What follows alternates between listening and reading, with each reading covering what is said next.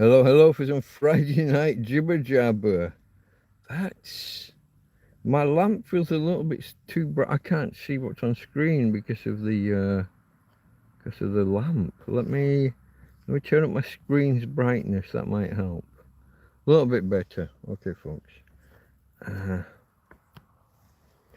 30 seconds in. Let's do the intro. You are watching. What are you watching? Delta Mike down and out in Torrevieja. Delta Mike, that would be me. Down and out. Well, that's homeless, a tramp, a hobo, a vagrant, an indigent person. Some might say a bum. Someone who sleeps rough. Someone who sleeps on the streets, or in my case, in a field, in a tent, in a fabric house here.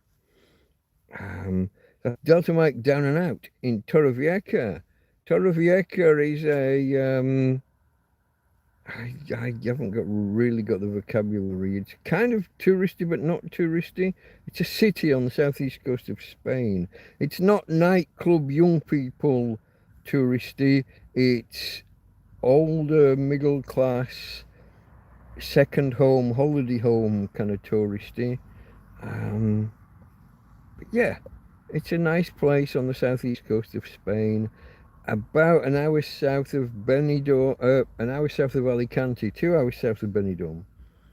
And like if you land at Alicante, you can go 1 hour to Benidorm, or you can come 1 hour down to Torrevieja. 15 minutes really, rather than an hour. But yeah, that's where we're at. Delta Mike down and out in Torrevieja. Now, a couple of nights ago, Tuesday night, I did a random stream where I had nothing to say, and I said nothing for 6.5 hours. This is probably not going to be that, unless you really trigger some kind of... It's me and you chatting.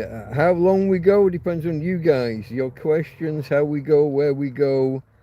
I'm in your hands. I have very little in the way of topics prepared. A couple of science things set aside. I do like my science. But yeah, we will just... Tina, can you stop? Chowing down on herself, licking and chewing on her own legs and paws. It's my doggy darling, folks. If you don't know, you're about to be amazed at my girl. Hey, babe, you my co-star. You're my co-star. That's my Tina doggy darling. Face the camera, babe. Face the camera. No, look. Come here. Yeah. Show the nice peoples. Yeah, you're very noisy when you're licking and chewing, I know. That's why I just told you to stop. Oh, one ear up and one ear down. Hey, babe. Talk to the peoples. You're not going to talk to the peoples. Come on, this is how we make our pennies. We talk to the peoples on a Friday and a Sunday mainly. And we beg them to go to the PayPal link and send us pennies to keep dog food and daddy food. Rah! Yeah. Okay, folks, there's my girl. I won't pimp her out too much. We'll return to her later in the evening, but I am a little bit aware of trying to play on your... tug on your heartstrings with my doggy darling. She's a disabled doggy. The back legs don't work. The front legs are starting not to work. Bowel and bladder are half-assed most of the time now. Coffee. Cold coffee, folks. I haven't... I have the gas to make it warm, but it's getting warm out here in Spain right now, so cold coffee is probably where to go. Probably not too far from now, I'll be putting cold coffee in the fridge or freezer to to do the iced coffee thing. It's a little tricky at the minute because I'm trying to run a separate cool box and I'm putting whole bottles of cold water or frozen water across into the cool box to try and keep some salad stuff longer. There's a limit how long I can keep it going.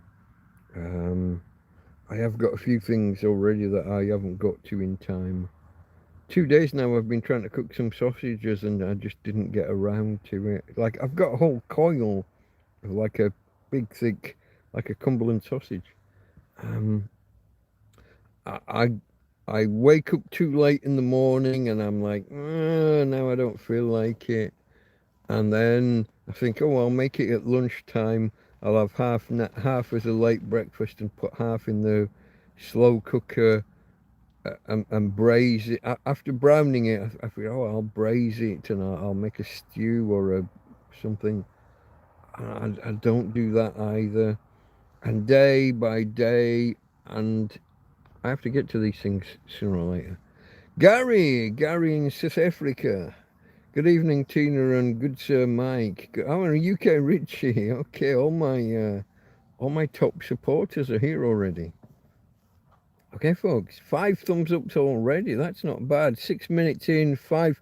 If we could try and maintain 1 thumbs up per minute, by the time I've done 6 hours, if I do 6 hours, we'll be doing well, won't we? 360 thumbs ups would be rather nice. It's not going to happen. Cheers, folks. Cold coffee going in. 2-fisted drinking tonight. I don't want you to think that something's wrong and I am just drinking coffee. This is the remnants of an old beer. This is the proper beer for this stream. And obviously there are the 3 under the lamp for the tripod. If you've been here any length of time, you'll know about me and my tripod. My tripod has 3 legs, 3 legs has my tripod. And when it doesn't have 3 legs, then it's not my tripod. It's 3 cans of beer, folks, 3 cans of beer. The lantern needs to sit upon something higher than the phone, otherwise it casts a shadow over me. And the only reliable thing I've found to give it that height and stability is 3 beers. You adapt, you overcome.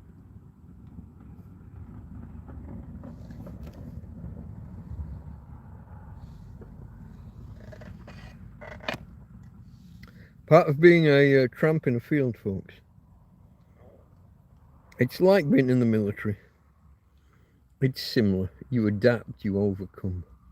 You adjust things, you find things, you scavenge resources. There was a time I walked around bins and brought back resources. With a disabled dog, that doesn't happen so much, but still, I'm always on the lookout. The little journeys we do make, we do occasionally get around the field to the cliff tops and back. If I see something that's useful, sometimes I will take Tina, instead of just going to the top of the road here, we'll cross the road and I'll take her with me to the Chino Bazaar, and we pass a set of bins, all the bins, plastic, cardboard and general waste and whatever people have sat next to it. Sometimes she's with me, sometimes I'll go without her, and if there's something there that's useful, I'll snaffle it, I'll bring it back. Like the double width pallet that I've got out here, waiting to come in any day now.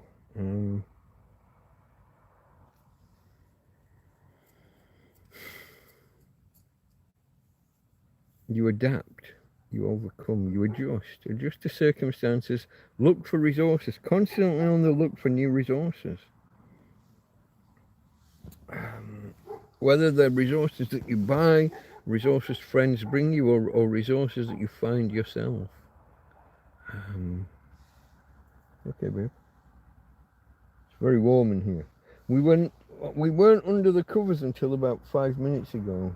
We've been on top of the bed all day, and any day now we will stop getting into bed.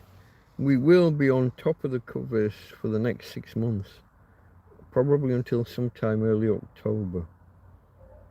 Possibly pull one cover over,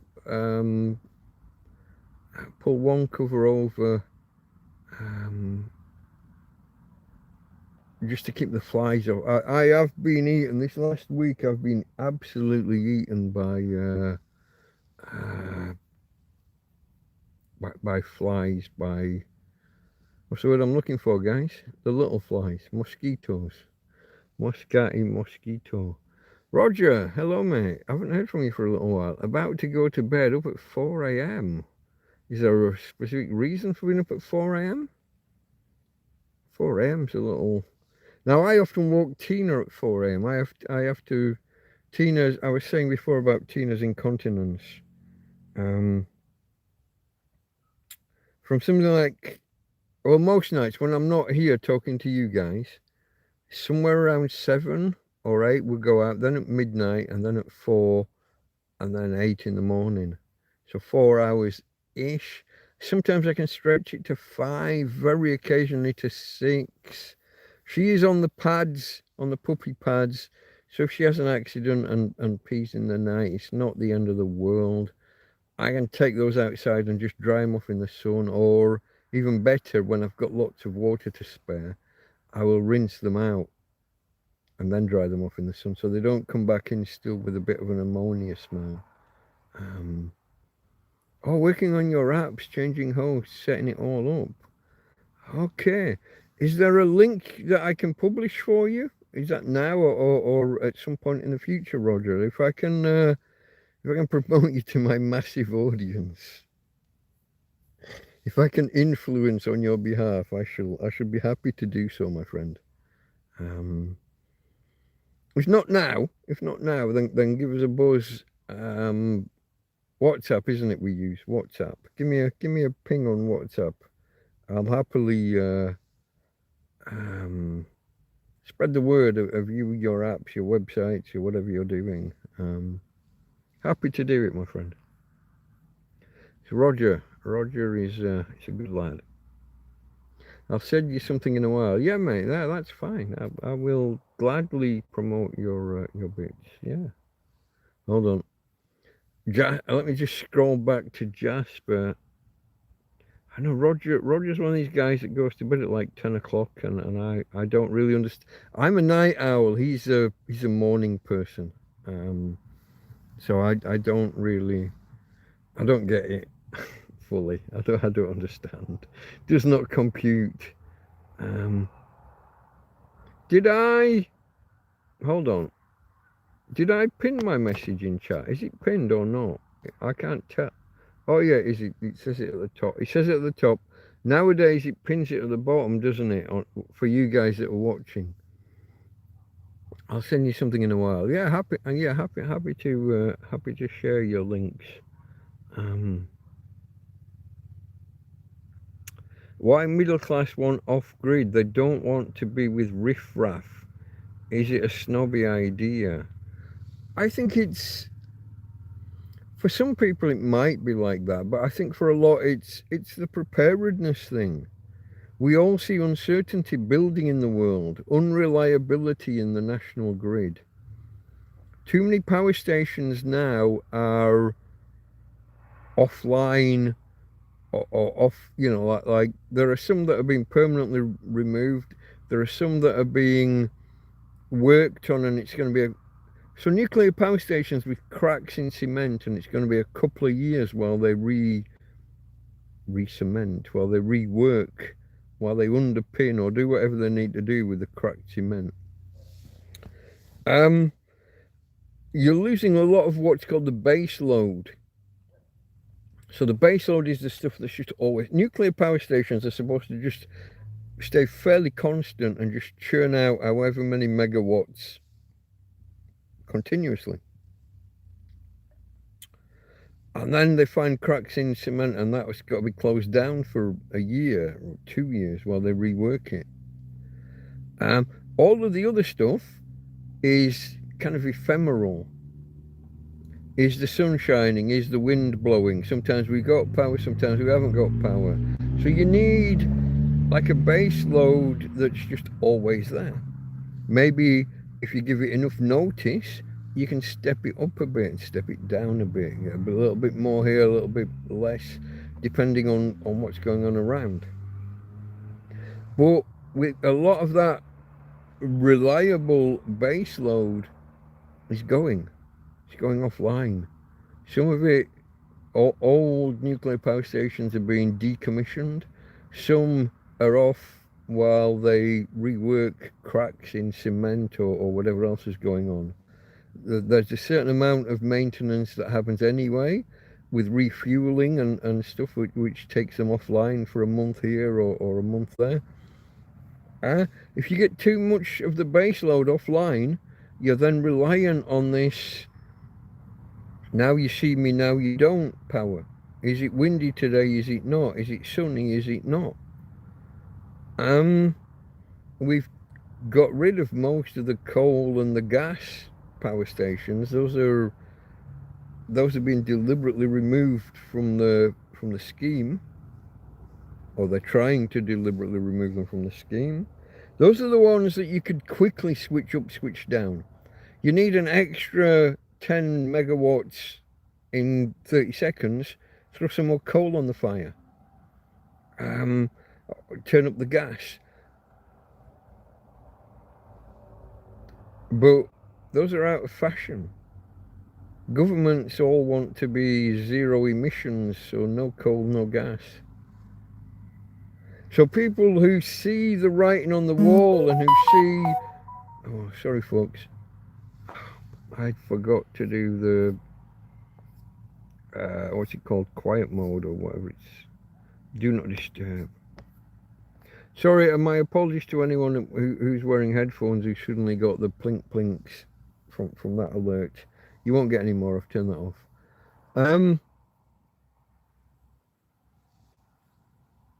People who want to be offline, I think, are just reading the wall, reading what's on the wall, the writing on the wall.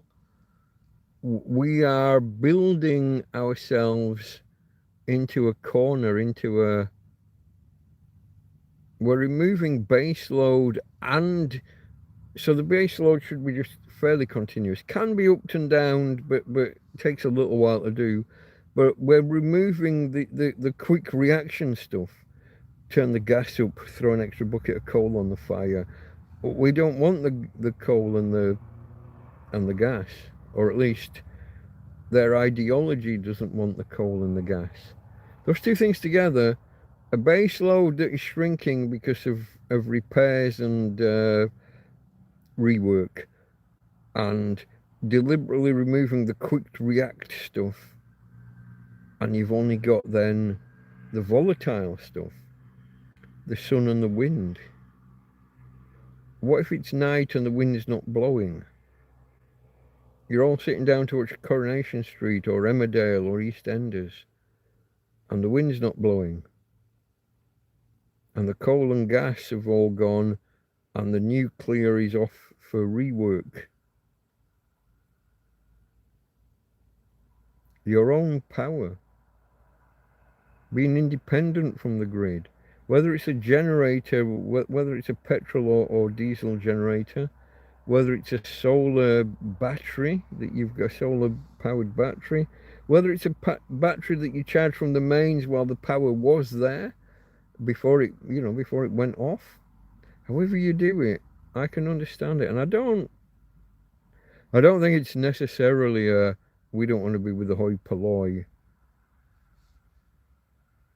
For some people, it's look at me, aren't I clever, we're off grid. There is an element of that for some people, but I think for most it's just about survivability. It's preparedness. What do we do when the grid disappears? There are many things that could take the grid down altogether, like semi-permanently. An enemy exploding nuclear weapon in the sky above us could an electromagnetic pulse could overpower certain types of capacitors and transformers and things and blow things up. And we don't have a warehouse full of these things. We build them when they're needed, pretty much.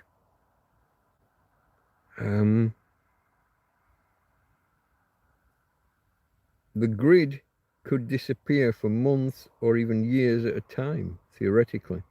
if an enemy attacked in the right way. Also, the sun. The sun has these coronal mass ejections, which have a similar related effect. It's not quite the same, but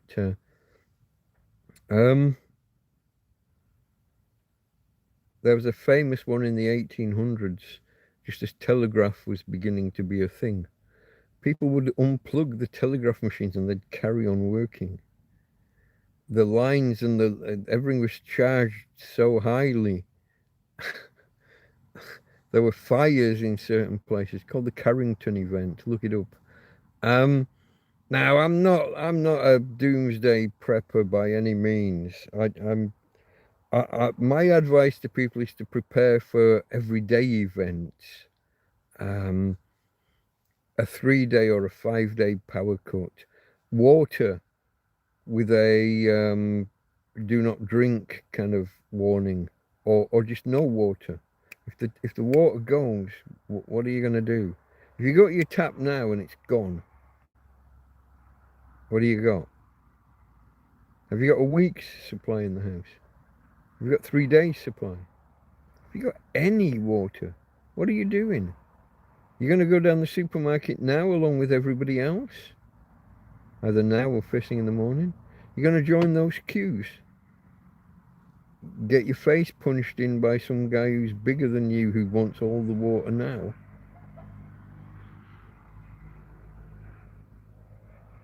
The whole prepping question and off-grid, yeah, they're factors. Famously, we had a big power outage in Spain last year, probably 7, 8, 9 months ago, and I didn't know about it for the first 4 hours. It's only when I saw people standing on one leg, rolling their trouser leg up and rubbing their left buttock while they're trying to find the magical incantation to get a signal to their phone. It's the first thing I knew of it.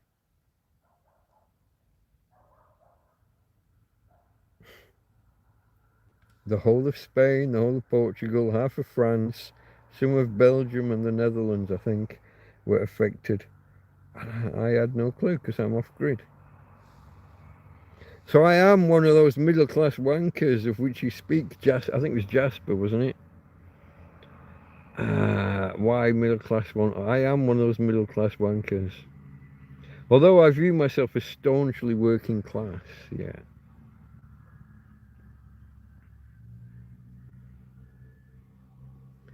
Femoral from scanners. From femoral forum scanners? From scanners. I don't know what that means, mate. Sorry. Off-grid is stealing wildlife habitat. Off-grid is stealing wildlife habitat. If you're meaning not so much the off-grid, but the wind turbines, maybe, and the solar farms, when they buy farmland and put all the panels. I see a danger with both of those things. If we're ever involved in a war, it doesn't take many bombs to wipe out an entire solar farm. From a resilience point of view, from a national security point of view, I find solar to be weak for that reason. Just a few bombs dropped in a field and megabytes, that's not the word, megawatts of power, maybe even gigawatts of power disappear. Similar with solar. Now there's a thing nowadays where they're tending, in modern implementations, they're not putting the solar panels on the ground. Imagine like a carport, but with the solar panels lifted off the ground and on the roof. And what that allows is, as the sun moves around, those panels cast a shadow on the ground, on some of the ground, and you can grow crops better in really, really arid land, in places where it's really, really sunny, Arizona and similar. By lifting the panels up and allowing the sun to move around and the shadows, you can actually grow crops better under the panels than just on the ground without any panels anywhere. You actually make the ground more usable, more fertile, more fecund. Fecund's a good word. It's one of my favourites. Fecund, if you want to look that one up. It's not a swear word, it's not what it sounds like. YouTube, don't ban me. Again. Say the words, all the words. Fecund.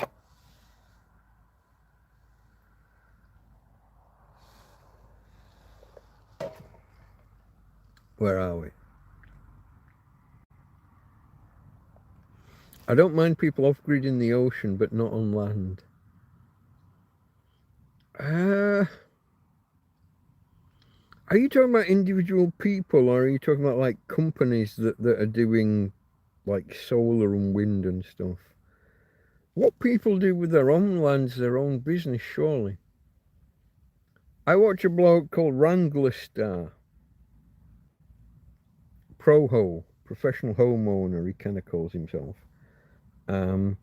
He got on YouTube early and has kind of rode that wave, and he's a multi-millionaire through sponsorships and deals, and he's been given all the equipment and he shows off all the equipment, and he's not a bad bloke. He's a little bit of a,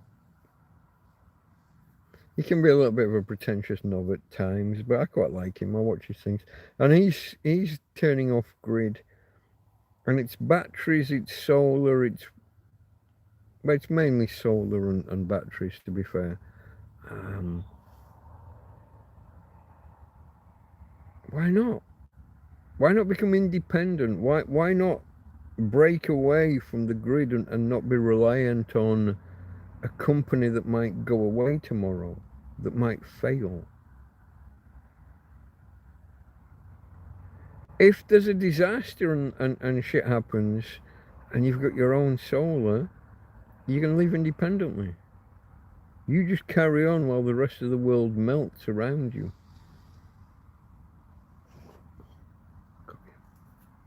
I haven't got a problem with that. I don't know. Maybe you can explain what your issue is. People on the boats, people on boats, marine. Well, there's a big thing at the minute. One of the companies, Battle-Born Batteries. There's a thing.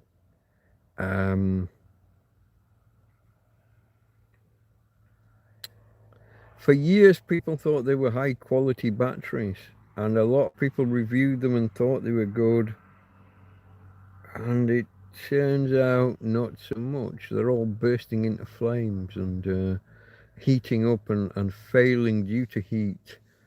The terminals melt the plastic around them. They get hotter than they're supposed to. They don't match the specs on the data sheet that say that you can draw 200 amps or however many amps. They melt.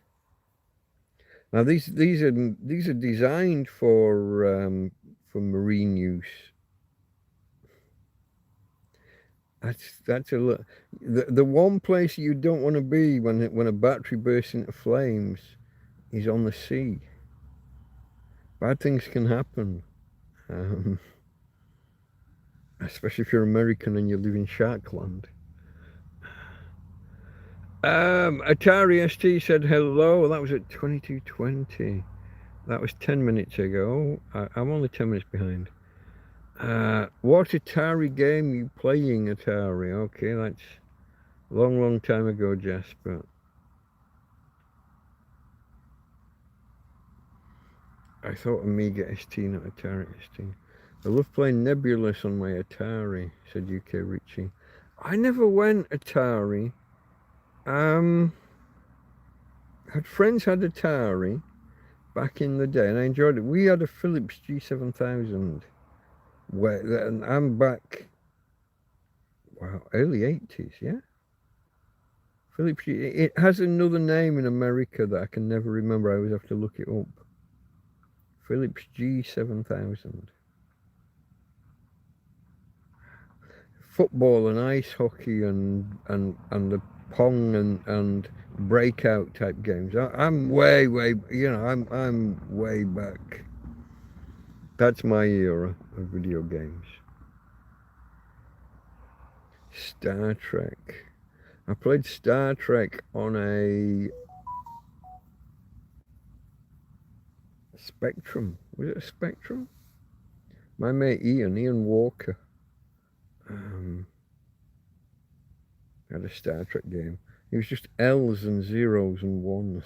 It was very early. This could have been 79 or 80. Yeah, I'm that old. Scanners is a movie. That's the one where their heads explode, isn't it? Scanners. They concentrate on their battle, and there's a mental battle, and poof, heads explode.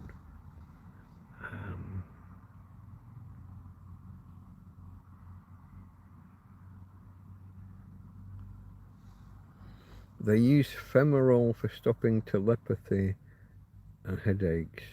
Zami Adams in... Is it full? I've got Fulham Broadway in my head. You're somewhere in London.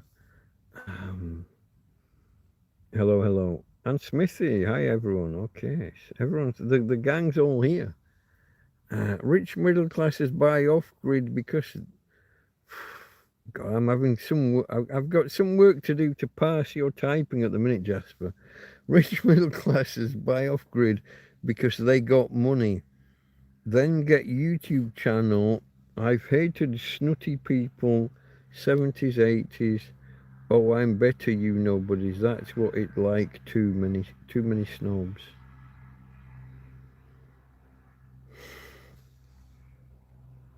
I don't like snobs. But I'm not against someone who's got money setting themselves up, like, to be protected against like a grid outage or some other, like, there's a serious chance, and I'm not, I know sometimes I get a little bit political. Have you noticed? I think there's a 50-50 chance of something approaching a civil war in the UK in the next 10 years. I think it's literally 50-50. The government and similar institutions, the government, the police, the courts, the press, are so out of touch with the British public. Tensions could rise. It's only one issue. You all know what the issue is. It's the new arrivals, it's the boat people, it's the rapists, it's the... There's a video the other day of Germany. Woman just walks down the road in Germany, and a black man says, "Give a kiss. Give me a kiss. You have to give me a kiss. I have my needs."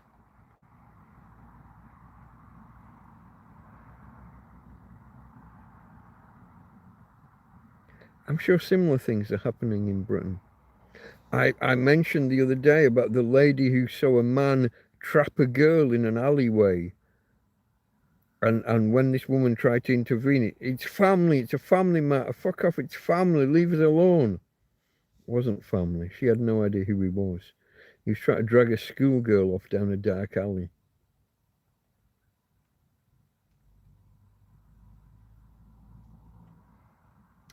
The fact that our government is so out of touch with the people, the fact that 25% almost of the British population isn't British. Now, if you're middle class and you want to build walls around your house, you want to prepare in case you have to barricade yourself in, I'm not going to judge you negatively on that. If, as part of that, you're going to have this off-grid thing, you're going to have batteries and solar panels, and again, yeah, go for it. I would say you don't have to be middle class to do it. Everyone should do some version. Guys, look. I'm a tramp in a field.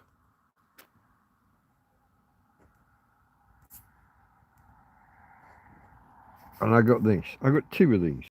This is my River 2. I also have a River 3.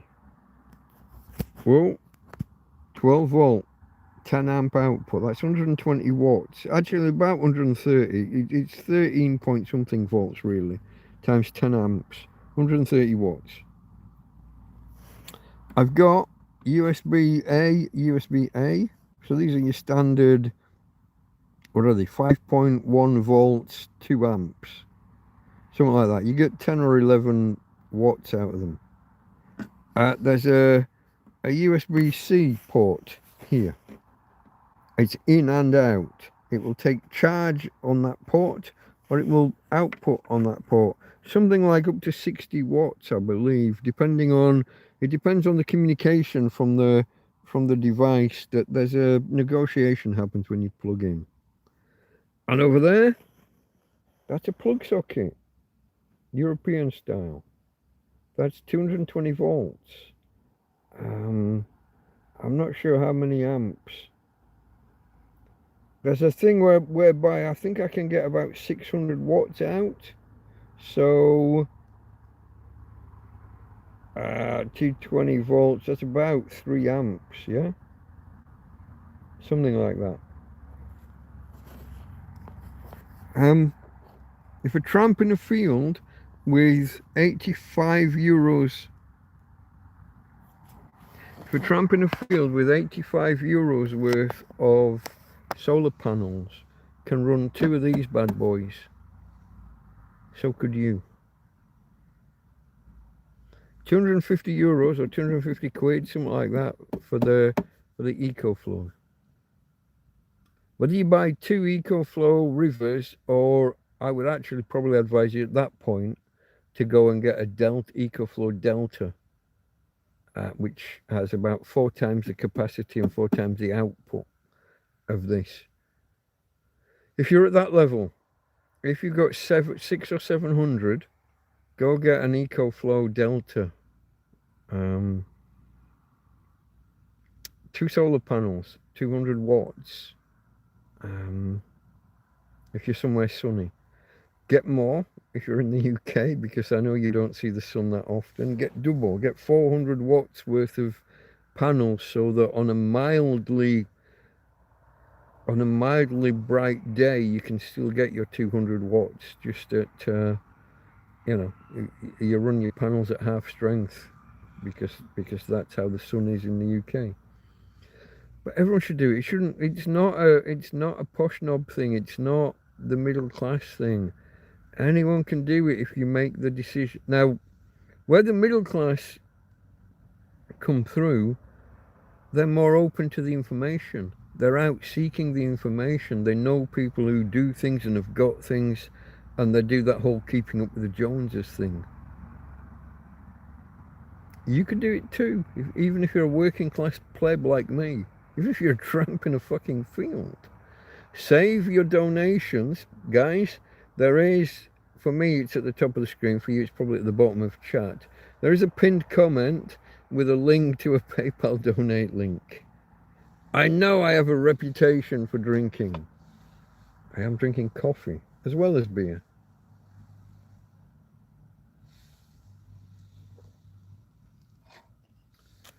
But even a tramp in a field can save his donations, and instead of pissing it against the wall, instead of doing drugs or doing whatever other people do, takeaway. I don't do takeaway.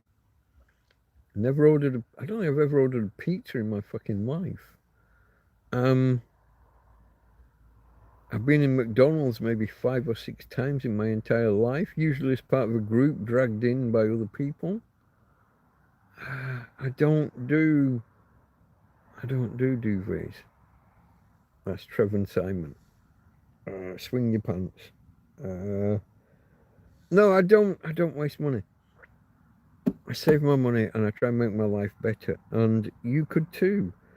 You don't have to be a posh middle class, born with a silver spoon in your mouth, in order to be off-grid compatible, to have some ability to survive an outage,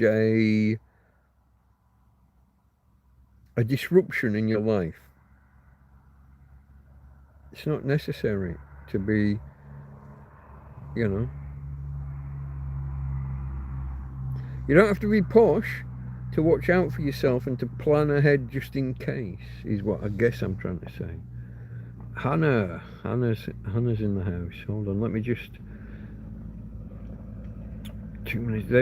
That's the last one I read out was Jasper and his too many snobs. Okay.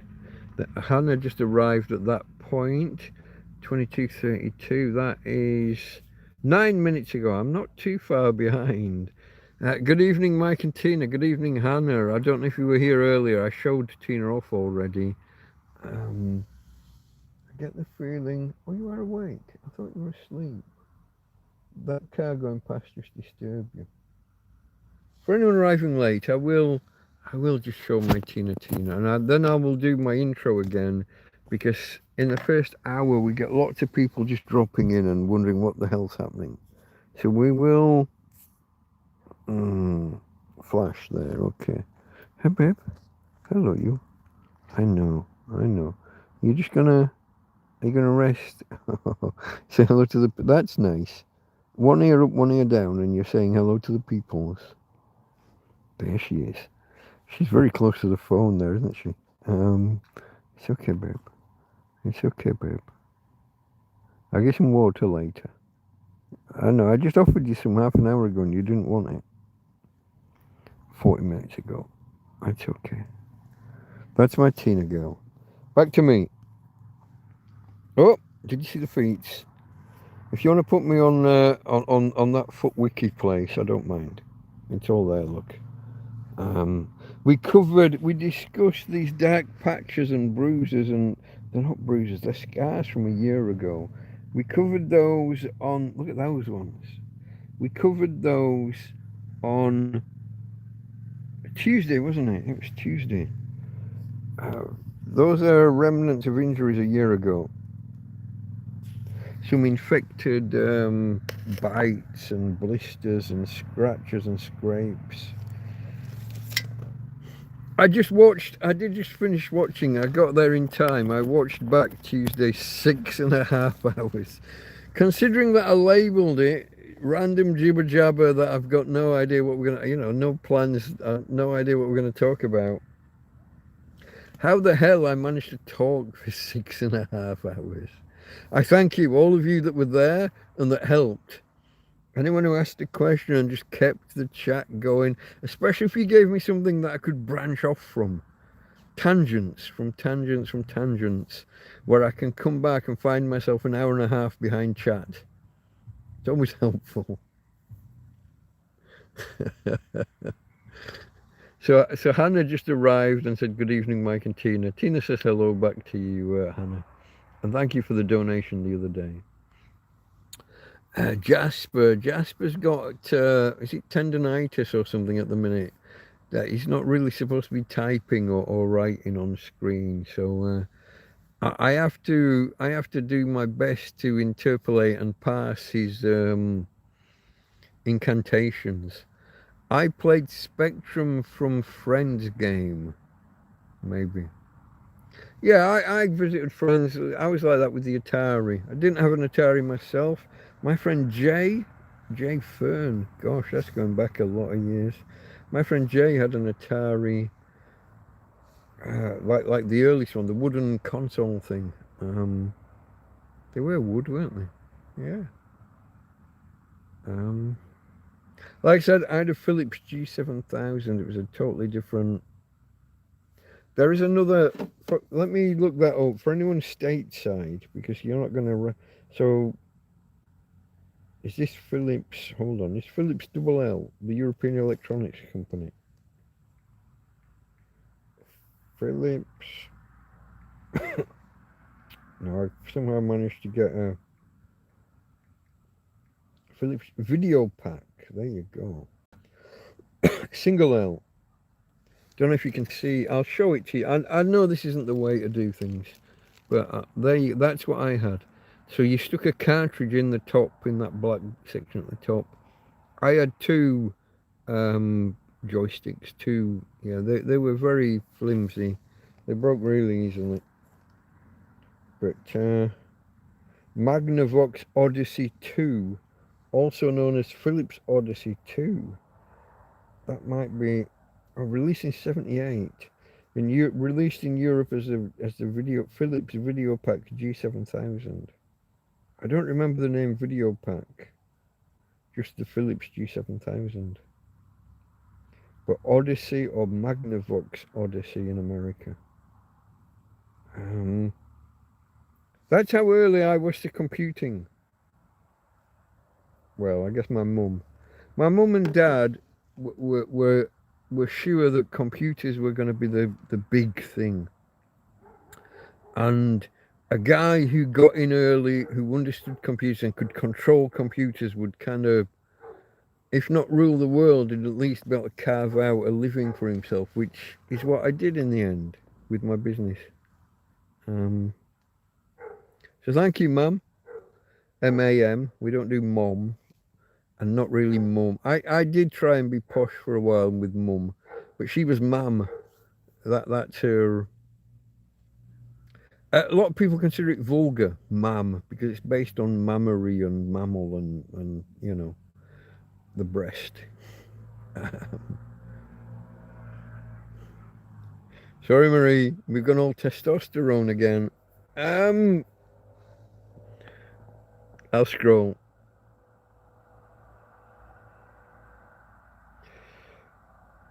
Not good with left-hand writing.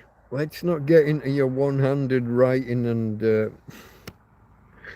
one-handed writing and one-handed reading. You will definitely get me in trouble with Marie. It's the vermin on the boats is the problem. On larger ones, I think smaller ones. If you're talking about actual vermin, actual rats, there's nowhere to hide. They're too small to have something on there. Rats in particular are not quiet.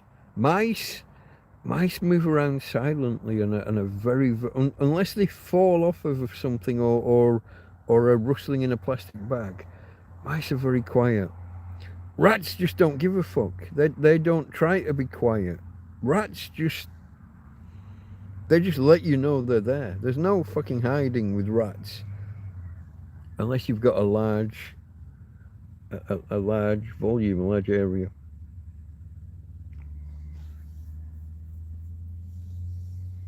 Unless you were calling people vermin with the boats, which is a different conversation. Governments could stop them if they wanted to. The point is they don't. Yeah, I've lost context. I think because I'm out of sync with when you wrote that. I'm on 48, you're on 36. So it was 12 minutes ago. What was I talking about 12 minutes ago? Middle class have all money from rich parents. Okay. This is where we get into a class struggle and class warfare, isn't it? It is true. Here's the thing. If you had lots of money and you died, would you not have wanted it passed on to your kids? Is it wrong to want to pass your money on to your progeny, to your children and your children's children? Is that wrong? Wouldn't you do that? So your complaint really is just that you don't have the money. It's not that they have all the money and they get to pass it on to their kids. It's just that they've got the money and you don't.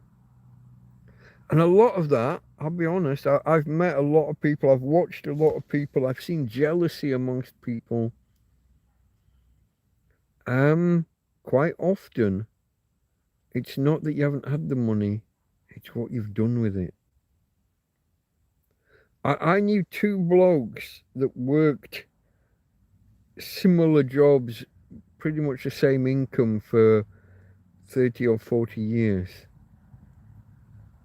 And every year one of them went abroad for an extravagant holiday And fair play. He worked hard. He had his money. He went. The other one didn't. But 30 odd years in, one of them bought a villa in Spain. And the other, who'd been on holiday 30 or 40 times, was quite resentful that he didn't have a villa in Spain and the other guy did. But they earned similar amounts over a similar length of time. One of them did the whole delayed gratification thing. This is an important lesson that you should teach children. If you say to like a 5-year-old child, you can have a sweet now, here's a sweetie, here's a bonbon or a chocolate eclair, whatever it is. You can have this now, or I'll give you 3 tonight. Most kids will take the one now.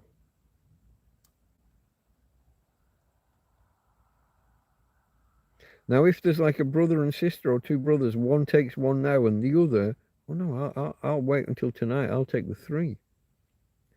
Then the other one sees him get 3, and he's like devastated. He's like pissed off to high hell. It's an important lesson: delayed gratification. 3 sweets, not 1 sweet, but you just have to wait 12 hours.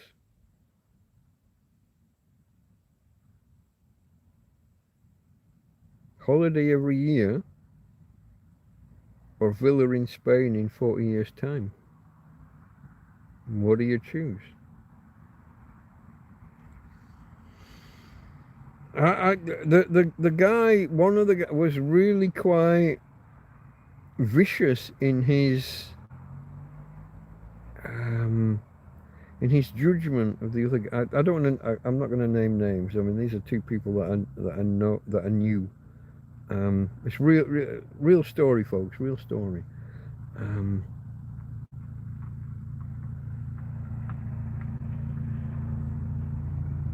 There was actual venom. You know, there was real acrid.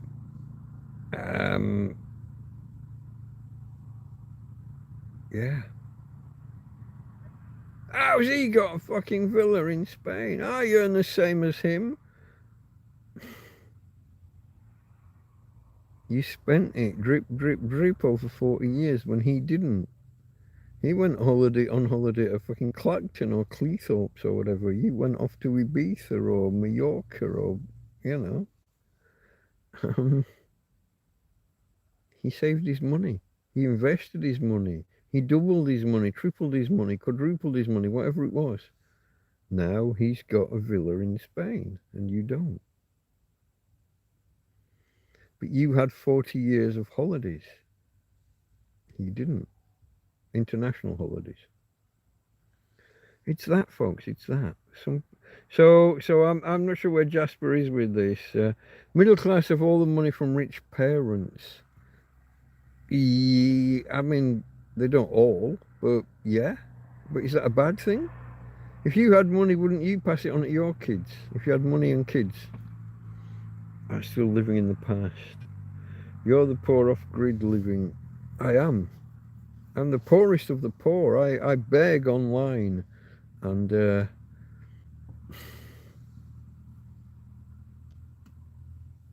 I'm not proud of the fact. I mean, I try, and these things on a Friday or Sunday, occasionally on a Tuesday, I try and give some kind of value for money back. I try and give some kind of performance, some kind of entertainment, education. We will discuss things, and I will look at something and think, I don't know the answer. Let's look up the answer, and we'll go do the Google thing and go get an answer. And then I'll learn. If you're following along, if you're playing along, you too may learn something new, and we'll build from there, folks. That's what I try to do. So I hope that my grift, the grift, I use the word grift. Technically, to grift is to con. I hope I'm not really conning. I don't think I am. But it's internet parlance for being on the beg, for being on the being on the beg. I haven't got a better. For all my verbiosity, I haven't got a better phrase than being on the beg. I am a tramp living in a fucking field. It is what it is, as Asmongold would say. And I wish it wasn't so. For now it is, and there's no way forward from it. And all I can do is ask your indulgence and maybe a few euros here and there, a fiver from this person and a tenner from that person. Not you, UK Richie. You've done too much already. You're banned from donating for now, despite all you say about saving your money from the pub. I have nowhere to put solar panels. Space is very expensive in the UK. You can hang them on a wall, my friend. One of the latest fads is to hang them from windows, balconies, garden fences, anywhere that the sun reaches. I mean, best if it faces south. If you can give it a little bit of a sleeve, you can hang it from a garden fence, but put a stick or something at the bottom and give it a bit of a what's the word I'm looking for? Graduation, a bit of a slope, to try and match where the sun is height-wise in the sky. Anywhere that's broadly southerly facing. No, quiet. Hey, quiet. It's just nice people walking past. It's okay. Friends? No, they're not enemies. No, you don't get to go and eat them. Wait for the next bunch. Maybe I'll let you go and eat the next bunch. Eh? That's what you like, isn't it?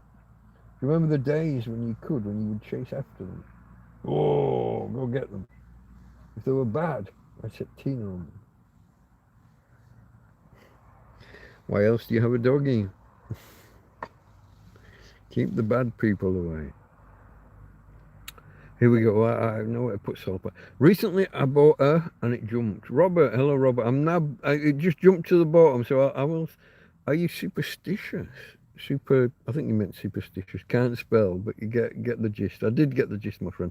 I'm pretty good at parsing other people's typos and whatever. I want to scroll back. Marie's in the house and she retracted them. Smithy, everyone's retracting messages. What did I say? Nowhere to put. Okay, I haven't. There's not that many. I didn't jump that many messages. I'm back to UK Richie. Recently, I bought a multi-pack of baked beans, 24 cans. Felt like prepared for a zombie apocalypse. Oh, baked beans are great. I've been watching a few programs like Wary Wolf in the UK. He goes to all the supermarkets and buys lots of cheap food. And one thing I've noticed really different between the UK and Spain. In Spain, almost everything is a ring pull. All the cans, almost everything is a ring pull. And I keep watching stuff from the UK, and they're not ring pulls. I don't own a tin opener. I've got a manual.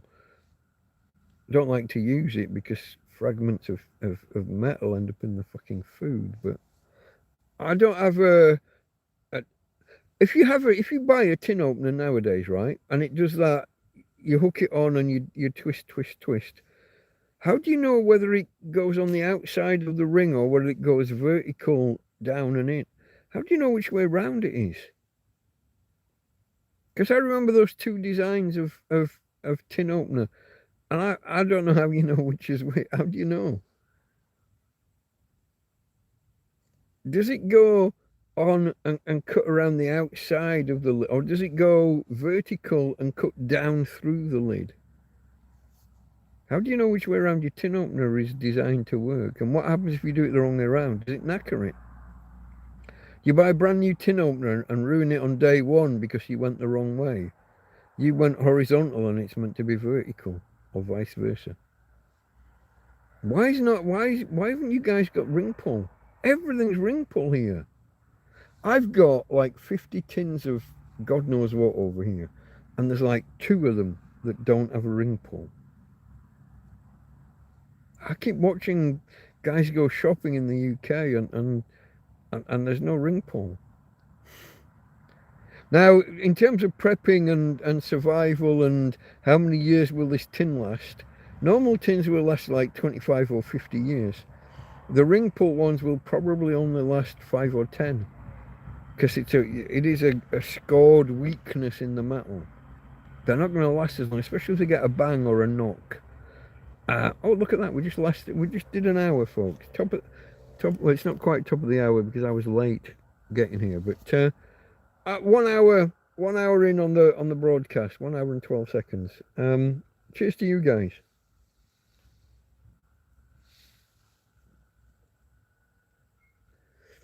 The thing about a tin of beans, and this is what happens whenever I get given one. I've been given a few. You don't need to do anything with them. You don't even need to take them out of the tin. Pull the ring pull, peel back the lid, take your spoon, bloke in a field with a tin of beans. It's that easy. It's a meal. It's a meal in itself. If you've got a baguette or some kind of bread that you can dip in the tomato juice, yeah, that's nice. But yeah, come the zombie apocalypse, if you've got a tray of 24 cans of beans, you're sorted for a month, aren't you? That's you. You've got your first month food sorted. Absolutely. Prepared for a zombie apocalypse. That's UK Richie. I never had Atari either. I used to be playing Space Shooter, early 80s swimming centre. You're talking like an arcade machine in a swimming centre in down the, not an arcade but down a sports centre. I loved all that Gallagher, Galaxian, Phoenix, Space Invaders, Pac-Man, Asteroids was one of the first ones, wasn't it? Space Invaders, then Asteroids, Galaxian and Phoenix. I loved those. MAME, MAME, the multi-arcade machine emulator. Now, the emulator software is entirely legal. The games, you can source them on the high seas. You can download whole packs with all the games. And they'll be in various different states of repair and disrepair. Some will work, some won't. Depends where the devs had got to at the time that they were packaged. But the multi-arcade machine emulator, MAME, M-A-M-E, it's one of the best emulators. I think it's the original emulator when it comes to these things. Thumbs up, folks, if you aren't already. We did just pass the hour. Let me just give my intro blurb, I guess, for anyone who was late arriving. You are watching Delta Mike, down and out in Torrevieja. That's the name of the channel. Delta Mike, that's my pretend internet name. That's my pretend name when I'm on the internet. It's my initials, DM. In the NATO phonetic alphabet, Alpha Bravo Charlie, all that good stuff. Alpha Bravo. Can we do it all in one go? Let's go. Alpha Bravo Charlie Delta Echo Foxtrot Golf Hotel India Juliet Kilo Limo Mike November Oscar Papa Quebec Romeo Sierra Tango Uniform Victor Whiskey X-Ray Yankee Zulu. There you go. A to Z in radio communications in NATO. Even though Americans have a big thing about using people's names and Paul and Mary, and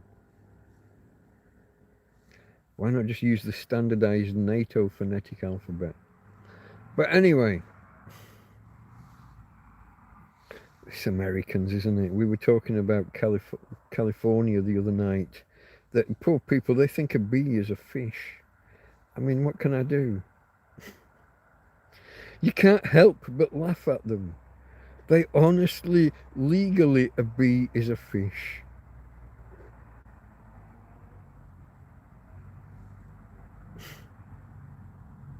Really? You got to watch. I mean, it's only 6.5 hours, folks. You got to watch Tuesday night streaming if you didn't already. I may go back through it and put some timestamps in for relevant bits. If I can be bothered. They think a bee is a fish. And their definition of a fish includes fish. It's like a totally fucking circular argument. Anyway. These are people that will watch films for 50 years where people talk about clicks. The rendezvous point is or the evacuation point is 5 clicks that way. All right, that's a click is a kilometer. You've been watching it for 20 fucking years, 30 years, 40 years, and you still don't know what a kilometer is. You didn't know that a click was a kilometer. Military time baffles them. The inability to add 12 and subtract 12 either side of midday. 1,300 hours. Military time. I'm lost. I don't understand. I can't read a bus timetable in Europe. Anyway, I don't mean to rag on my American friends. I'm British. We rag on everyone. It's how we, it's how we show affection. If you're standing in a pub or a bar or a restaurant and someone is kind of calling you names to your face, he's being friendly, probably. Unless he's clenching his fist and waving it at you, he's probably being friendly. Don't panic. Relax. Call him a knob or a wanker or a dickhead and do the dickhead, the universal dickhead gesture. And make friends. It's that easy. Where was I? That's not what you called. You was talking about the boat people, mate. Okay, I did that once upon a time. I try not to do it too much because it gets me into trouble. Government could stop them if they wanted. The point is they don't. They could. They could just put them. All you got to do, I've said this before, if you want to stop the boat people, do this. Get everybody off one of the boats, one of the dinghies. So take pictures, film people in a dinghy. Take them off. Go away half a mile, and now set the guns on the boat and blow the boat up. Show people on boat blowing up. You haven't actually killed anybody. You took them off in the middle, but you don't show that part in the video. And have that on the news across Europe, in France, in Spain, and wherever else they're landing, wherever they're in Greece, wherever they're coming in and then making their way across. Get it played in Tunisia and Morocco and Libya, wherever the fuck else they're coming across from. Show the Royal Navy blowing up a couple of rubber dinghies and pretend it's for real. No one else comes across. That's all it takes. It's a bit of psychological warfare. You film them on the dinghy, you stop recording. You get them off the dinghy, and then you move away from the dinghy, then you blow the fucking dinghy up. With the Royal Navy. Battleships. Fucking big guns. It's a bit of target practice for the lads. And has the desired effect over the channel and on the other side of the Mediterranean. Who wants to come here if they think they're going to get blown up in the dinghy? If they think they're going to die? It's a bit of psychological warfare. You don't actually have to kill. You have to take the stick. You have to take the. You're going to get people. Oh, human rights. People are going to think you actually killed somebody, but you didn't. So you can take the stick. I mean, just take the flak. Flak's almost an appropriate word, isn't it? Because you're firing big guns. You do that. This is my my view. Recently I bought multi. Okay, there's the baked beans. I'm back to the baked beans. Jasper, I never had Atari either. I used to be playing Space Shooter early 80s at the swimming centre. You talk okay. I got you, Smithy. I backtracked and I did cover it. Smithy retracted and then Marie retracted. She hasn't. That's Marie's. Hello, all there. Hello, Marie. Hello, hello. I hope we haven't got too much testosterone so far. Some, but not too much. Delayed gratification is a skill that many kids don't really learn. The adults, they as adults, that they live paycheck to paycheck. Yeah, spend it as you get it, and no saving, no deferring gratification until later. Um, This is why you get people living in a council house spending 4,000 on a Gucci bag or whatever the latest brand is, Louis Vuitton or fucking whoever.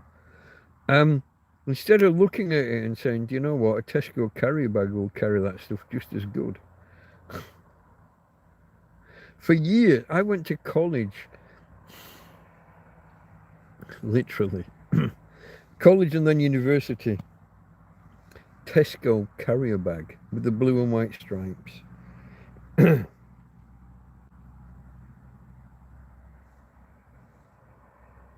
Literally, I had to carry textbooks and writing materials and a notepad and Tesco fucking carrier bag. There was no fucking Louis Vuitton for me.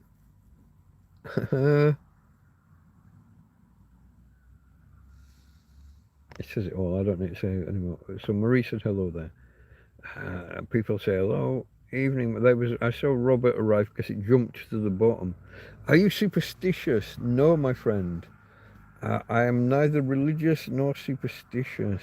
I laugh in the face of superstition. What's that? There's a medallion on that people get online. Chris Chan. Hold on. Chris Chan. And he created a character that was a morphing of Pikachu and something else. Sonic the Hedgehog. Sonichu, he calls this thing. And basically everyone who wears this medallion, their life falls to shit. And it does appear that way. A lot of people laugh at it, put it on, and their life. I would wear that thing, no problem. I would own one of those and wear one of those. Absolutely no fucking problem. Let's face it. How much fucking worse could my life get? I'm living in a field. The police threatened me with like jail, like prison. Okay. You're gonna take a homeless guy and you're gonna lock him up. You're gonna take a guy who's got no walls around him and you're gonna give him 3 walls and a set of bars. And then you're gonna give him 3 or 4 meals a day. Give him a television to watch. Let him play pool or snooker or something for an hour a day, and an hour's exercise out in the yard. I'll take that. That's better. That's better than my fucking life now. You're going to threaten me with walls, air conditioning, and food. Okay.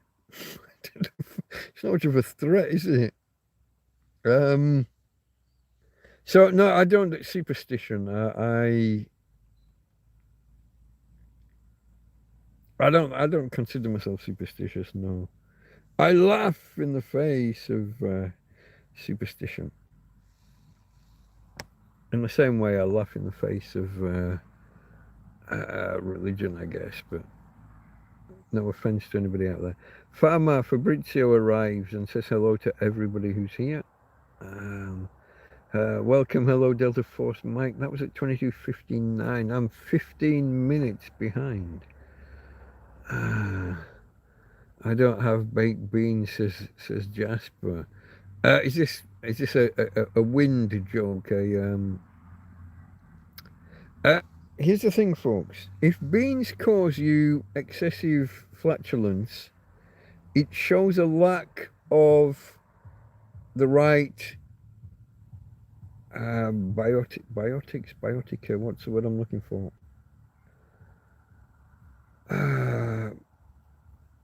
There's a word, biome.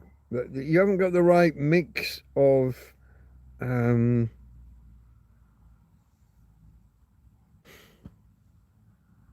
words. Aren't they difficult sometimes? You haven't got the right combination of bacteria, that's the word I'm looking for, in your gut, especially at the far end. So some things will pass all the way through your gut and will then, these are the things with more fiber, and you have specialized bacteria, or should have specialized bacteria, that are more adept at handling those more fibrous, the things with more fiber, the plant fiber or whatever. If you haven't got enough of those bacteria, stuff goes through partially digested, and that's where the smelly wind comes from. If you had more of the right bacteria and you'd fed it often enough with the right stuff, it shouldn't smell by the time it comes out. Or it should smell a lot less. I'm not saying it won't smell at all. But yeah, flatulence is a...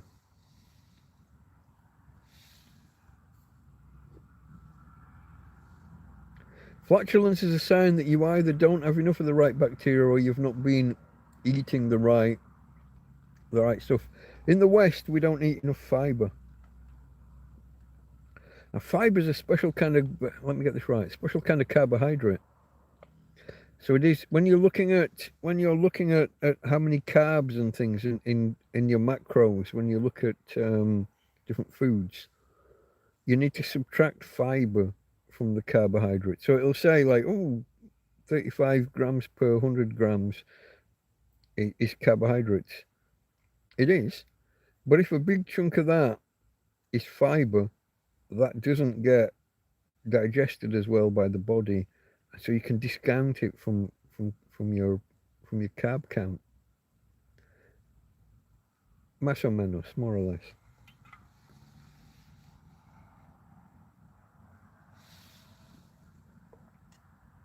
Let me put this up there, and I'll come back down with another. I can't reach. Hold on.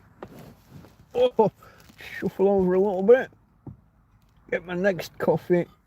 Here we go, folks. Second cold coffee. Look at this. Let me remind you, this beer here isn't tonight's beer. This is this afternoon or this evening's beer. This is tonight's. I'm not even on tonight's beer yet. I fell asleep this afternoon, and my solar panels were in the shade while I was asleep, but everything was still turned on. My fan was going, and my freezer was on full blast. So all of my batteries ran right down. When I woke up, this EcoFlow was on 40%. I had to chase the sun tonight. I had to put the solar panel on the other side of the field and take the EcoFlow over there. We got up to 70 or 75, something like that, before the end. Okay, must have been a little bit higher. It's on 74 now. Must have been on about 80 by close of play. The other one's mid 70s. Yeah.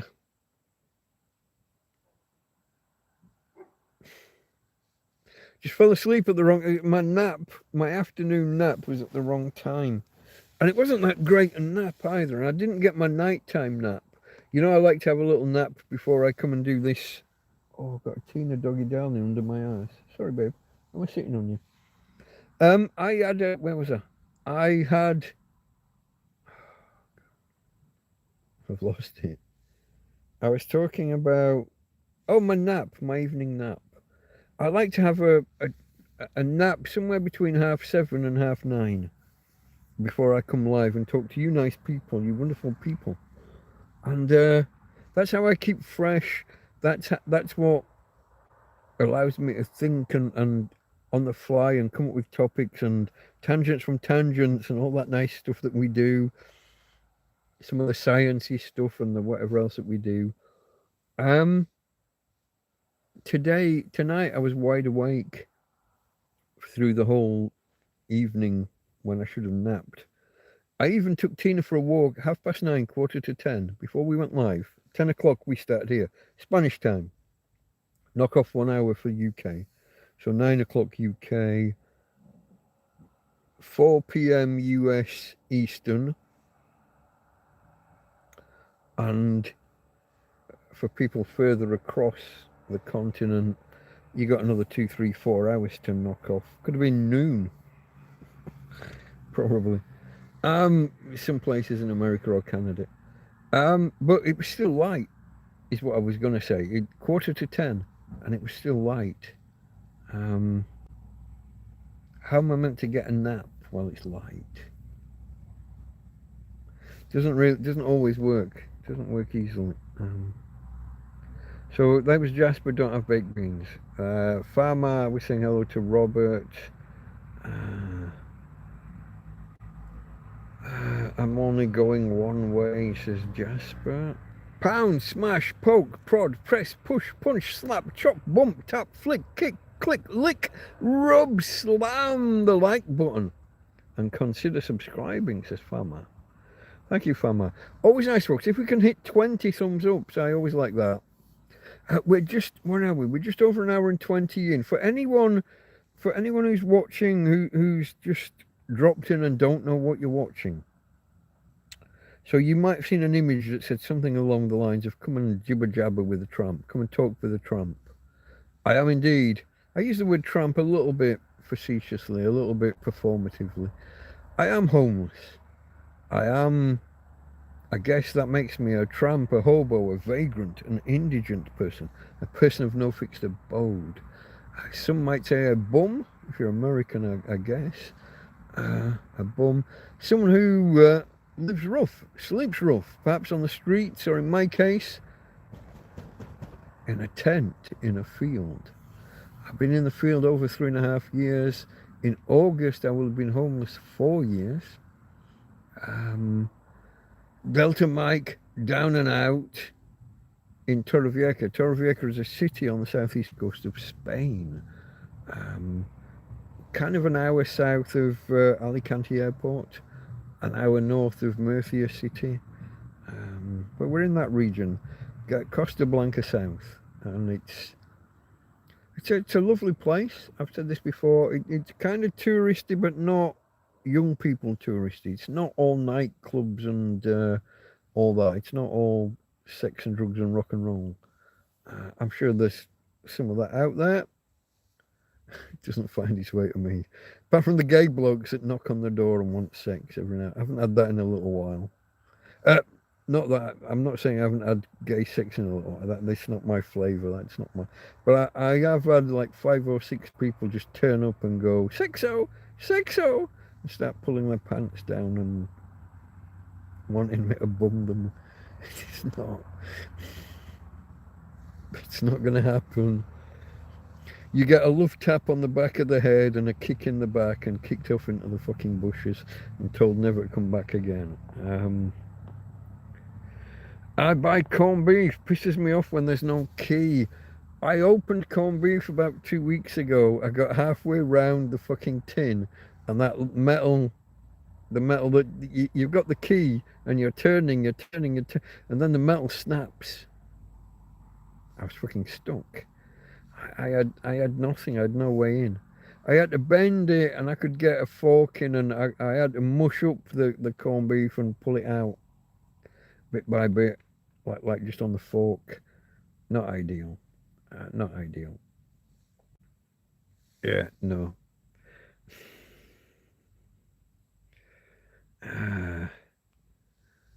Oh, Jasper. Delu. Okay, I think that's hello fama, you're early. I think that's what I'm trying to pass it all out. Cheers everyone, says UK Richie. Is that you leaving or are you just saying cheers because it was top of the hour? Fama says laugh my ass off, Jasper. Yeah, we it takes a little bit of parsing to work out where Jasper's going with some of this stuff. He is typing with his wrong hand. He's typing with his left hand because his right hand is all bound up. And did you have an operation, Jasper, or are you just is it arrested to stop the whatever it's called, the RSI or whatever it is? I'm not quite sure whether you had an operation or not. Beans, the musical fruit. The more you eat, the more you toot. Oh, that sounds like a parody of Chitty Chitty Bang Bang. Toot sweet, the whistle. How'd it go? The sweet is a whistle, the whistle you eat. Toot sweet, toot sweet. I am not Dick Van Dyke. Fucker's still alive, isn't he? He's about 101 now. Hold on. We have to look this up. Because for a man who abused his body as badly as he did in the early days with the drink, to hit 100 is pretty good going. He was a professional drinker. Dick Van Dyke. 100 years old. Birthday was the 13th of December, 1925. Richard Wayne Van Dyke. Okay, so yeah, Dick. Richard is often a dick. American actor, comedian, singer, dancer, and writer. I will always watch Chitty Chitty Bang Bang. If I see it listed in the TV guide or whatever, back when I was in the real world, I will always watch Chitty Chitty Bang Bang. You can't not. But also, Call Blimey Mary Poppins. He don't look bad. Just look at that picture. If I can do it without the glare, he don't look bad. If you told me he was like 60 or 65, I wouldn't have argued with you. The guy don't look bad for 100. Almost 100 and a half. You gotta, for someone who abused his body as bad as he did in the early days, proper real professional drinker, to reach 100 is pretty good. Someone say roll pizza, alu foil, then in fire. Someone say roll pizza, aluminium foil, and then in the fire. Okay, so what did I do the other day? I've cooked pizza often on in a frying pan. I've cooked many pizzas in a frying pan.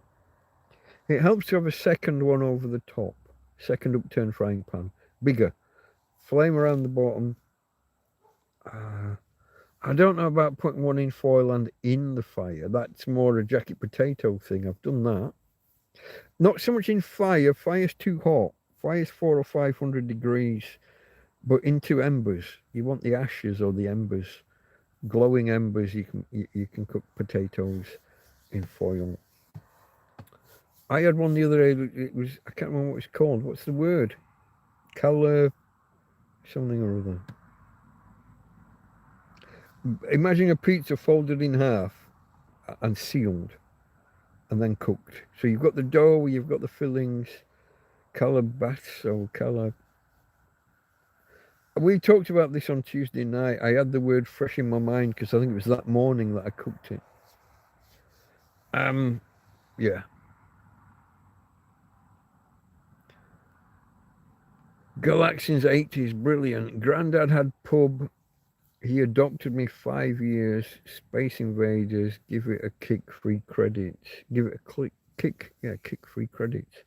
Okay. Kicking the machine for free credits. The other one was to take a plastic strimmer, a little loop, and put it through the money slot and pull on that little bar.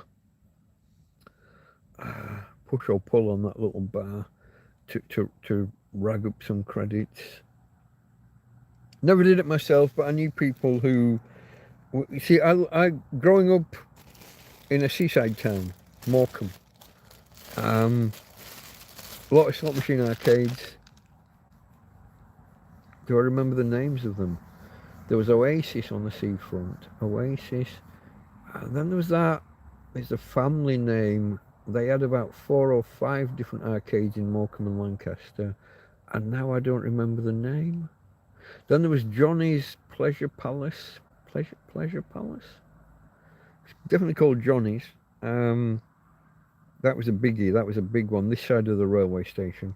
And then when you went after the railway station, you had a few more before you got to the fun fair.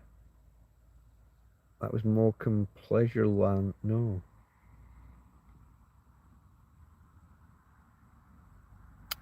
It was called Morecambe Pleasure Land or something like that for a while. Then it renamed it. It became like a Western Frontierland. They renamed it Frontierland and made everything Western themed. Over the road you had Pleasure Park, which was a swimming centre. Later became renamed as Bubbles. And then even later, or was it earlier? They had orcas. They had whales and dolphins. I think that was before it became a swimming pool. I think it was a marine land. Was it called Marine Land? Marine Park. Something like that. Anyway, growing up in a seaside town, you know, we moved there when I was almost 15, a couple of weeks before I turned 15. I think we worked out the other day. Roll dough flat, dollop of sauce, handful of mozzarella, pepperoni, mushrooms, fold it over and seal it. It's called a panzerotti. It's not the word I had. Calzone, color. It's not the word I had, but it's the same idea. I made a pizza myself once. I've got a video, and it broke when I went to lift it out of the pan. I used the fish slice. I went under, and the whole thing just fell into about 100 parts. My bread mix was wrong because I have to eyeball things. I don't have weight scales. I don't have kitchen scales. It's the one thing I'm missing. When it comes to making bread is like an in-betweenie. A lot of cooking, you can just vary the. You know, you can double up on this and half on that and throw some extra other stuff in. When you're baking, it's much more science. Baking is chemistry. Bread is like an in-betweenie. Bread is halfway between baking and just random cooking. But if you get the mix wrong, it can be quite brittle. Tasted lovely. This was a deep bread, not deep pan as in like a you know, not like a quiche. But it was a thick bread, thick crust, very bready, very nice.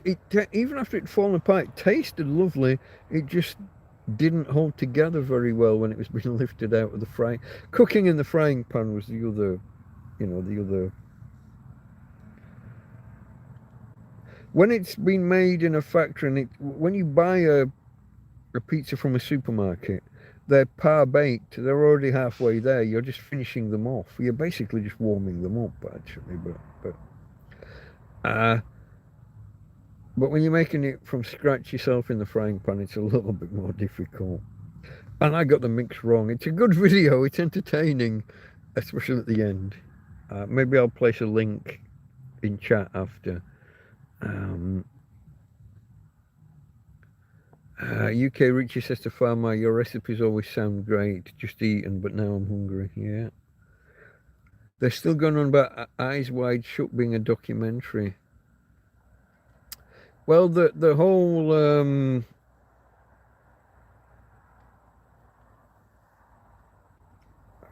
I can't get Harvey Weinstein out of my head. That's the wrong name. It's a similar name, isn't it? The guy, the white hair, Steen, the Files, the Island. Someone tell me his name. I'm not going to get there. I can tell you now. I'm not. I've got Harvey Weinstein in here, and isn't he? He's appealing at the minute. Isn't he? Is there going to be a retrial? There's something going on with Harvey Weinstein, but that's not who I'm thinking of. I'm thinking of the white-haired guy. He's also a Steinstein.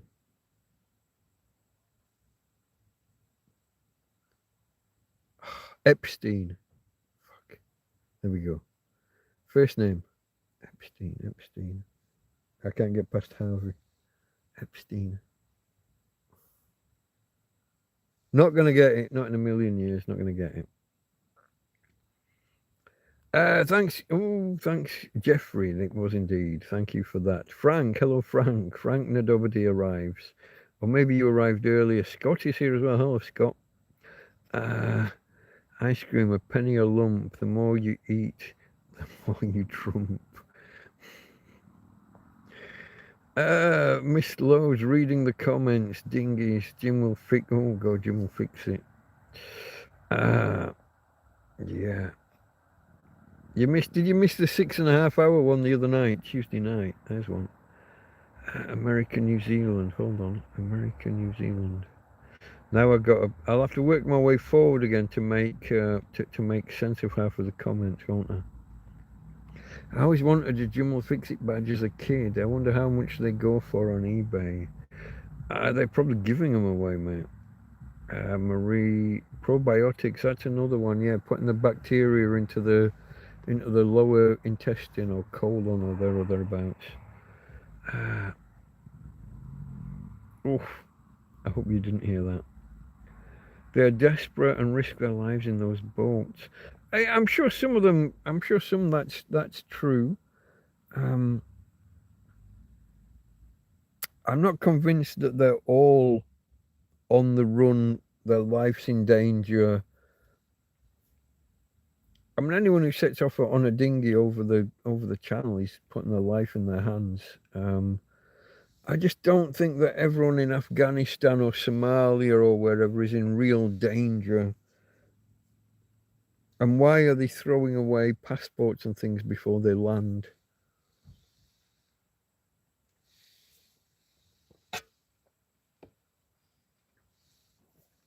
Do it legitimately.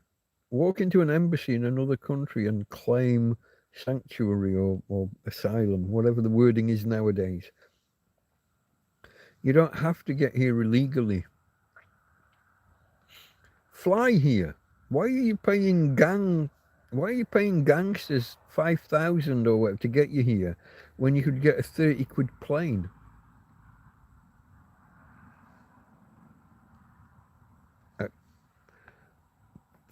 Let me keep scrolling back until I get back to where I was, because otherwise I lose context.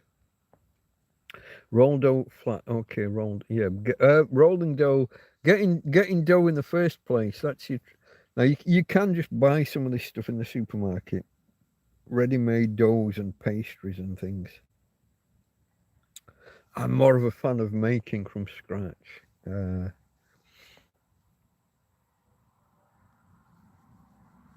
Calzone, I want to say, for the thing that I was talking about earlier, where you fold your pizza in half and cook it.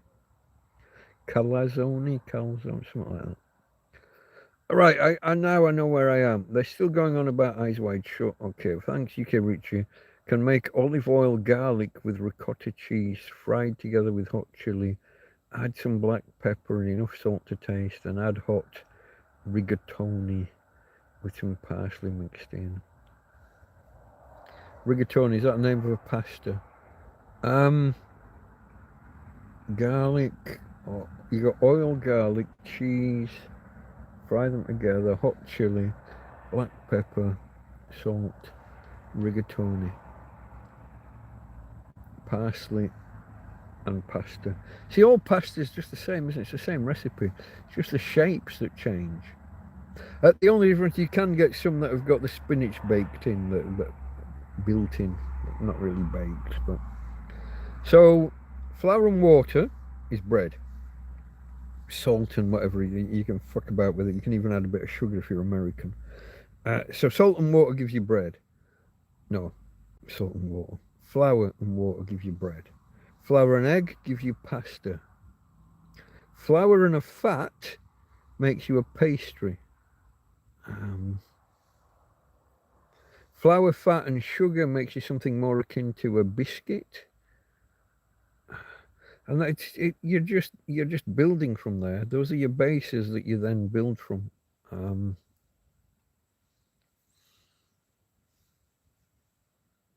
If I'd had kids, I would have loved to taught them, like before they went to uni, just give them like a quick basic course in cooking from nothing.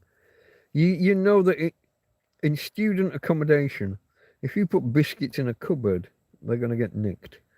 If you put if you put bread in a cupboard or in the fridge, it's going to get nicked.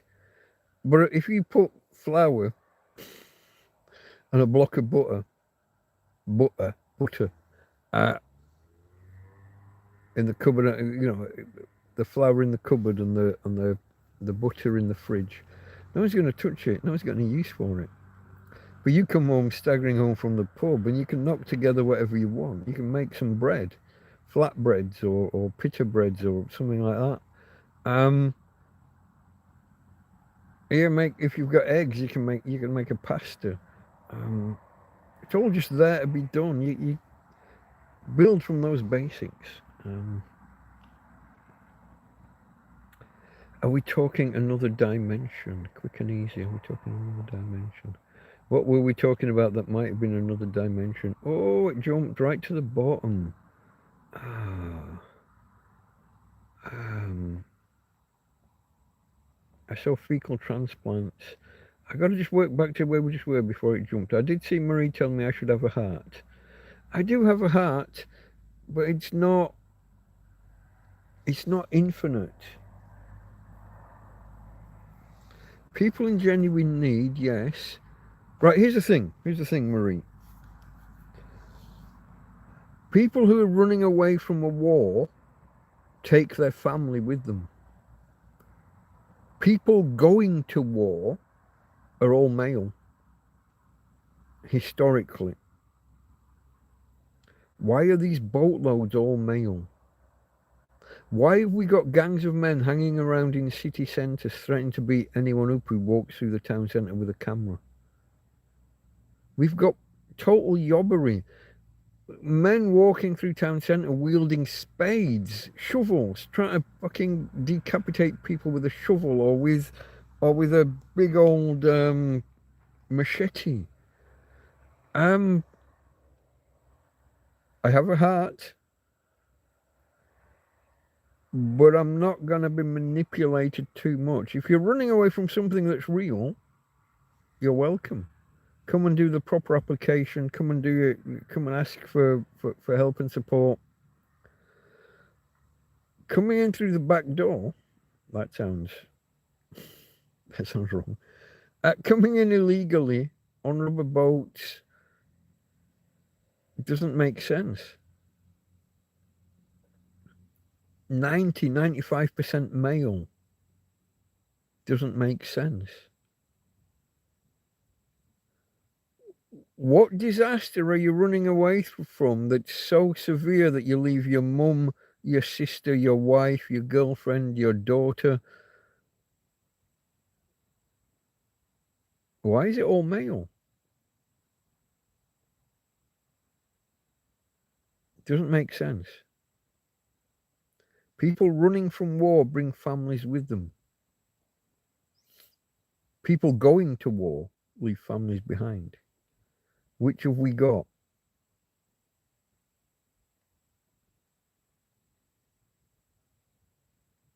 I think that's a serious question.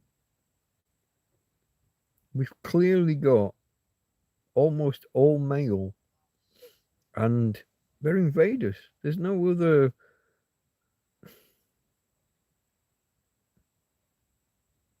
I haven't got any other description for it.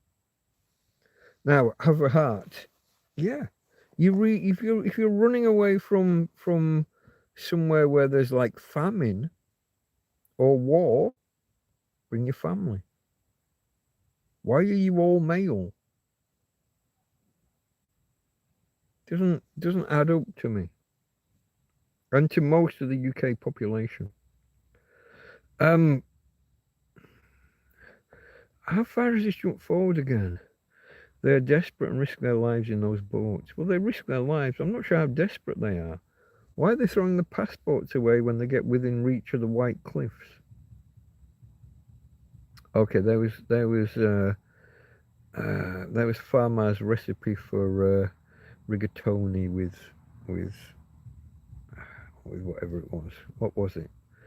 Olive oil, garlic, cheese, and salt and pepper. Are we talking another dimension? The desperate. Yeah, I answered that one. University but no posh accent. Who's that? Me? I mean, I went to university. I was a working class lad.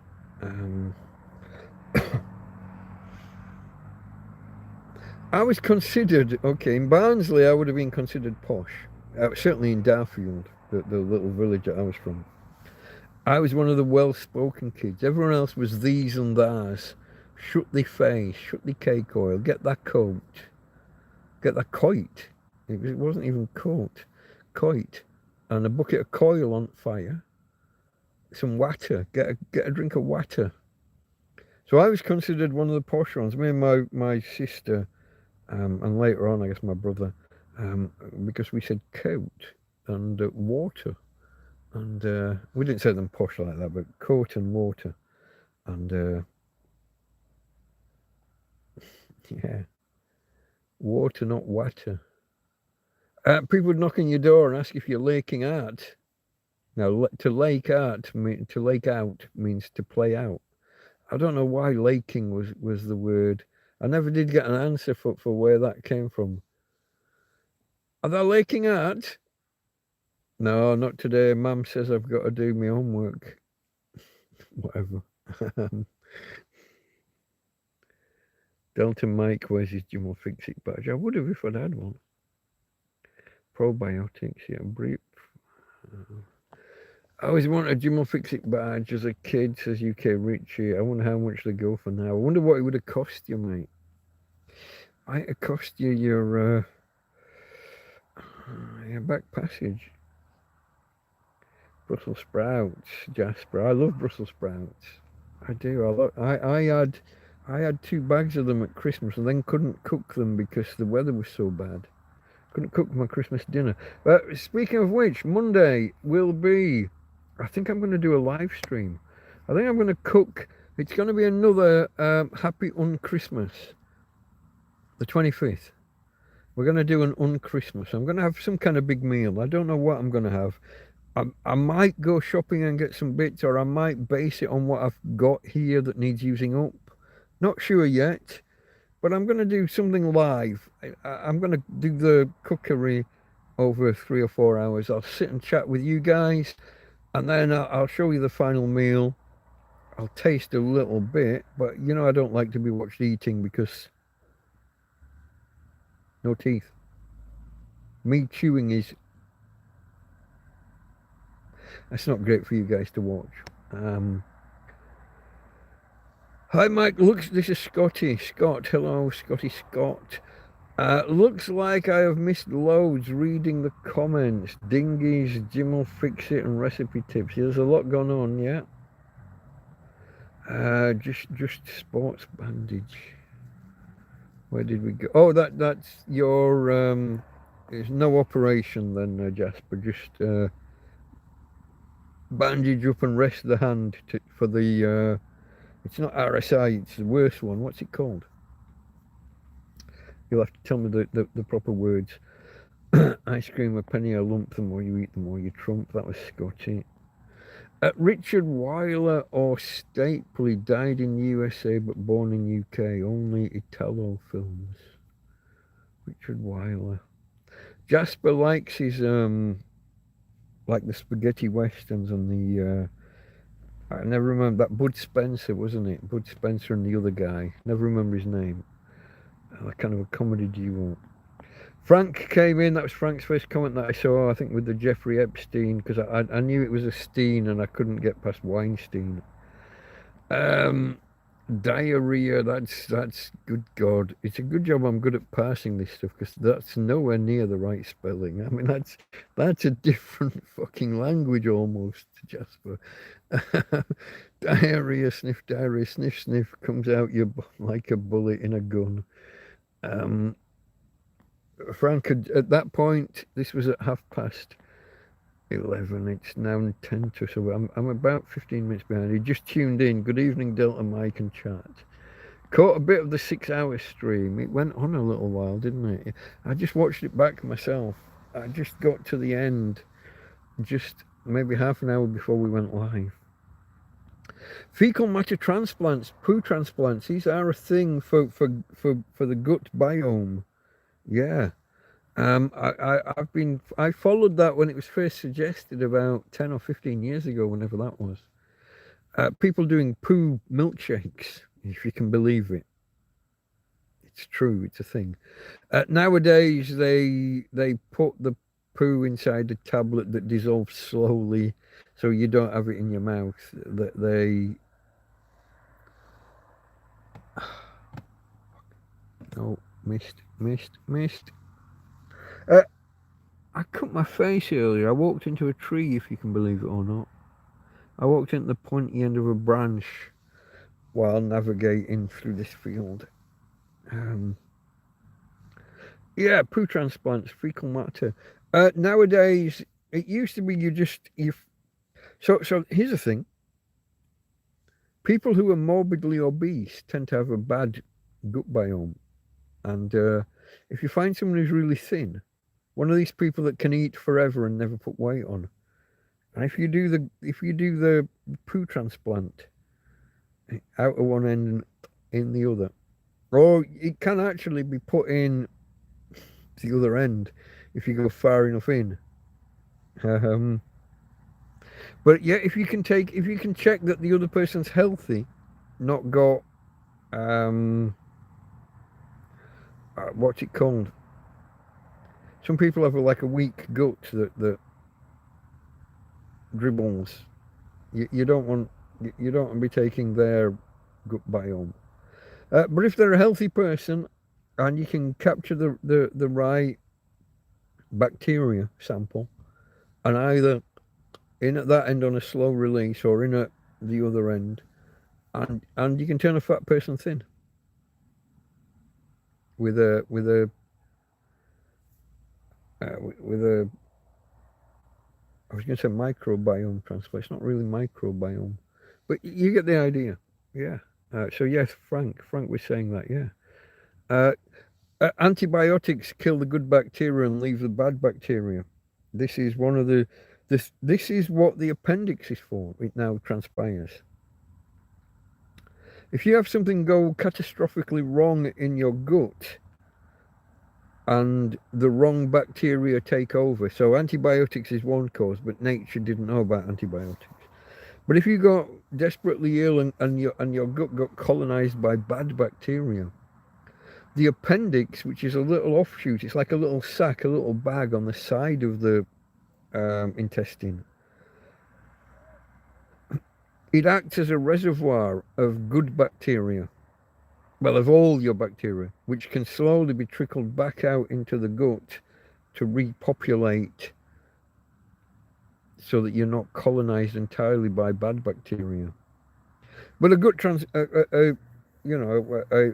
a fecal transplant will do the job quicker. It's a more direct insertion of. But yeah, we now know what the appendix is for. For like I'm going to say 2,500 years, we didn't know what it was for, but now we do. Let's have a look. You of all people should have a heart. I should have a heart, Marie. I do have a heart, but you have to convince me that something's genuine. I honestly believe we're being invaded, and the people that are invading don't like us, don't respect us, and I see it as an invasion of all of Western society, Western world, Western Europe and America as well. People who take over people who come to our country and then start telling us how we should live. We should close pubs because they're too close to their Oh God, I've got again. I always remember. I always forget the name of their churches. Mosque. Open a mosque next to a pub and then demand the pub be shut down because it's haram. You shouldn't have a pub so close to the mosque. Well, don't open a fucking mosque next to the pub. Don't come in and then start telling us how to live. People walking through the city in February telling people that they shouldn't be eating outside a cafe or a restaurant. You shouldn't be doing that because it's Ramadan. That's your Ramadan, not my fucking Ramadan. Don't come to us and then tell us to change our ways. That's not fair. That's not nice. That's not normal. It's not polite. Get to fuck. I have a heart. If someone in need, I will help, and I think we should help as a society. Someone who's faking being in need. Someone who's invading boatload after boatload after boatload of men. No, get back on the fucking boat and fuck off. Millions must go. I'm with Rupert. Millions must go. And if you've been here 2 or 3 generations and you still haven't integrated, fuck off back. If you prefer Pakistan, Afghanistan, whatever, if you prefer their ways, then go back there. 3 generations later, go around Birmingham and ask them, when England play Pakistan, who are you supporting? I know this is like the Norman Tebbit thing, but he was talking about like the first generation. You couldn't expect the first generation person to change allegiance entirely. But by the 3rd generation, I would expect it. 3rd and 4th. The way that they vote on block along what's the best word? I got to be careful with my words. The way they vote as a block. Oh, you're live. I must have been disconnected for a little bit. The way they vote en masse and en bloc. The way, when they're on a jury, they will never find their own people guilty. There's literally a video of those 2 guys beating up and breaking up. They beat up the police. They fought with the police. They broke a policewoman's nose. And they get off because you only need 3 Abduls on the jury to vote together. It's there on video. They did it. How could they possibly be not guilty?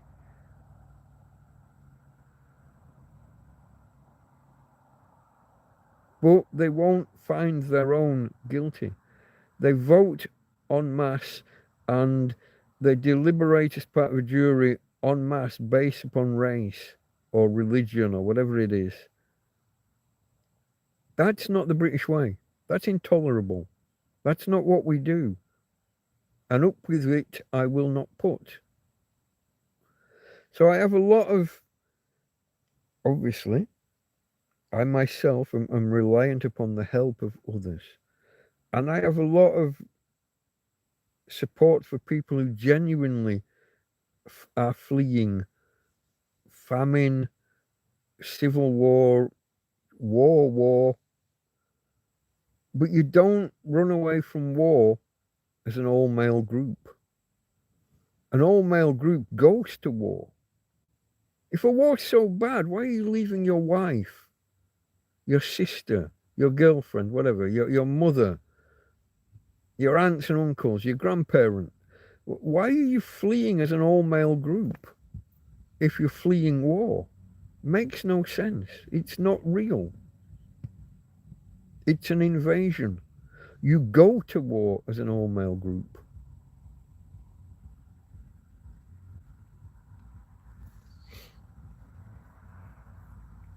It is something up with which I will not put. And that's a Churchill quote. He was being lectured about the structure of sentences and things, and he used an example that adheres to all the rules, but sounds wrong. Frank said hello to Fama. Are you going to eat hot chili test video? Me neither. What? Jasper, are you going to eat hot chili test? Do you know what I was eating today? I've sat here just with a fork eating Branston pickle. Oh, bring out the Branston. I couldn't stop myself. I just sat with a fork, just shoveling it in. Gorgeous. Wheat and corn are the building blocks of cooking. In the West, I would say so, yes. The potatoes as well, but yeah, it's your carbohydrates, it's your starches. In other parts of the world, rice, noodles, pasta, but that pasta is, again, it's flour, isn't it? So it's, yeah. They told us years ago they will infiltrate and take over. That's the plan, and it's going to work. Come with a skill, and my arms are open. Bring something, contribute to society, integrate. Yeah. Come and just want the hotel, the payment card, free food, free this. The doctors and the nurses and dentists come to you. We don't get that. Do you ever have when was the last time you had a doctor come out to you? 1975, maybe, when doctors would actually do a home visit.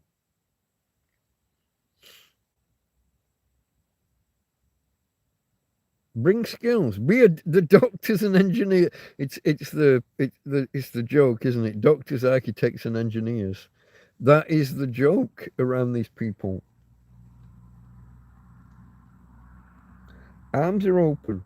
Come in, do it properly, register, do the paperwork. And I know I'm in a country and I haven't done the paperwork and all of that. I know that. I accept my what's the word? Two-facedness, I guess. I acknowledge that I'm an example of what not to do. But yeah, bring your wife and children. Yeah. And maybe your grandma or your parents or something. But Delia Smith, Delta Mike. Delia Smith. I was a fan of Delia. She was no Fanny Craddock, but you know. Fanny Craddock. Did you know she was a bigamist? Do you know this? Johnny was not her husband. Fanny Craddock and Johnny. Johnny was not her husband. Her first bigamy. This needs some explaining. Her first bigamy was accidental. She was told that her fella had been killed in I guess it must have been the Second World War, and it turned out he wasn't dead, and this was discovered like 15 years later or something, and she'd already remarried. So she was married bigamously, but accidentally. But she didn't stay married very long to the second bloke, I think. But she didn't divorce him. And then she married Johnny. You can't do that, lass. You can't do that. That's not allowed. Look at you, the full story. It's all there on Wikipedia, I think. It's but for like a bastion of TV in the, what was it, 50s and 60s, I'm guessing.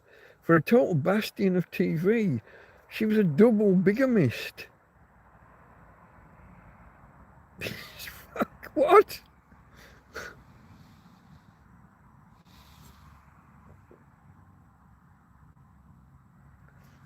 Yeah, look it up. Durchfall is easy. Diarrhea I can spell, only German word.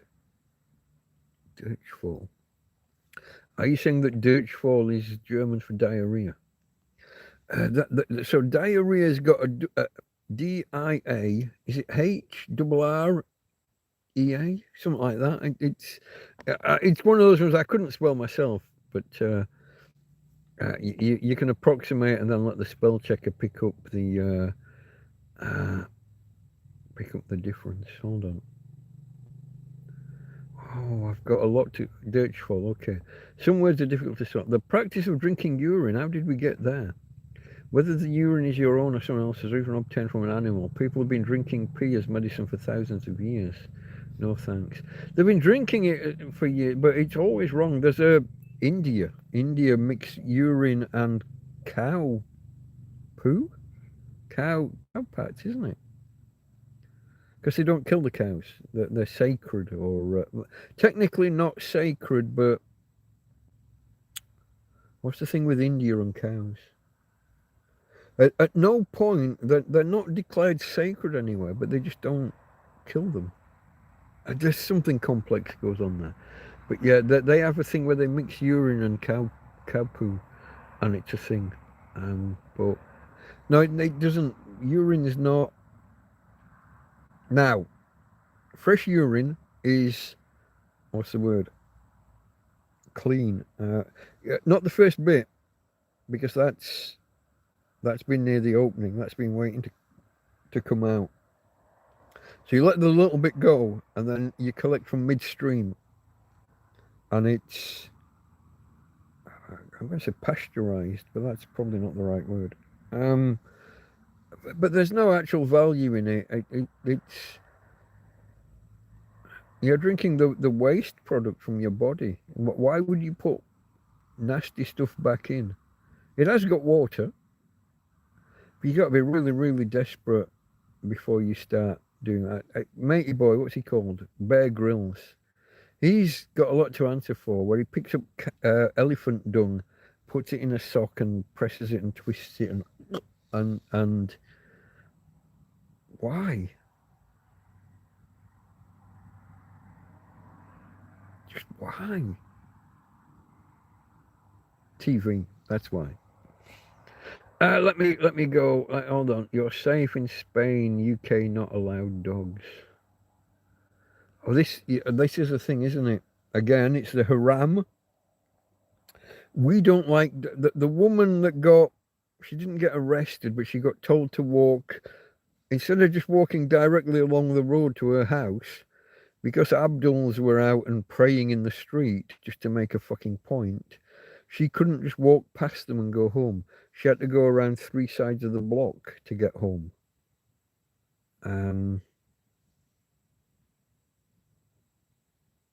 Yeah. Because dogs are haram. They don't like dogs. Now, you see, dogs are good judges of character. If dogs don't like you, there's probably a fucking reason.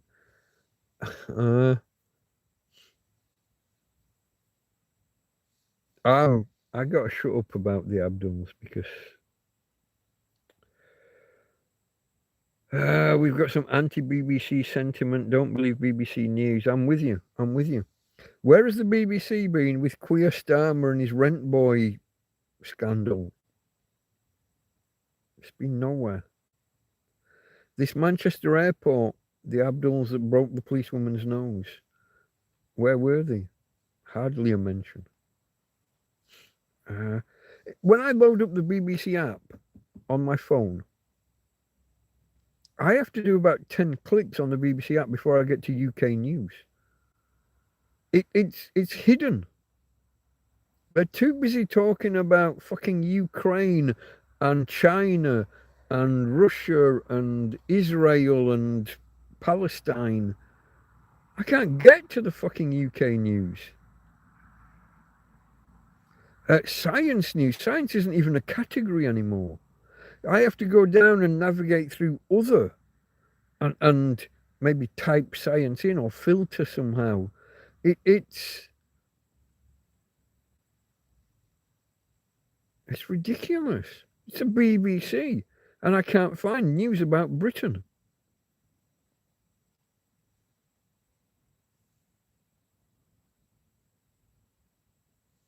Ridiculous. But yeah, then you've got the slant. Then you've got the left wing bias.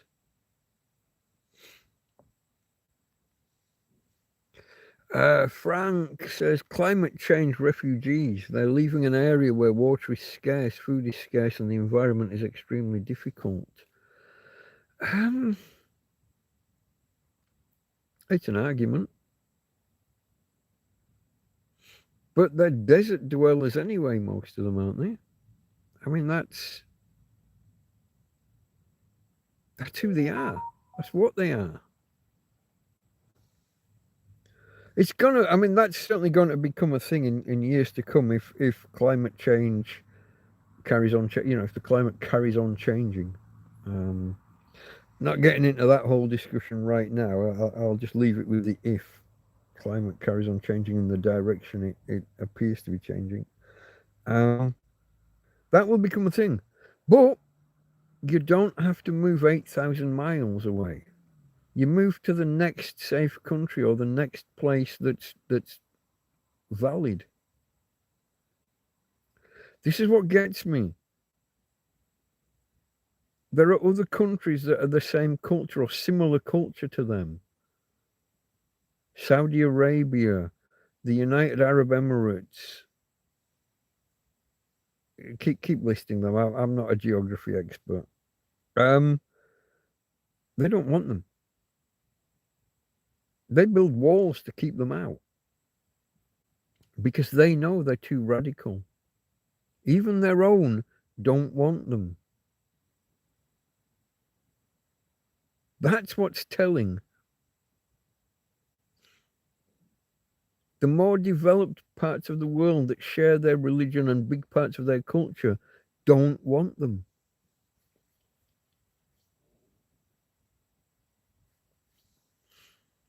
They know that they're radicalized.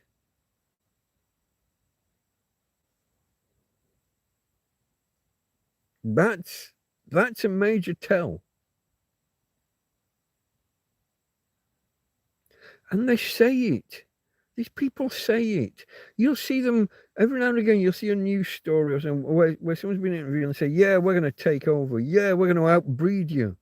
I've got 12 kids, and my 12 kids are going to have 12 kids, and that's 144, and we're going to outbreed you." And you end up with the so-called replacement theory. I'm not a big believer in it being a big planned thing.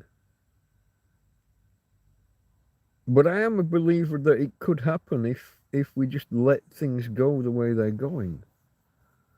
What I don't understand is why our politicians are on board with it. From Tony Blair onwards, when he opened the borders in 99, maybe. I've got half a recollection that 1999 was when we allowed Eastern Europe in, and all the Poles, Hungarians, and whoever else came over. But anyone that was in Europe that wanted to come over, if you're in Europe, then you could have come over and got in. We couldn't have stopped you.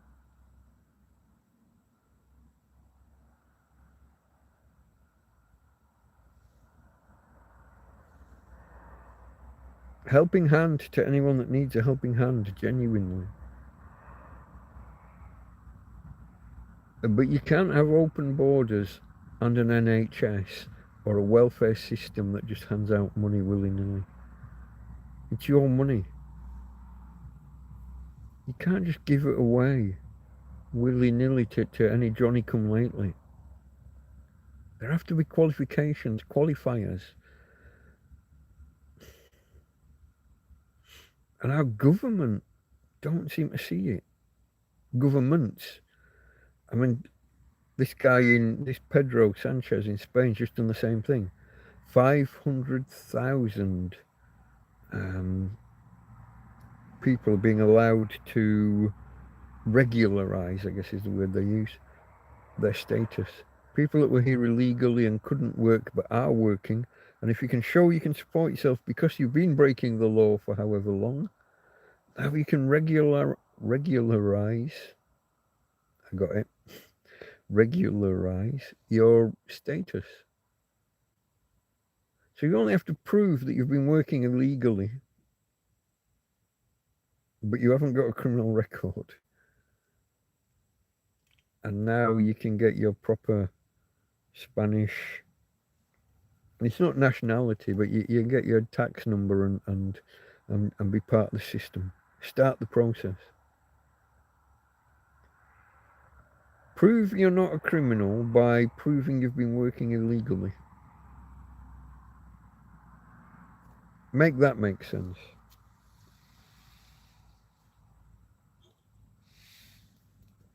Meanwhile, if I worked illegally, I could be done for tax fraud.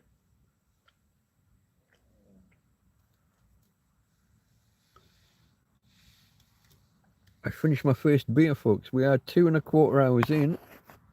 Let me just move that over here. Oh, I don't need to do that yet. I haven't started. This isn't even the beer. This is a different beer that shouldn't even... This is the remnants of a previous beer. Hold on. That goes over there. Let me put this back. Hold on. I need to push that in. I think that's hanging out a little bit loose. There you go. I don't know if you saw the flicker of the light as the power went in. This was meant to be the first beer of the stream, but I've been drinking coffee as well, haven't I? Two-fisted drinking, folks.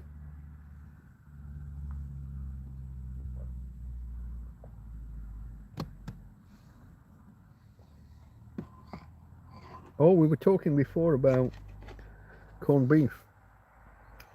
Apparently you can use one of these. You know when you have to put a coin in the slot in a supermarket trolley? One of these will do the job, apparently. According to Wary Wolf, or one of his subscribers or readers. Wait. This is a bit warm, to be honest. Are they just as warm? Yeah, you see, because I'm trying to run the freezer to cool things down that I then move across it like bottles of water. Freeze bottles of water to then put in a cool box, a separate cool box to keep other stuff cool. My freezer isn't as cold as it otherwise would have been.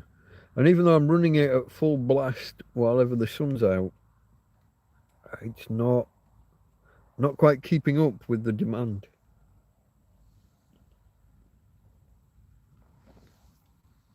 Okay, folks, I am way behind in chat. Thumbs up if you haven't. Always welcome a thumbs up. Climate change refugees leaving area. I read that one, didn't I, Frank? Yeah, I'm not disagreeing. Climate change, it's a thing. It's real. I'm still not convinced it's anthropomorphic. I'm not fully convinced on the mechanism, but climate change is real and people will start to move around. But I don't think that means that you leave Afghanistan and come to Britain. Yeah, there's a whole fucking... You've come through 10 countries or whatever to get here. You stop at the first safe place. Them's the rules. That's how it works. The first safe place, or if somebody volunteers. And I do believe that you should look for a culture that's similar to your own. So if you're a Muslim country, you should probably be looking to other Muslim countries that are nearby or that you pass on the way. Life's simpler when everyone shares a background. There's a certain friction of different societies, different viewpoints, different cultures. I mean, there's no better word than culture.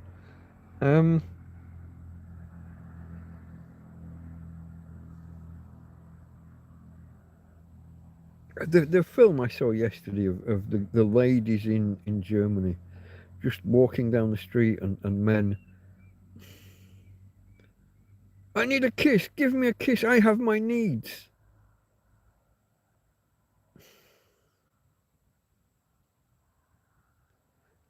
went beyond harassment. It was threatening. When they say, go away, leave me alone, don't talk to me, stop, leave me, and they just carry on, and they're trying to grab them.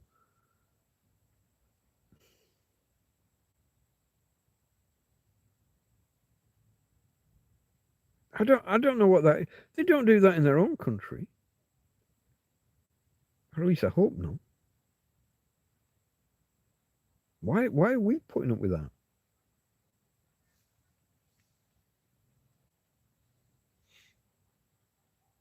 I've gone off on one, folks. Let me carry on.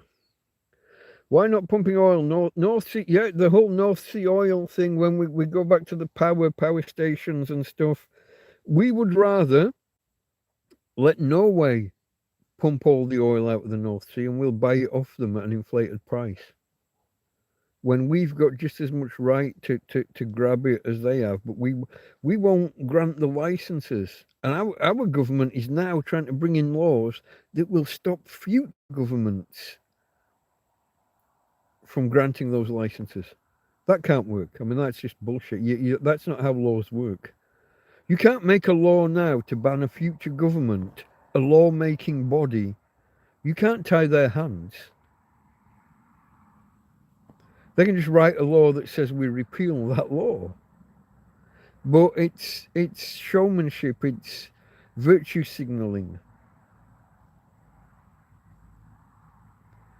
Why are we buying oil from Norway when we can just drill it ourselves for half the price?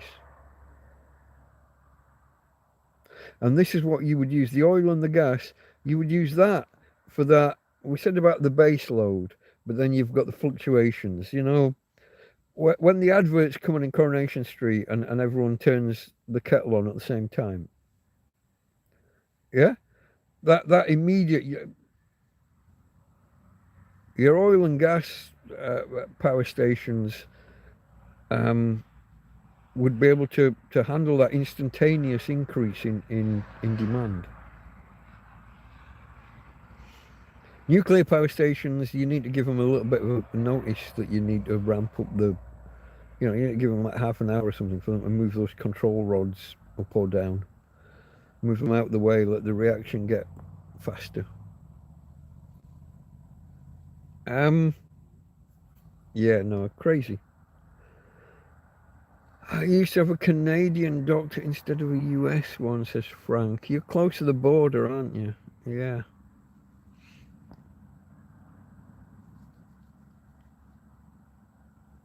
The refinery needing to process the oil is a difficult part. We have refineries in the UK because North Sea oil was a thing. When I was a kid in the 70s, North Sea oil was going to run out in 20 years. It's still there. North Sea oil and North Sea gas hasn't run out. It's been 50 odd years now and it still hasn't run out. They just won't grant the licenses to exploration and drilling. Yeah, I don't know. But Iran won't let you have oil. The globalization thing, we're too reliant on other countries. The interwovenness of supply of everything. We saw this during COVID, didn't we? When we wanted drugs, and a lot of the precursor drugs, the chemicals and things that we wanted, come from India and China.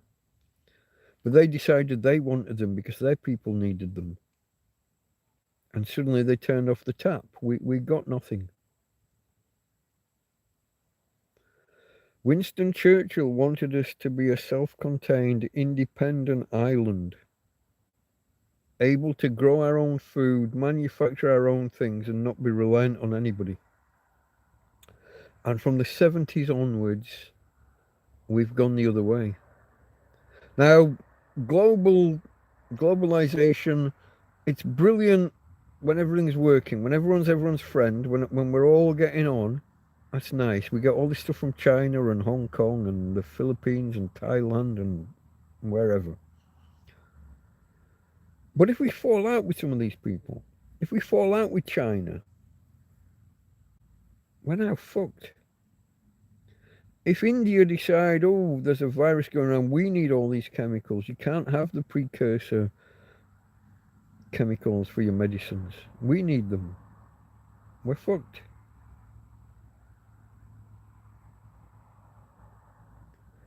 If Japan and Taiwan decide, no, you can't have these computer chips, there's been some flooding somewhere and some factory or whatever got flooded, and now there's only half as many chips as there would be, but they want them, and you can't have them. We're fucked. We're too reliant on everyone else nowadays, and it's a matter of it should be seen as a matter of national security how much we're reliant on other people.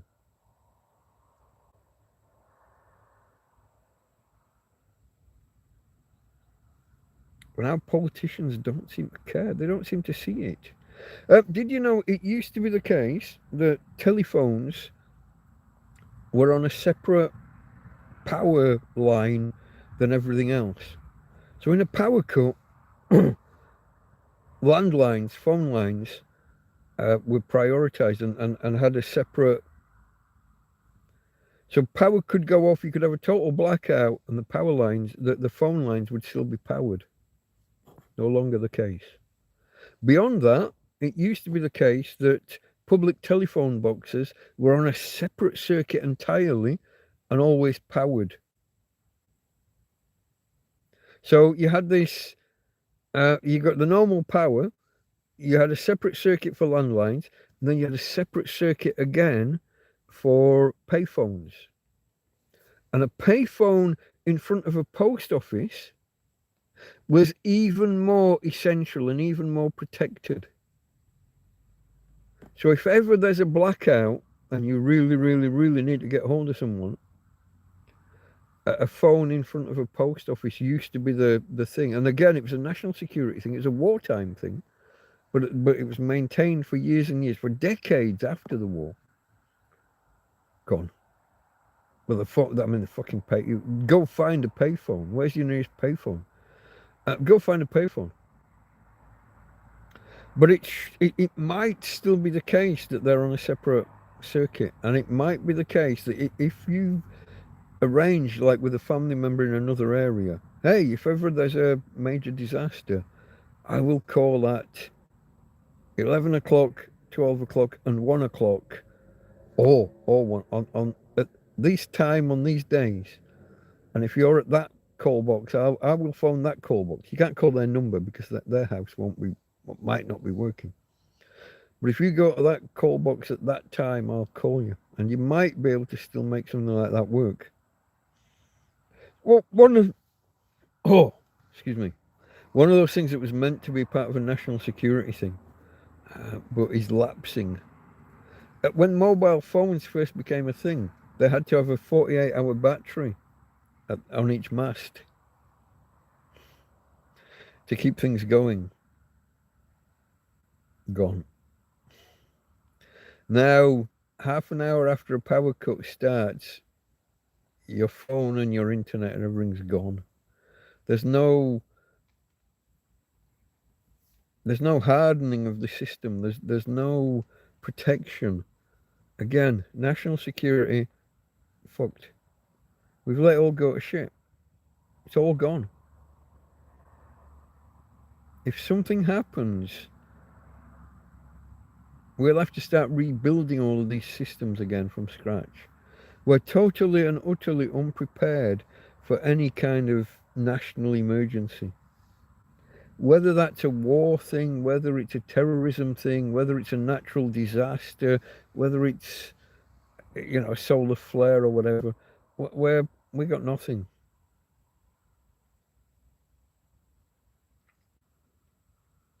Decade after decade of abandonment by our governments and local authorities. All gone. Just let me have a look at what that might be. Hold on. Here I am jabbering away. And... Oh.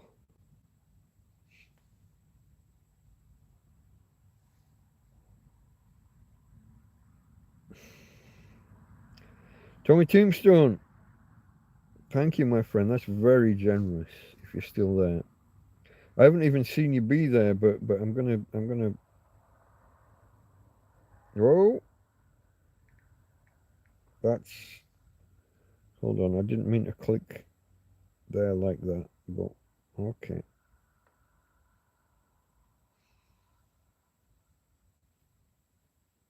Thank you, Tommy Tombstone. Let me scroll forward to the point where I can actually see that Tommy Tombstone's here. Whoa! Hold on. Wait a minute now. Hold on. Sorry, folks. Fuck, I got that wrong, didn't I? How did that? That shouldn't have. The white? No. I don't know what happened. Me? I don't know. Iran won't let us have oil. Yeah, I mean, we've suffered with oil since the 70s and OPEC, wasn't it? OPEC and the oil thing in 70, 73, 75, whenever the hell that was. First half of the 70s. Other nations can just turn off the tap.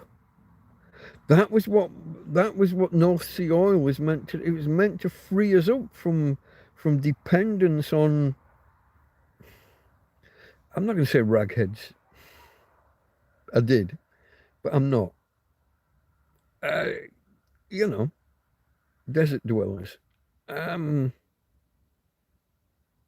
What did Asmongold call them recently? Goat herders. I'm not doing that. I disavow. I mean, I said it and I laughed, but the reliance on other nations and relying on other people being on our side and the fact that they can decide that they're not, that's not clicking very loudly. There, that's better.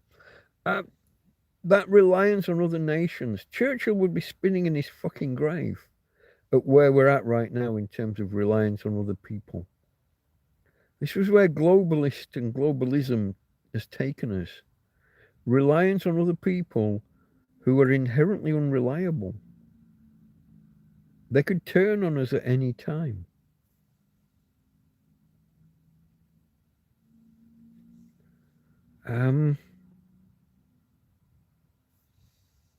Scrolling. Oil from the North Sea is exported because the UK doesn't have refining capabilities, so we import. Hold on, my dad built refineries once upon a time.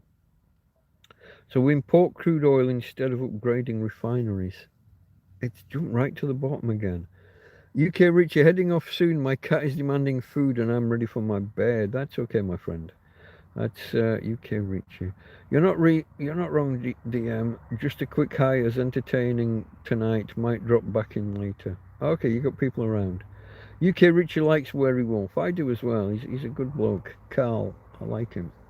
I tried to post about Wary Wolf and the comment got blocked earlier. Why would that be? I only have 2 or 3 words that I block deliberately. They're my real name, basically. I don't think I block anything else. So maybe YouTube's. Maybe you posted a link. Links tend to get blocked unless you're a moderator. What's definition of diarrhea? 2 cramps pissing through letterbox to see who reaches further. Definition of diarrhea. I'm not following that one, Jasper. But let me keep scrolling. North Sea oil is exported because UK doesn't have refining capabilities. I thought with Aberdeen, was it Aberdeen? Oil came ashore. I think it's Aberdeen.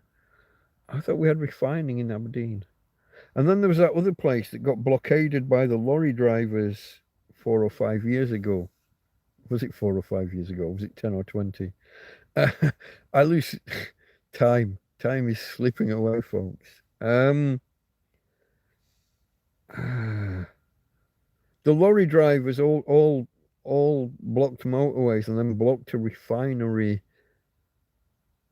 Let's ask Google when that was.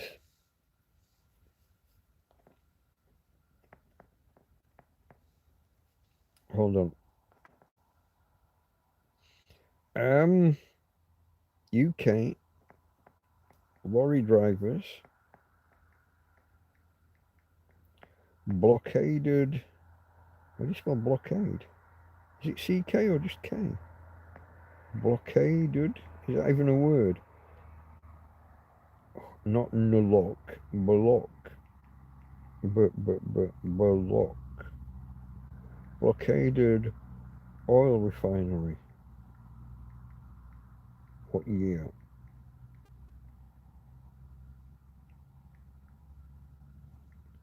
What year? Question mark.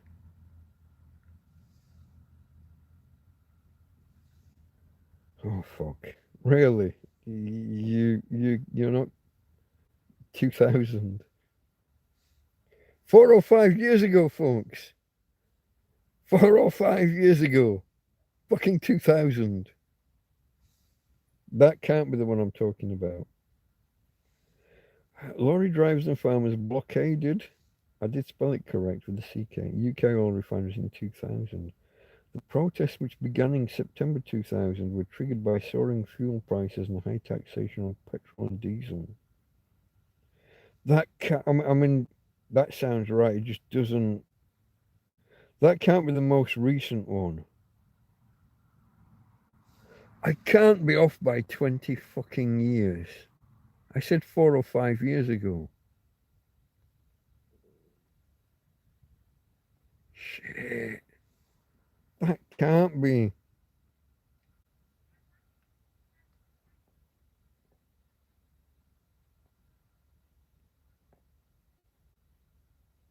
It looks like it is. Fuel protests, petrol protest. No, somebody tell me I'm not tripping. There must have been a more recent one than that. That can't be it.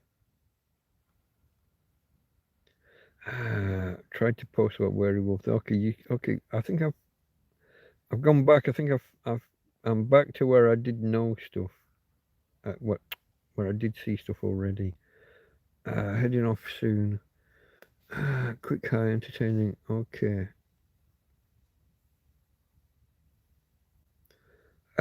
Where are we, folks? 2.5. We're over 2.5 hours in. Hello, hello. If you're out there and you haven't hit the thumbs up yet, why not? Get on with it. Do it. Hit it now. Hit the fucking like button. I know you like me, really. I'm quite nice. I think Marie's fallen out with me, but that's because. Well, I'm not going to say that. I was going to say because I'm racist and I hate foreigners, but I don't. I don't hate foreigners. I think we should be protective of our own culture. Other people are welcome as long as they understand that they're kind of guests, they're newbies, they need to integrate. And you don't get to come in and start shouting the odds and telling people that, oh, you can't eat in February because Ramadan.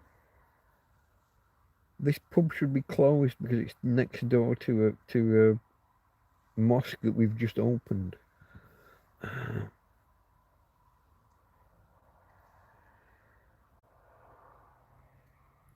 My neighbours are smoking. I said Bob Hope. Bob Dope, okay. Don't know how I can smell it. I have no open windows. Oh, houses are ventilated though, aren't they? You smells and air comes in. In America, there's a trend to make houses airtight, which I think is the most bizarre thing ever. I guess because they do the whole air conditioning thing, central air, as it sometimes. They don't want the cold air escaping or warm air getting in, and so there's this trend of making things kind of airtight. The problem there is dry rot. Dry rot is a fungus that relies upon things being airtight. Fresh air kind of kills it. So having air not circulating, and their houses are made out of wood. Don't forget that everything's wood. hence the termite problem, which is a corollary. That's an extra, because they don't build with brick, most of them.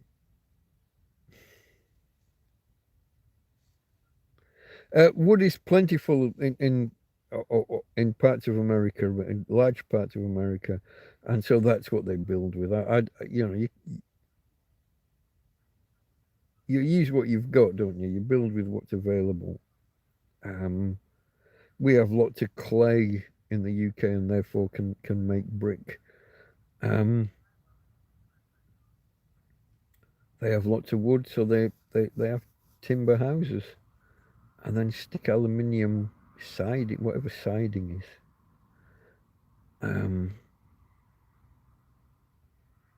Some of them will even build brick in front of their real walls, but they have to pin it to the wooden walls to hold it up. The brick's not structural; it's decoration in front of the house, and because it's just built on top, and it's not on a foundation, it's not in the ground, it's not solid, it's not a cavity wall interlinked. It's just it could just fall forwards the whole wall, so it's pinned to the wooden frames holding the brick up. Uh, I could laugh. I don't mean to be. I like my American friends. I do have American friends, and followers on YouTube. I don't mean to laugh at you. It's just so easy.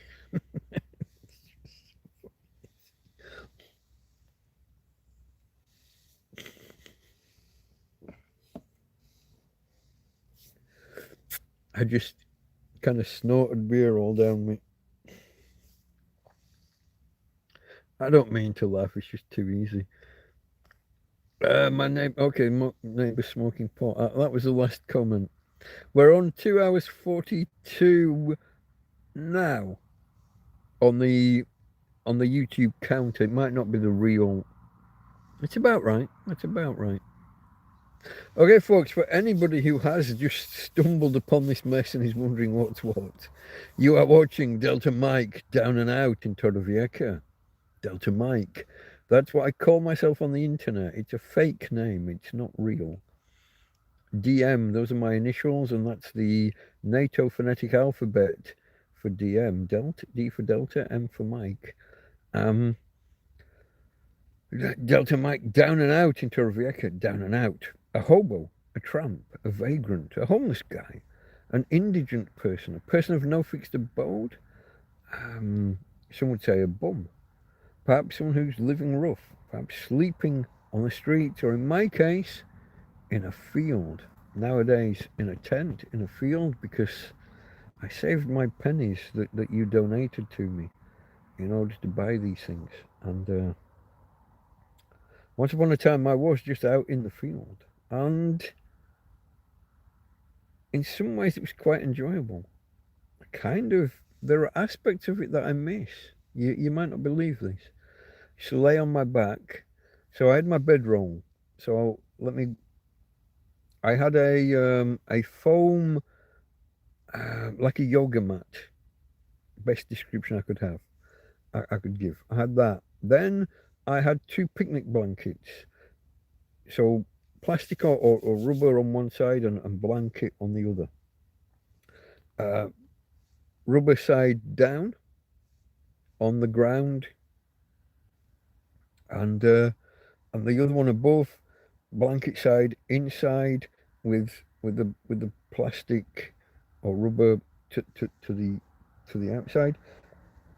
A few towels and later blankets that I would put inside these picnic blankets. So I would use towels as blankets. Later on, I found a tarpaulin, a small one, 3 meters by 2, which was just the right size to tuck under, so to have over me as a layer, and then to tuck under me so that I'm an extra layer off the ground. That would be on the ground under the yoga mat type thing. And we came through some fucking storms and things with that in the first winter. Just pull it over me, and it was like having a little tent. Me and the dog in the bed, in a single bed. So there's me and my Tina in the bed under this tarp while it absolutely hammered it down with rain for 3 and 4 hours at a time. But we survived. It had a few holes in. This was a tarpaulin that's been thrown away by a builder or somebody, yeah? And it had holes, which is why the picnic blanket with the waterproof layer to the top under was the next layer under that. But the picnic blanket had holes as well. So after a really heavy storm, we'd have to go and dry the bedding out the next day, go 500 meters that way, and put the bedding out on the chairs, on the benches, the public benches on the cliff tops. That was a nice little diversion. So this is all by way of saying Delta Mike down and out in Torrevieja. Torrevieja is a city on the southeast coast of Spain. And I've been homeless now. It's coming up on 4 years. It will be 4 years on August the 14th. So it's what's that, 2 or 3 months away? Where are we? We're in May. June, July, August. 3 months away.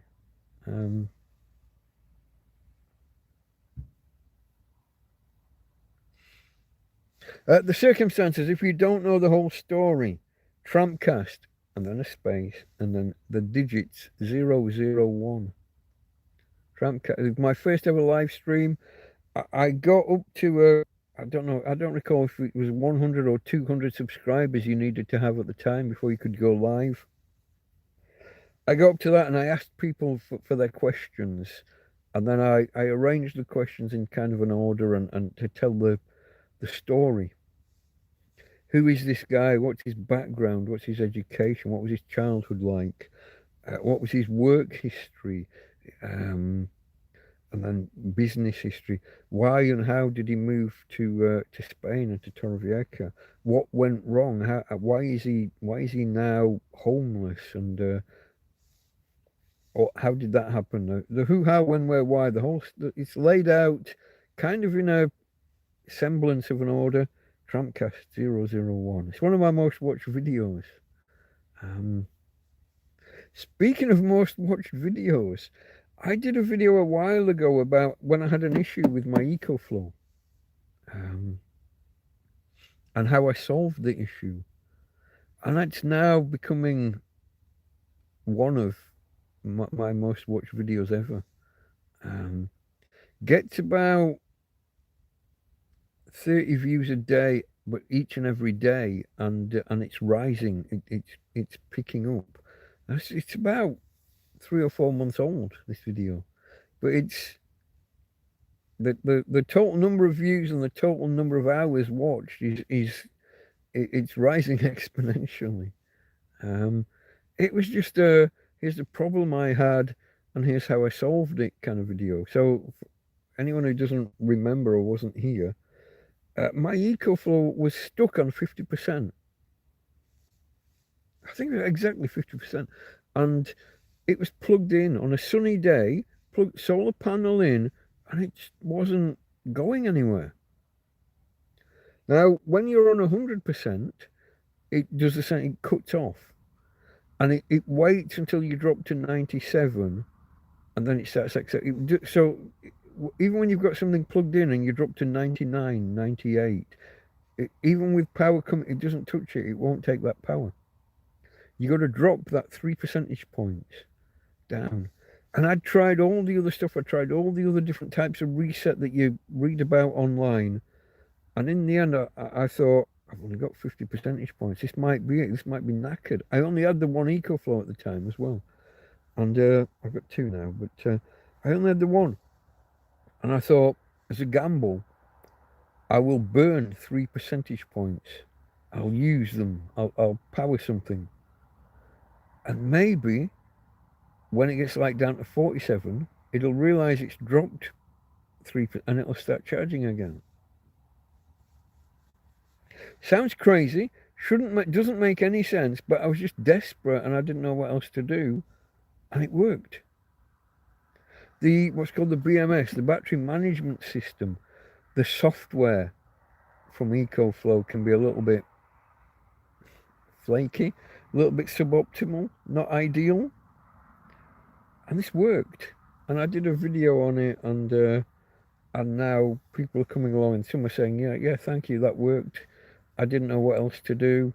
Some are saying that didn't work for me, but I did this instead. And that's, not everything's going to work for everyone all the time, but it's becoming one of my most watched videos, and it's nothing to do with the rest of the channel.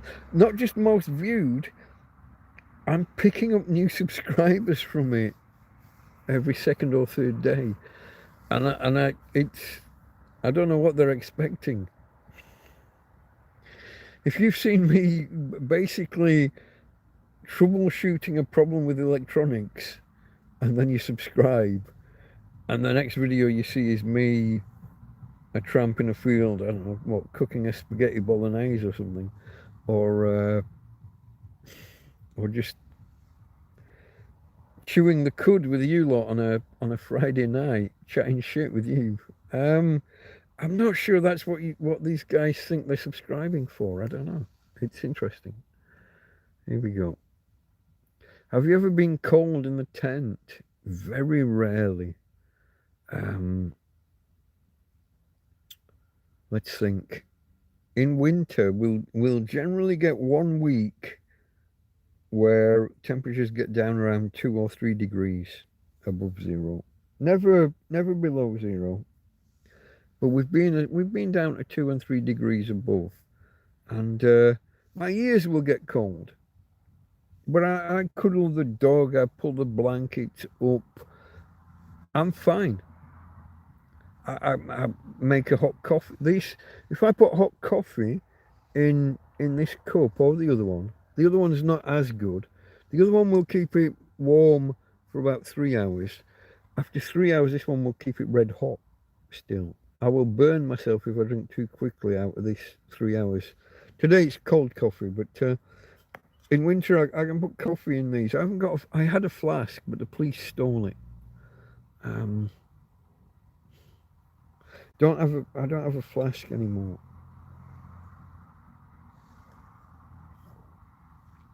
I got a couple of insulated bottles. It's not quite the same as a flask, but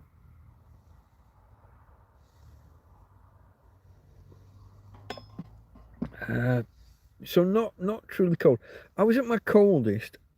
I think we had one of these nights down around 3 or 4 degrees, and I was talking to you lot. So I had to be kind of propped up, yeah?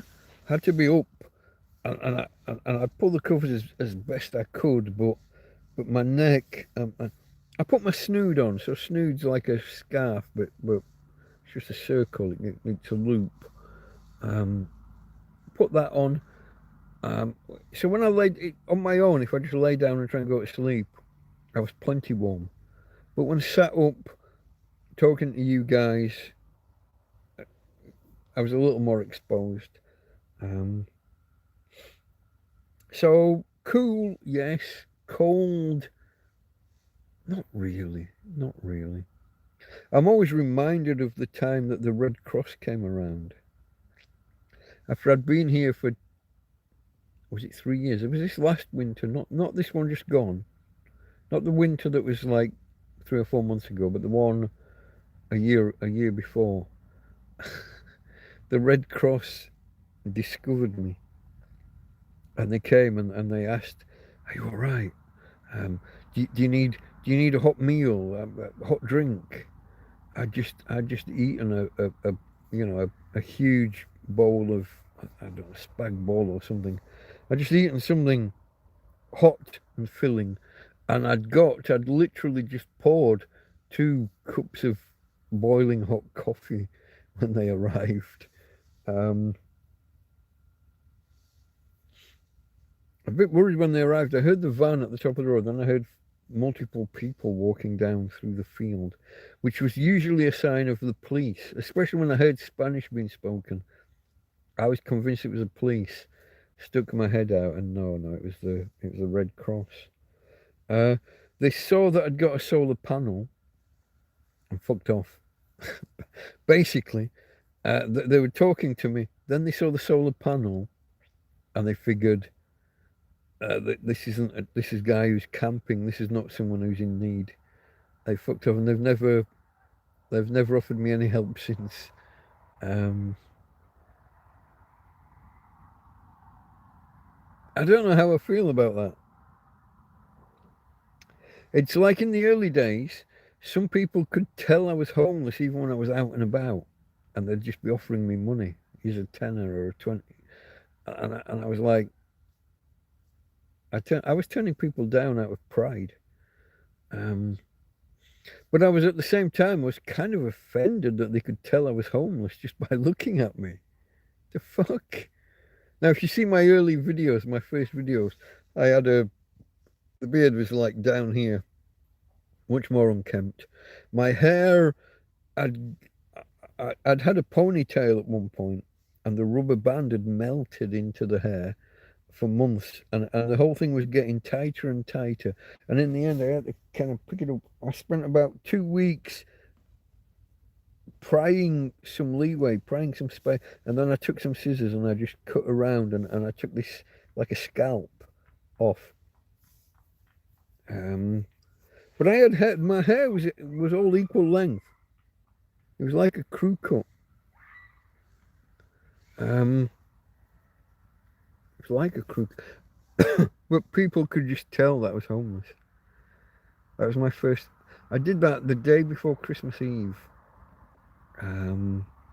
The first Christmas I was in the field. There was no tent. There was no shelter at that point. I was a month or two away from building my first shelter. But I was kind of when I was out and about, and people just get this woman. Christmas Eve, wasn't it? She just gave me some chicken. She took one look at me. Like 2 o'clock in the afternoon, Christmas Eve, and she just passed me some chicken. Forever grateful, but offended at the same time that she could just look at. Now I had gone down from 100 kilograms. I no longer use stones and pounds, and I don't know them anymore. I went down from 100 kilos to 60, was it 67 or 63? I found there was a weight scale this same day, the day before Christmas Eve. There was a weight scale in a skip, and I put it on the floor, zeroed it, and stepped on it. I'd lost a third of my body weight in 4 months, August the 14th to December the 23rd, maybe. Now maybe that showed, maybe you could tell. Maybe that plus the beard, the gauntness, none of my clothes fit. I was in my own clothes still at the time, but none of, they're all too big now. It's kind of offended. I remember a lady offering me €10. I had all my bedding out drying on these chairs on the cliff tops, and this fairly young lady, maybe 30s, maybe early 30s, comes over and hands me, I think it was 10, might have been 20. And when I said no, she thought she'd got it wrong. She thought, oh, I didn't mean to offend. And I'm like, no, I am homeless, but I'm okay for now. I don't need.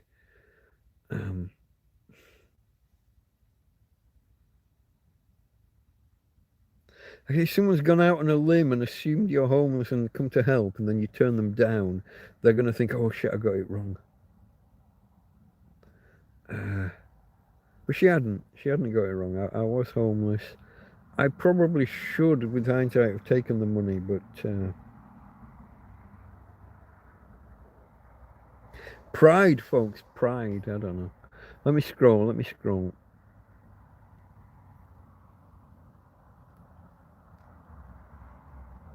Oh, it's jumped back quite a way. Neighbour smoking dope. Have you been called in the tent? That's the last one I read, wasn't it, Jasper? The sale of Turkish tail tincture has just been banned by the government. It's beneficial for cancer patients. What gives them the right? I'm bewildered. Turkey, is this, hold on. When you say Turkish tail tincture, is that just the name of a thing? It's not actually made out of like the back end of a turkey or something, is it? I assume this is just a name. It's beneficial for cancer patients. What gives them the right? I'm bewildered. Oh, turkey tail is a mushroom. Okay, there we go. Nothing sinister. I can harvest it in the local woodland. I was thinking like some kind of sweat gland in the back, the arse end of a turkey, like vanilla, isn't it?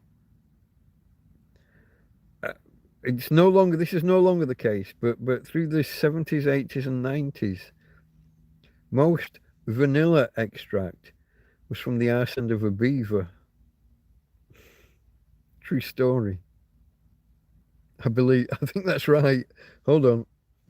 I think I've checked this in the past. If I just type into Google vanilla arse end of a beaver, um, I think that's true. Vanilla extract. Let's type that from beaver.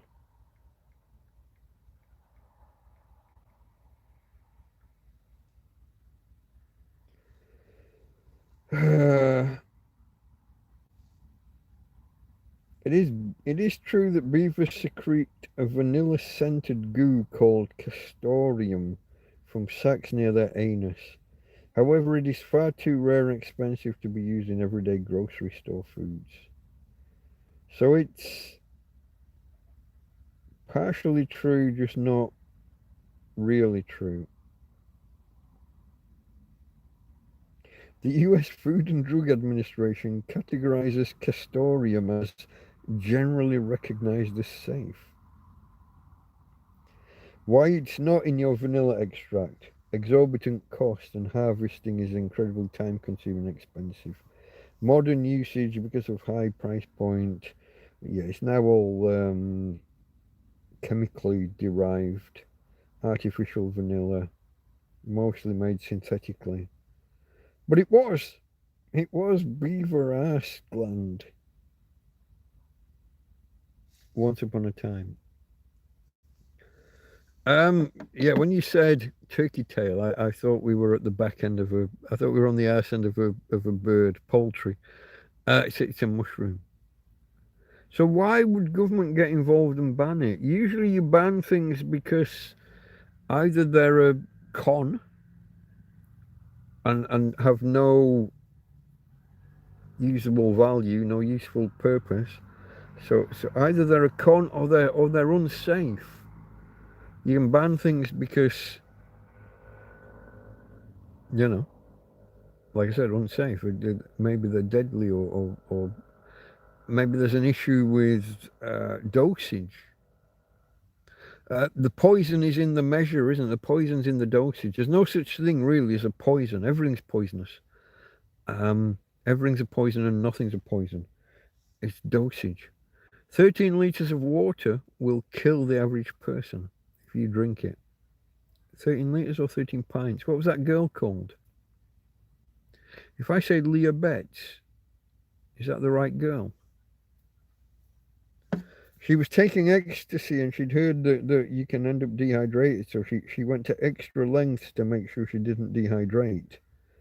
And have I got the right name? This might be somebody else. And 1995 she died. Prominent figure in drug use after her death, after her 18th birthday.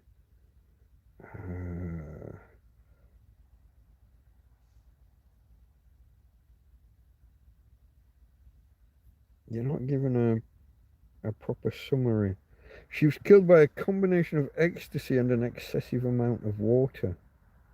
The drug meant her kidneys were not working properly, so she could not discharge water. She died from an excess of water.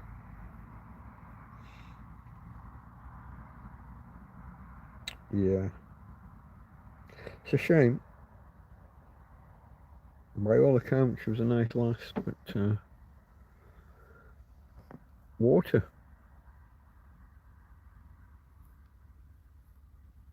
Turkey tail, nothing serious. Reckon harvest it in the. I'd never heard of turkey tail.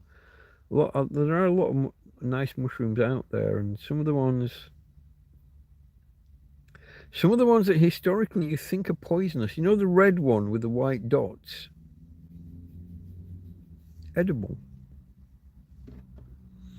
It's the one that everyone tells is poisonous, but it isn't. You got to be. I think you have to prepare it in the right way. Hold on. Mushroom. Red cap with white dots. Spots or dots. Pick your poison. That's not the one I was thinking of. Highly recognizable as a classic fairy tale toadstool, prominently featured pop culture like Mario Brothers. Is it edible? I was thinking something with bigger spots. Is this the one? That one is poisonous and contains psychoactive compounds. Like I said, that's not the one I was looking at one, thinking of one with bigger spots.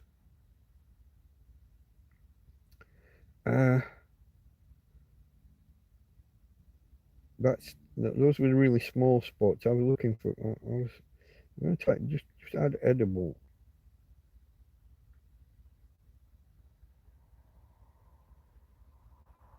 Yes, but only with expert preparation.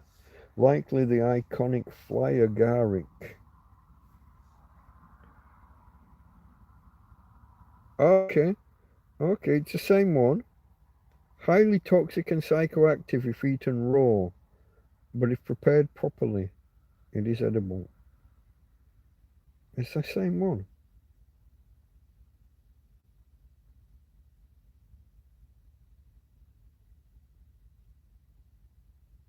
I still thought I was looking for one with bigger white spots, but okay. There are a few poisons in the wild that disappear with heat. Like nettle stings, you know, you can eat nettles, but you have to, or you can, two ways. You can wave the nettle through a flame and burn the little filaments off, or you can cook it. People usually go for the tips, but the whole plant can be used if you're making like a nettle beer or something. You can use more stalk stalks. Yeah, the more woody, fibrous stalks. Farmer steps back in and says hello to Frank and to Scotty. Oh, it's jumping! It's jumping on me.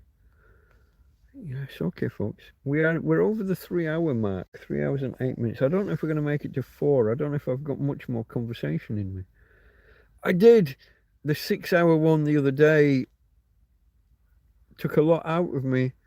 It knocked my sleep pattern for the rest of the week. I'll be honest. I was awake. Let's think. If I did 6.5 hours, that's 4:30 in the morning when we finished. But I was awake until light. 6:30. I think the sun comes up at the minute about 6:15. Was it 6:15 or 6:45? I think it's 6:15. Give me a minute.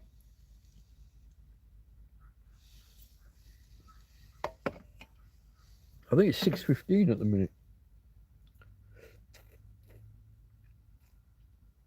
I might be remembering that wrong, which is why I'm going to check.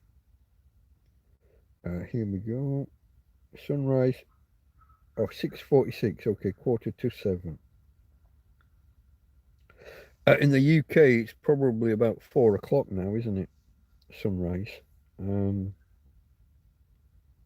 have a look. Let's go for. I'll put Barnsley. Sunrise Barnsley. 4:53 a.m. So before 5 in the morning. I do miss those days. I do miss that. It would be kind of light till 11 o'clock. What if I type sunset? But it can stay light after sunset. It's sunset time, Barnsley.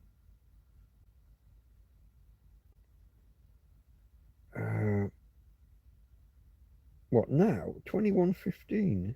That's not right. Really?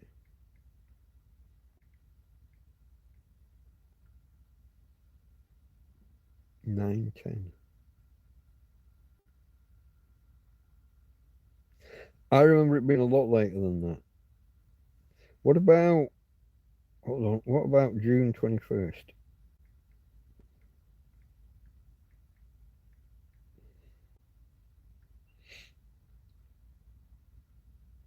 (9:44), so 10 o'clock, and it'll stay.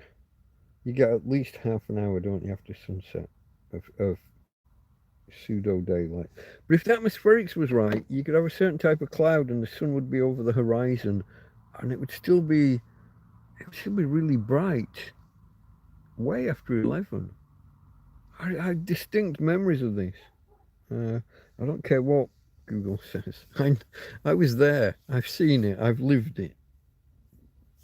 Probably just depend on atmospherics. Farmer posts a link. He was away from keyboard for a bit. He posts a link. I don't know what that's to, and I'm not going to click it here because I got into trouble the last time I followed one of his fucking links while we were on live. Pound, smash, poke, prod, press, push, punch, slap, chop, bump, tap, flick, kick, click, lick, rub, slam the like button. And consider subscribing, folks, if you would. If you would be so kind. Always appreciated. Like to hit 20. We haven't done it in a while. But rumour has it, if you hit 20, more alerts go out, more messages go out, more people come in. And maybe we could end up doing another 6-hour stream. Not that anybody wants it. I'm happy to keep talking as long as there's people here to listen. We're losing numbers a little bit at the minute. But if we could hit that 20 thumbs ups, then maybe we could get more people in. What else do we have to talk about, folks? I haven't really talked about my week. Sunday we will typically go through in more depth at some point the events of the week. There haven't really been that many. Last week everyone left the country and dropped off bags of food. This week, not really. Nothing's happened. I don't even think I've had a visitor. I don't even think I've had a visitor. Even Colleen hasn't been with the newspapers. Karen hasn't been. Colleen hasn't been. Mark's gone home.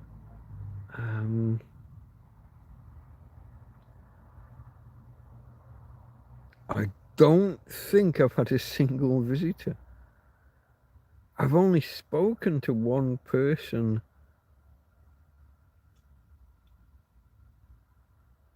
Jonas, a guy walks past, if I remember right, Swedish. Jonas walks past his dog Avicii, like the DJ. I think that's the only person I've spoken to this week, other than you guys. I think that's right. What day did Ismo come? Ismo might have come on Monday or Tuesday this week, maybe. I think so. Ismo came, we brought a couple of beers. We had a couple of beers each and sat outside. I think that was this week. Okay.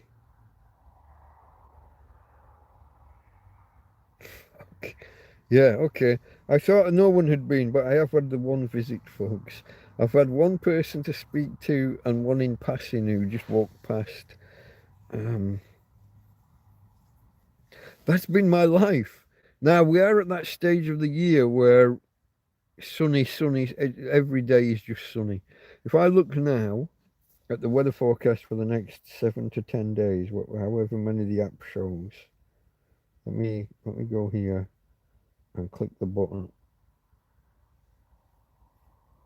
The next, what we got on through to Thursday of next week, sun, sun, sun, sun and cloud, sun and cloud, sun, sun, sun. This is it now, guys, until September or October. It's just sun. 27 degrees every day, 28 next Thursday. Night times are 17 and 18 degrees typically. Those are not bad nighttime temperatures. Not too stupid hot. When you get a day where it's still 33 degrees at 4 in the morning, those get a bit awkward. I do have the fan set up now. I do have the fridge for cold drinks. Whether it's cold, I've run out of pop almost. I've almost run out of. Yeah, I've got some cordial, so cold water plus cordial.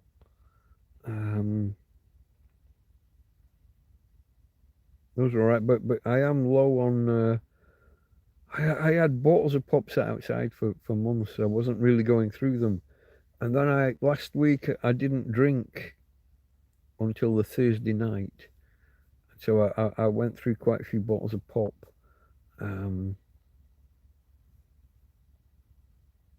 Yeah, I think I went 5 days or so without any booze. Quiet. What's wrong? What are you hearing? Is it the rats? I got the traps outside. They're not really capable of taking down a rat, but they'll give it a nasty zing. Where was I? What are you for power? 57 on the tablet and on the phone. 26. Why is that not charging? Now it's charging. Okay, I didn't realise.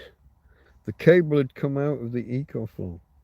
I sat here with the wire in thinking it was charging and it wasn't. Now you know. Hold on.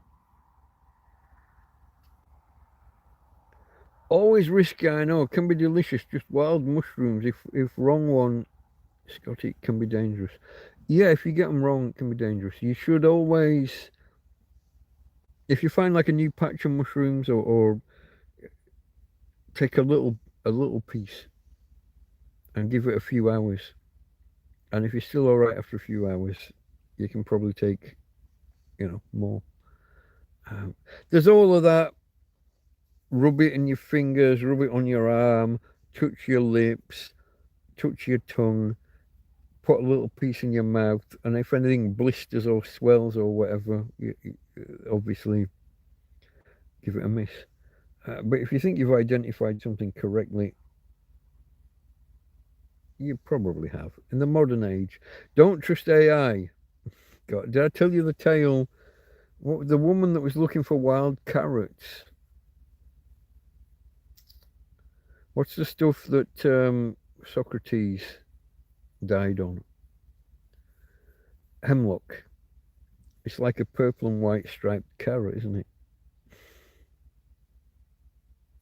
Let's see if we get a picture. So, this woman took a picture of this purple and white striped carrot, and AI assured her 5 times. She questioned them and said, "Are you sure that's not? Are you sure that's? What's the difference with that and him?" And oh, no, guaranteed that's. No, it wasn't. It's only that she had a friend who knew better that she referred to. Hold on. Hemlock versus wild carrot. I don't even have to finish typing. We've got wild carrot or wild parsnip, but yeah, okay.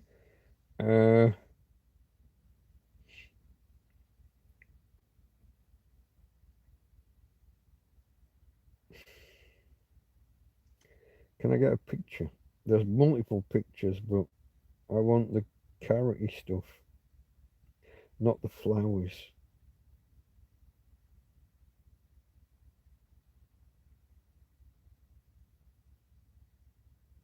That's just a picture of wild carrot. Oh no, that's hemlock on the bottom. Okay, here's one.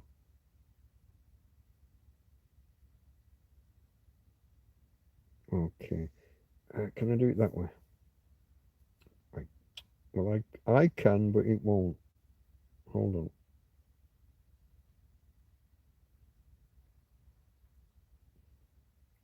It's not that obvious on the picture of the.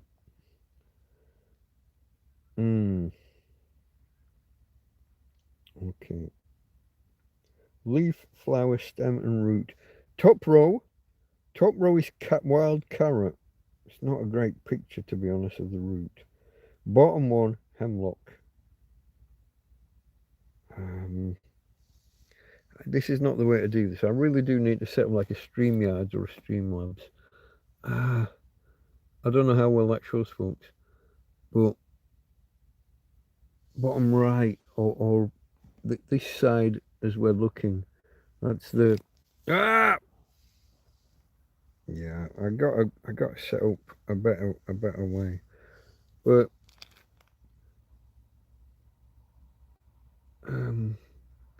they're not that different. Wild carrot stems are a little bit more hairy. The leaves both look carroty. The flower is a little bit more. The wild carrot flower is a little bit more upturned umbrella, whereas the hemlock is a little bit more umbrella rather than upturned umbrella. Stem's got a little bit more purple in the stem for the hemlock. The roots themselves, you wouldn't be able to differentiate if you didn't know. Yeah. Gonna get you. Foraging is dangerous. Even experts get it wrong sometimes. The woman that really knew mushrooms in Australia killed her whole family and some of the neighbours. Did she get found? I think she got found guilty of murder. Hold on. Australian mushroom woman. Is that going to work? That's not how you spell mushroom. It doesn't have a 7 in the middle of it. Australian mushroom woman. Is that a crazy try? Okay, Australian mushroom woman trial. Let's do that. Erin Patterson was found guilty of murdering 3 relatives and attempting to murder a 4th by serving them a lunch of beef Wellington laced with death cap mushrooms. July 2023. In September 2025, she was sentenced. So that is the one I'm thinking of. Why did it take them 2 years to sentence her? Did she appeal? Maybe she appealed.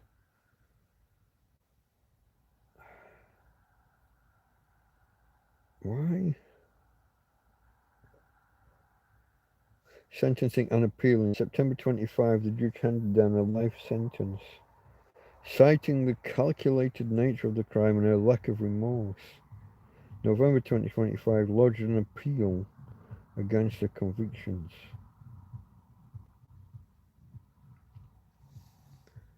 Foraging, folks. Foraging. I've no idea. I'm not expressing an opinion on her guilt or otherwise. I don't know enough about it. What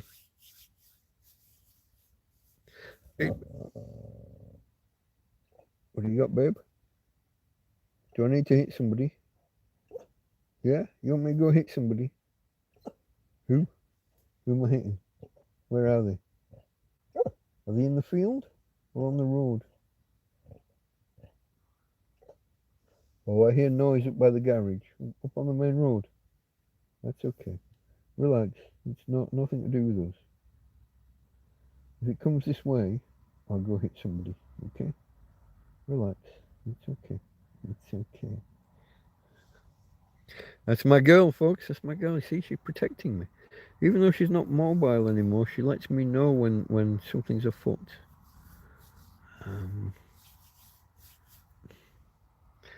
Where are we? 3.5 hours almost.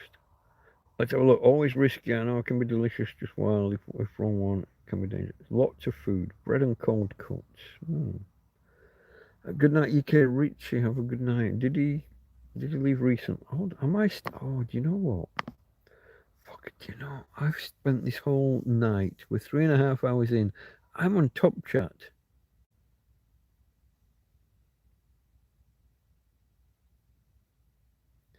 Somebody kick me in the balls or something. I did this on Tuesday as well. When we had one of our raid Tuesday night. Live chat, folks. Always live chat. Top chat is rubbish.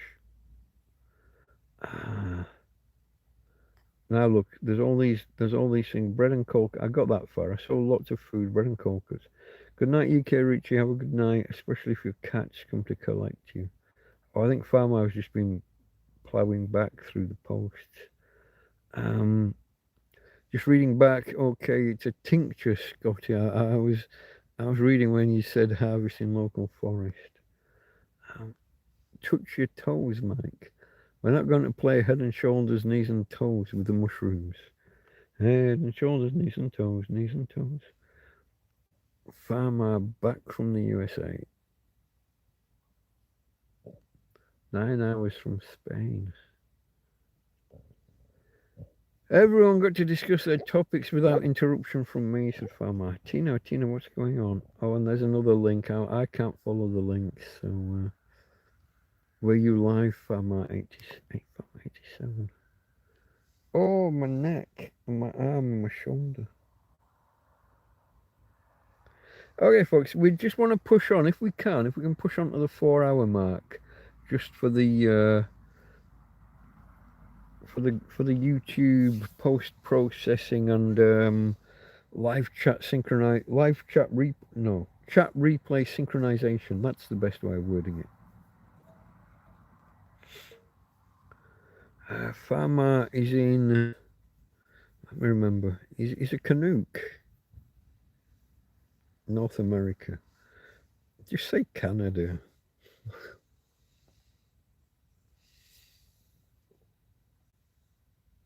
I can never remember whether he's actually Canadian or whether he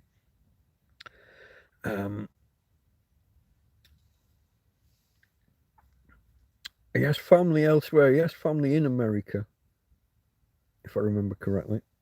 So I'm not sure if he's American but living in Canada or if he is actually a Canuck himself.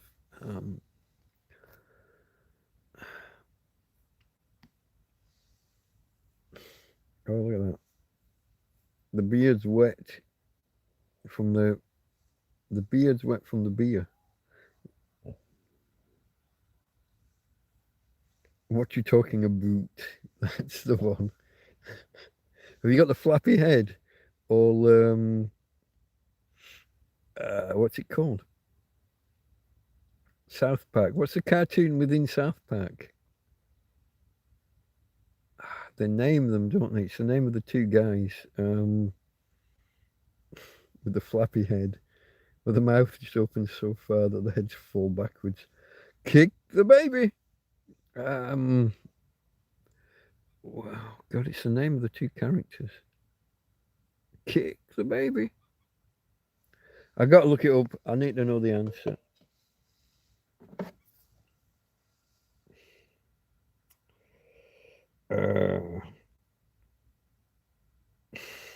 I know this is silly. Sorry, folks.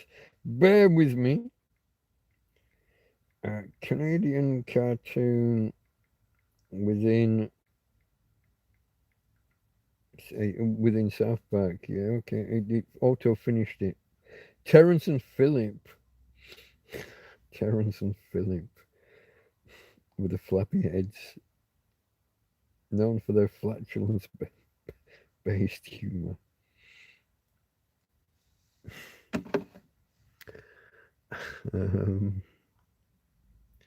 Kick the baby. Where are we? North Carolina, but farmer humour doesn't seem like American. Canuck is Canada. Oh, the guy looks like Puppet Pete or something.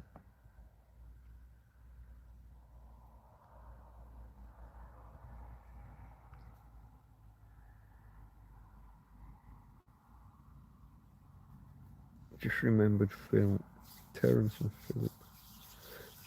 Okay, folks. 3 hours 30 minutes. The grift is strong with this one. It says that's what I typed. One donation so far. I think. Hold on. What did it do? Oh, that's something different.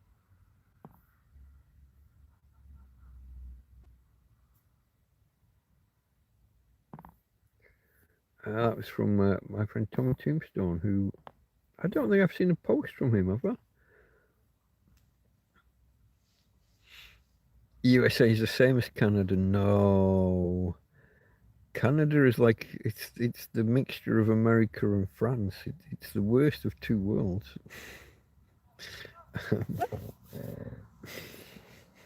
There we go. Now I've offended everybody.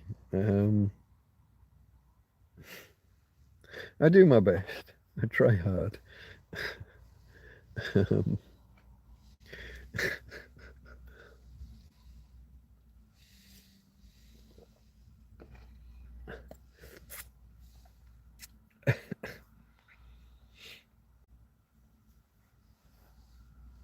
Are you snapping at flies? I haven't seen any.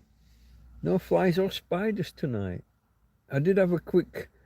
I had not preliminary. I went around with a fly spray before we went live, about 10 minutes before we went live. So far, I haven't seen much in the way of flies or spiders. But Tina's just had a. Did you get one? Or did you just snap at it? I think you ate it. Did you? If she just does a single snap, that means she missed. If she bites and then, that means she got it. And I think she did that. I think she was just chewing on it. Babe, did you catch a fly, you clever girl? Yeah.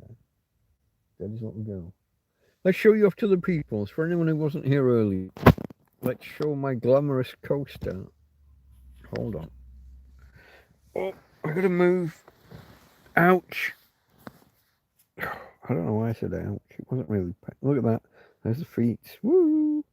I got them wrong way around. Look how dirty they are. I need the flash, don't I, darling? Here she is. Hey, babe. Tina, girl. You're gonna talk. You're gonna talk to Fama. Come on, talk to Fabrizio. Come on. You got to talk to Fabrizio. No?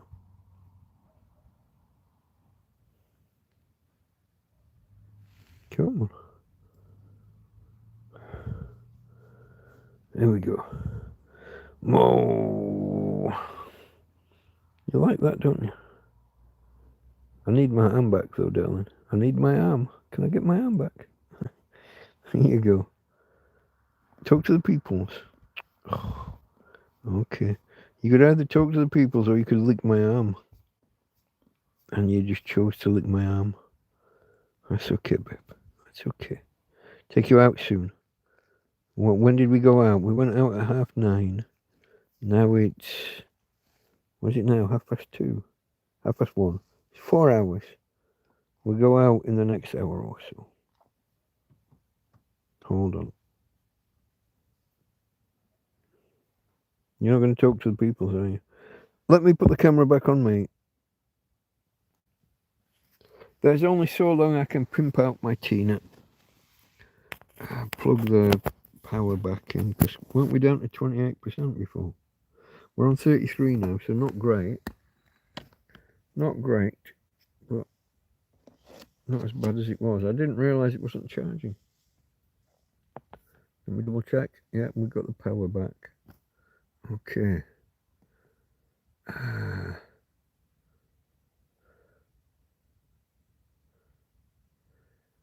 Jasper, hold on, let me.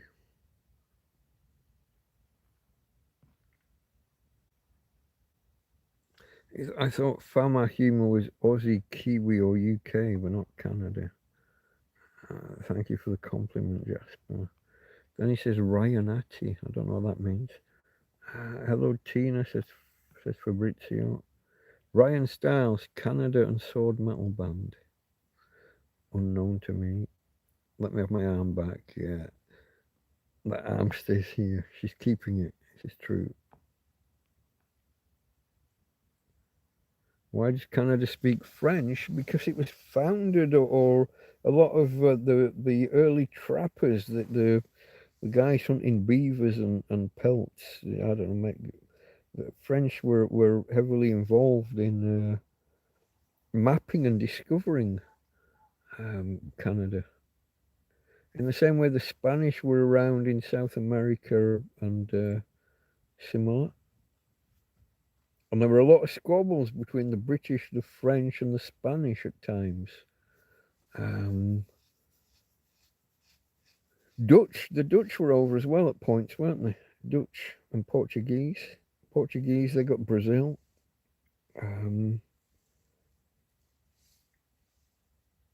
All of the colonizers. When it came to running colonies and colonizing places, we were the fucking best at it. Something to be proud of. Quebec doesn't want to lose French identity. And if you're of a French ancestry, you wouldn't want to, would you? In the same way that Britain shouldn't want to lose British fucking ancestry and British culture.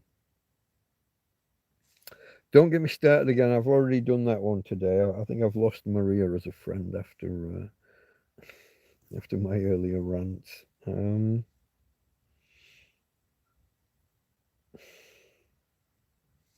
Sorry, Marie.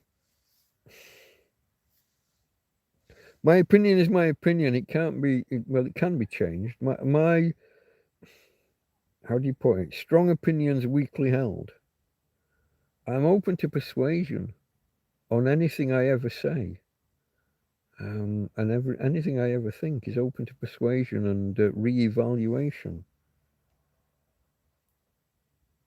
But some of my opinions are fairly strongly held, or at least strongly expressed. Always open to re-evaluation, reinterpretation. But the invasion of the Western world,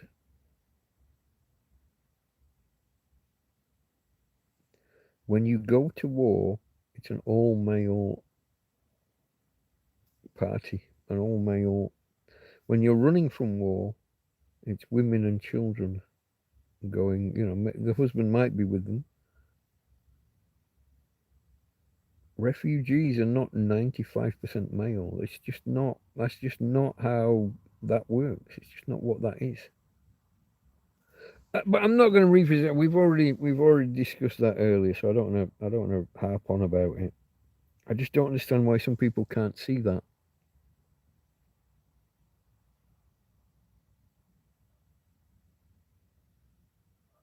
I don't know why that isn't persuasive to people.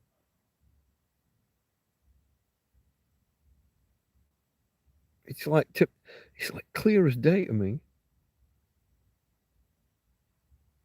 When we invaded Normandy in 44,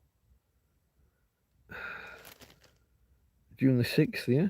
When we invaded Normandy, all male.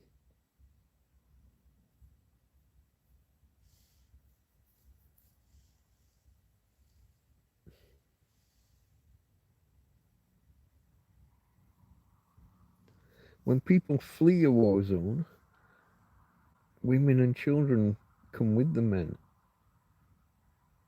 You don't run away from a war zone and leave your wife and kids behind. It's just, isn't it obvious?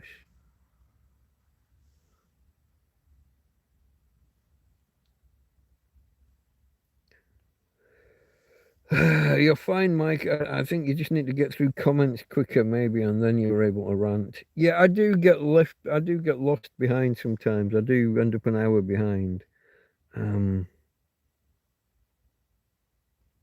What was slavery in Canada like? You need no Confeds, Confederates in USA. What about Canada?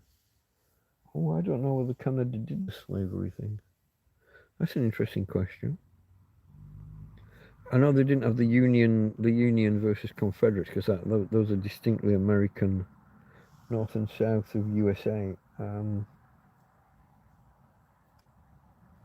Britain. Okay, so Canada,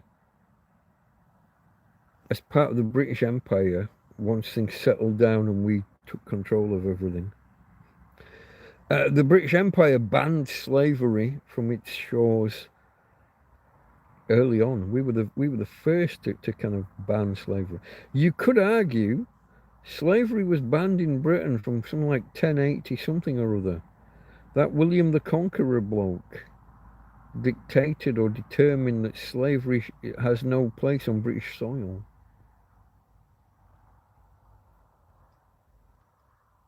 We did then take part in the slave trade, but they didn't step foot on British soil. Any slave who stepped foot in Britain was automatically freed, or should have been automatically. There was a court case about one slave who was brought to Britain, but he was freed.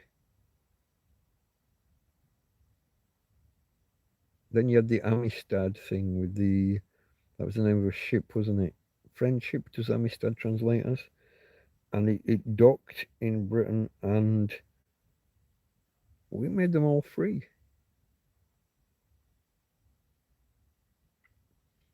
And then we spent 200 years paying our navy to blockade the African slave trade. So nobody could bring slaves out of Africa. We did that. It's one of our proudest things, really, when you look back at history. Our part in the slave trade. Something to be proud of, because we ended it. First, we ended it in Britain. Then we ended it in the Commonwealth. And then we said no one else should do it. And we spent 200 years blockading it. We paid to free slaves in some countries. We paid people who owned slaves. We paid them off to free the slaves. And we only finished paying off the debt for that about 10 years ago, 10 or 15 years ago. Blood, sweat and tears, though. We shed blood over this. Fighting pirates, ship to ship. We should be proud. Britain should be more proud. This should be more well known. Our role in ending the slave trade. And we pressured that Lincoln bloke. The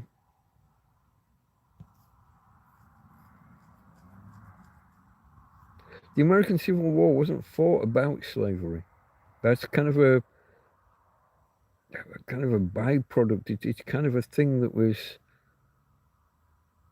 because of pressure from externalities, pressure from outside, it became a factor. It's not what it started off about. Again, pressure from us, as well as others.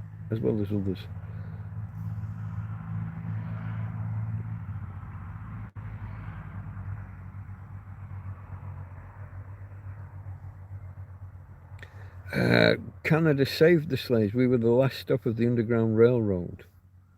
Okay. No Canadian cowboys. Canadian cowboys. Canada's quite cold, isn't it? Long winters. Harsh winters. There was trappers and I don't know how far back. That's probably earlier. But Canada's all about the trees and the animal furs. If you go back, then I'm probably simplifying. I'm probably offending. I'm probably doing all the things wrong. Hit the like button, everybody, says Farmer. Nobody is doing that. I think everyone here already has hit it or decided. Oh, look at that! I didn't see you. You escaped as well, you little bugger. You chewing on something again. Did you catch another fly?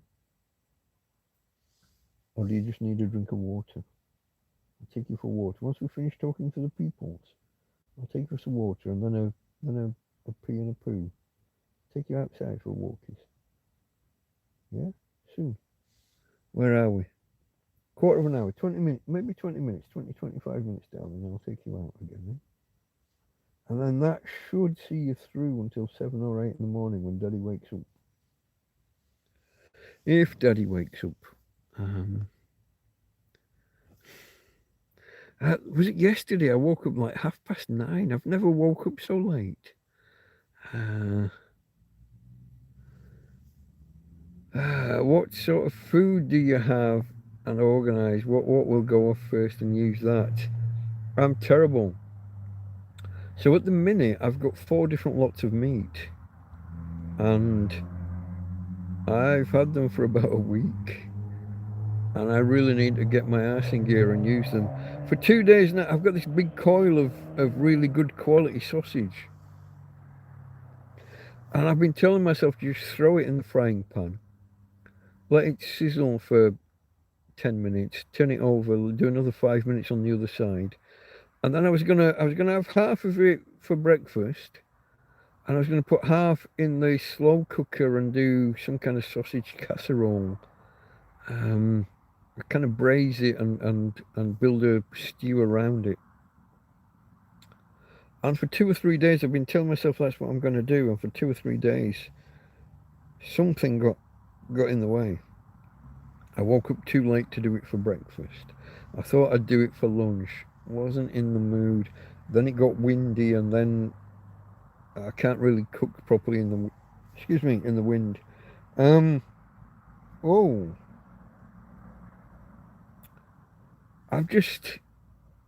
there's no real system. I had some mushrooms that went off because I didn't know I had them. So many bags of food from so many different people, and I've started to hive stuff off. Jars and things are on the veg rack for storage, because everything in jars will last forever. Jars and tins. I've got salad that needs using. That's in the cool box. So not the fridge, the overflow from the fridge, the separate cool box. There's lettuce, cucumber, tomatoes.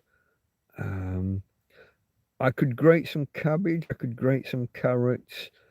I've got sweet corn. I've got sweet corn. I've got salad needs using. I've got meat needs using. I've got all sorts. Can I even remember my 4 different meats? The big coil of sausage, 2 separate packs of minced beef, and a set of pork. I think I've also got. Oh, Ismail brought me separate sausages. I've got another. Man, I've got 6 different lots of meat need using. And there is no system for using it in order. There's just me, what I feel like, and what I get on with.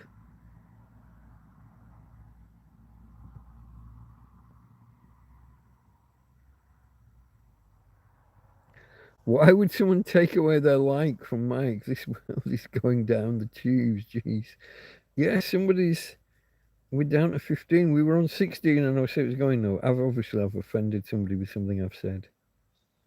Or maybe, there's a slight chance that someone's hit the like button a second time and accidentally undone.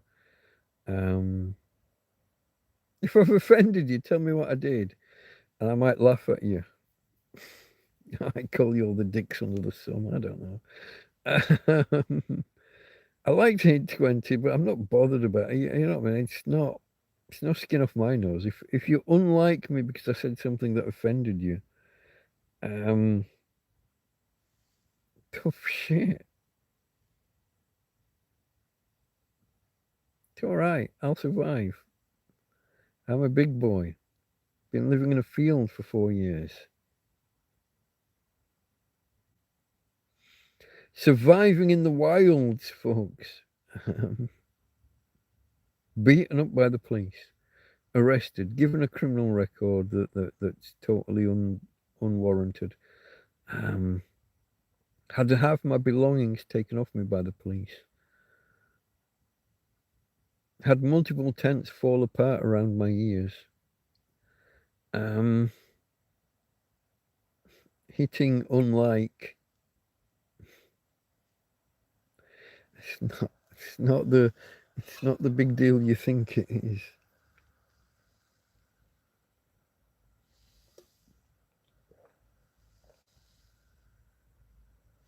Mm-hmm. Still dribbling. It's what happens when you use a sippy cup. Not so bad. It's not long ago that my beard was like brown down here, and that was just from coffee spilling out of the, spilling out of the cup and down my beard. It wasn't actually brown. It was just coloured brown, stained brown by coffee. All right, back there, babe. Tina's all right. We are on 3 hours 51 minutes, folks. I am just hanging on. I mean, if there was enough people here, I would keep going beyond 4 hours. We're up to 10, which is all right. Well, we were down around 7 or 8 at one point. Back up to 10 people watching. If you give me topics to talk about, I can talk about them. Eat before bed, said Jasper. Cooking in the dark with gas.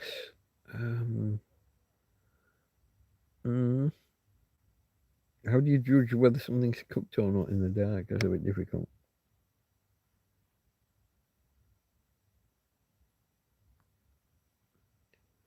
Hold on. What happened there?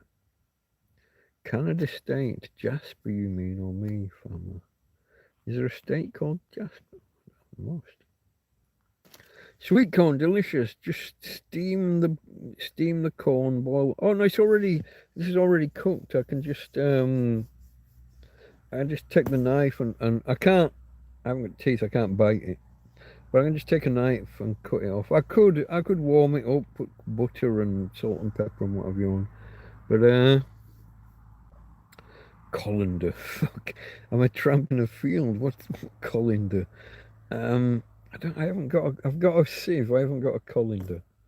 I've got a sieve, I've got a box grater. Can you hear the dogs? You are live, which means that for some amount of time we weren't live. I don't know how long. Give me a clue. How long did I disappear for? Farmer says 16 or 17. Oh, I'm seeing 15. My counter says 15.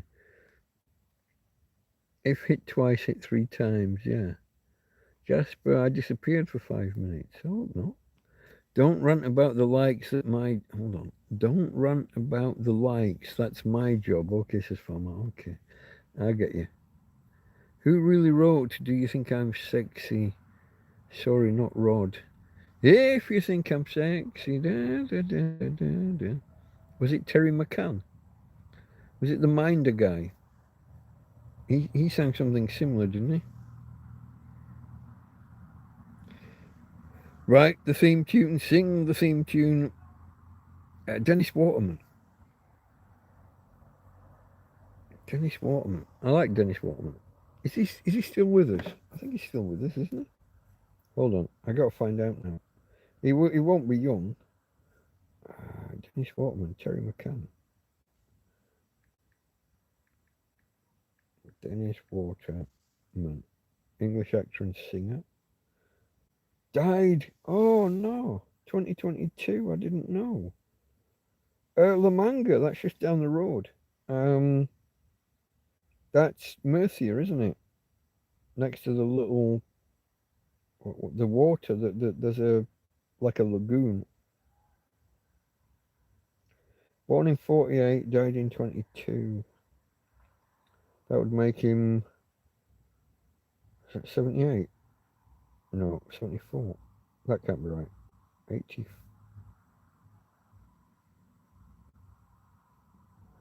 74, yeah. I thought it was older than that. 74 doesn't seem very old.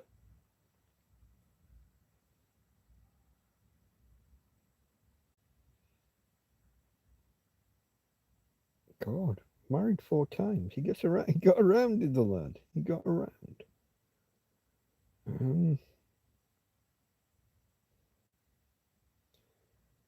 Sweeney, Minder on the Orient Express.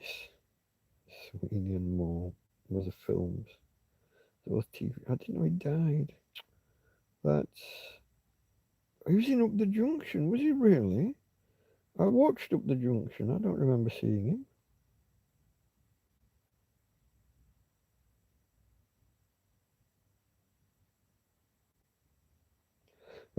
Lots. He's in a lot.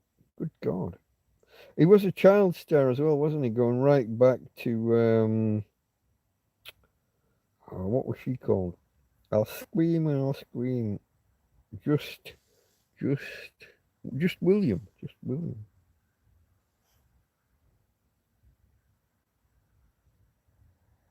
I didn't know he died. 3 or 4 years ago now. You see, I'm out of touch because I'm not home in the UK. I guess I don't see these things. You have clippers or razors to shave it off. I have both. I have electric beard trimmers. I've got electric separate hair cutters, but really either could be used for either. They're interchangeable, really. And I've also got a Gillette Mach 3 here somewhere in my toiletries bag, I think. And the blades are under this chopping board.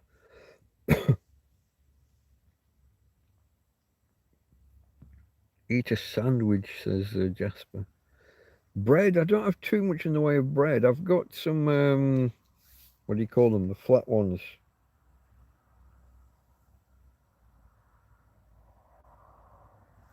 Tortilla?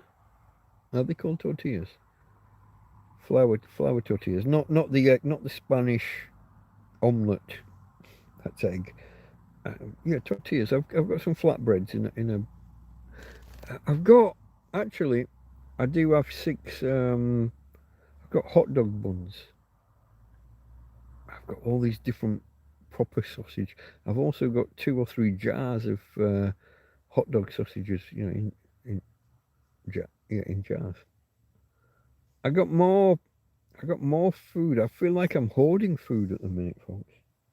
I'm not eating enough and I've got it laying around. Who let the dogs out? Who let the dogs out? I don't remember what that group was called, but Drummer Carmine a piece of peachy. Kenny Everett, Rod Stewart, do you think I'm sexy? Inventing flat. Oh yeah, Kenny Everett with the inflated bum. I watched all of Kenny Everett. What's it called? The Kenny Everett video show. The ITV. So the BBC got rid of him and he moved to ITV. And yeah, I've got the entire. I watched the full lot. The guests, Mike. The guests on the Kenny Everett video show. He had everybody. Anybody who was anybody. Queen, Rod Stewart. Rod Stewart was actually on the program. Freddie Mercury, yeah, Queen, Freddie Mercury, Rod Stewart. What's the American lass called with the leathers? She was on the Fonz. Not Joan Jett, the other one. Susie Quattro.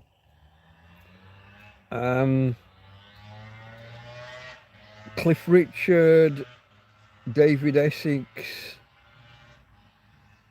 It's like a who's who of 70s and 80s music. Was it Wizard or was it Slade that was on as well? He had all of the people. Is it a West End girl? West End girl. What were they called? It's a West End town. The East End boys and West End girls. Boom, boom, boom. Why can I not remember their names?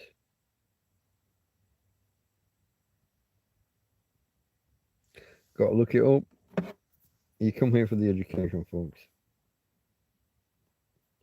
That was about 1985 or thereabouts, wasn't it?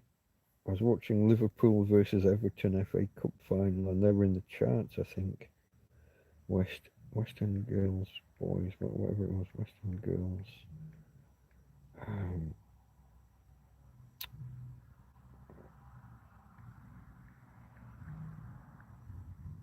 There we go. Pet Shop Boys. Why could I not remember the name Pet Shop Boys? Oh, Neil Tennant. And Chris Lowe. I didn't know his name. Neil Tennant, I would have known the name of. Who knows, folks? Oh, I'm farting when I didn't know about it. Whoa. Darren, let's go, champ. Jill and George looked after you, mate. They did indeed, mate. Yeah, they're your parents. Yeah, I gathered. Darren, let's go, champ. They looked after me fantastically. Let me think back. Was it last Saturday that your dad brought me? He said he was going to bring me a kebab at some point, and he did. Honest to God, me and the dog. That was food enough for 2 days. And then he said he'd come back with some stuff before they left. And I thought he meant like the whatever was left in the fridge or the cupboards. And no, he went shopping for me. He came back with bags of food. I'll be honest, I had so many bags of food from so many different people. I now have difficulty picking out who brought what. But I remember I ate a baguette with lots of jamon serrano. I think there's also some boiled ham in the. Was that from him? I think that was from him. Yeah, no, he looked after me fine style, mate. Yeah, no. He was here the other day. He was in chat. When was he in chat? Tuesday night. Tuesday night it would have been. So they went home. Did they go home Monday or Tuesday? Monday maybe. I'm not sure. But he was in chat. I did a 6.5 hour stream on Tuesday, and I think he was here then. Pet Shop Boys. You were too slow, Jasper. I had to look it up myself. I don't know if you got there before me, but I was already looking it up. That is Farmer welcoming Darren. Great parents. Thank you to them. Yeah, thank you. What music you like, Mike? Oh, God. I like all sorts, mate. I have very eclectic tastes. I can literally listen to Gregorian chanting. It's kind of got a haunting. When you hear them like in a cathedral, kind of, and it's that echo. Everything from that. Opera. I like a bit of Wagner. Probably seals my reputation as a far right fucking Nazi, doesn't it? The Ring Cycle. I've got that. I had that. Was that on this hard drive or was that on one that I left at someone's house? She's dead now, so that's probably been thrown away. I do like the some opera, not all. But I do like Wagner's Ring Cycle. But then early rock and roll. Roy Orbison, Elvis, Matey Boy, Man in Black. Was he called? Can't remember. Also, Jim Reeves, um, Gene Pitney, um,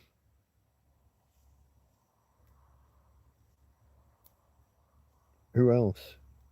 A lot of those 50s and 60s rockers, early rock and roll. Um, Billy Fury, the British guy, Liverpudlian Scouser. Also, Del Shannon. A guy tried to swallow a shotgun. That didn't end well. A lot of that. A lot now. Hmm, how to say this? How to say this? Different phases in your life when you're going through different emotional phases, especially unrequited love or when you break up. A lot of the Gene Pitney and Del Shannon really resonated at various times in my life. It sounds like soft and girly to say, but you know, when you're in a breakup um, or unrequited love, when you're madly in love with somebody and not getting and it's not reciprocated, um, that's hard. And those songs, a lot of the Gene Pitney and Del Shannon songs, um, they were a major part of my, what would you say, late teens, early 20s, until I met the lady that became my wife. Um, yeah, I went through very emotional times. Again, the ugly face thing, because I've said about cherubism, insecure. Even after I'd had surgery and so, the insecurities and things. You walk in a room and someone's laughing, and you're sure they're just laughing at you and your appearance. Um, difficult phase of life that. Um, other music, all the 80s pop stuff. I was very much into all of the Stock Aitken and Waterman, the Banana Ramas, and the all of that 80s music. And then into the 90s, things got a little more serious music wise, didn't they? Oasis and all of that. I was more Oasis than Blur. What was that guy? Common People, the guy with the glasses. Don't remember his name. He tried to attack Michael Jackson on stage. Jarvis Cocker. Was he part of a band? He wasn't just Jarvis Cocker, was he? What was his band? Living in the land of the common people and all of that. Let's meet up in the year 2000. Jarvis, me old cocker.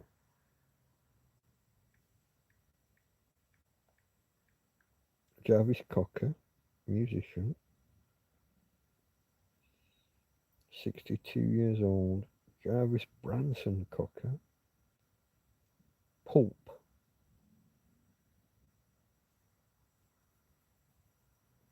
Became the reluctant figurehead of the Britpop genre in the 90s. Jarvis, me old cocker. Yeah. Joe Cocker. I remember Joe Cocker. That's more 60s, wasn't it? Yeah, yeah. New Romantics. Was never New Romantics. Your late 70s, early 80s, yeah? New Romantics. Give me an example. Who was New Romantic? Brian Ferry and uh, who's around then?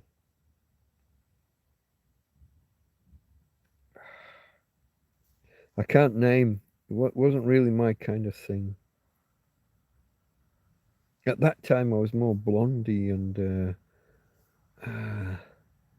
Visage. They have strange haircuts. I don't remember Visage. I remember the name. I couldn't name a single song. What was Flock of Seagulls? What were they? He had a funny haircut as well. Not my music, said Jasper. Yeah, no, not mine.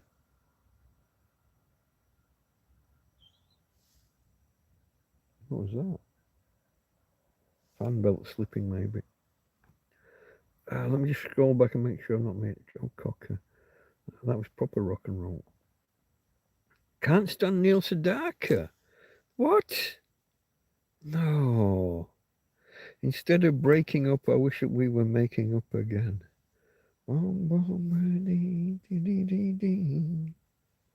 Breaking up is hard to do. I love Neil Sedaka. It was the other Neil as well from the same time. What a beautiful sound. What a beautiful noise. What a beautiful noise. Neil played the jazz singer in the film.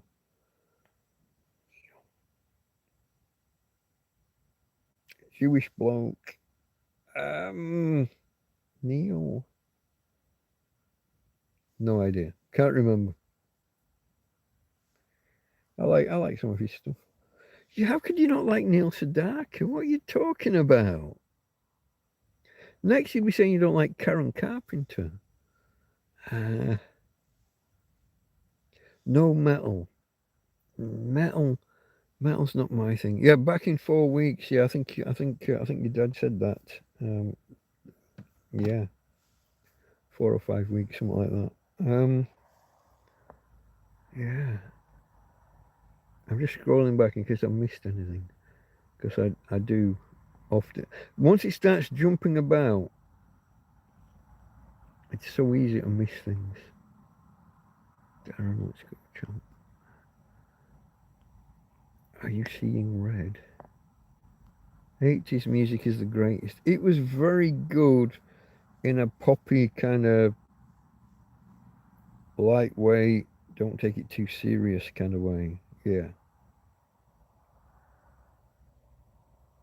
You had the kids from Fame and stuff, didn't you? That was early 80s. Leg warmers and I'm Gonna Live Forever. Irene Cara. Irene Face. Is it? Cara means face, yeah? Spanish, I think. Irene Cara. Didn't she also do Cara? Flashdance? One or more of the songs in Flashdance. But Fame, I'm Gonna Live Forever. Baby, remember my name. Fame.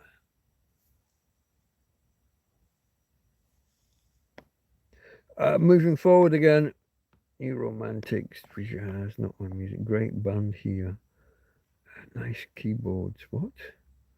Oh, Carol, you are such a. No, I am such a fool. Darling, I love you, though you treat me cruel. Karen, who was he chasing? Carol. He was after somebody, wasn't he? He was after another singer. Oh, Carol. One of the, what do you call them? The troubadours. Carol King? Carol King. That was his attempt to woo Carol King. She had a good voice. Not on a level with Karen Carpenter. There's a voice. My God. Crisp, clear, and bang on. What was that? No, Karen Carpenter. That's a voice. Probably the crispest, clearest female vocalist of all time. Some voices are distinctive but croaky, or she's just crystal clear. Just. I love that. A distinctive voice seems to be preferred nowadays, rather than a kind of a crystal clear voice.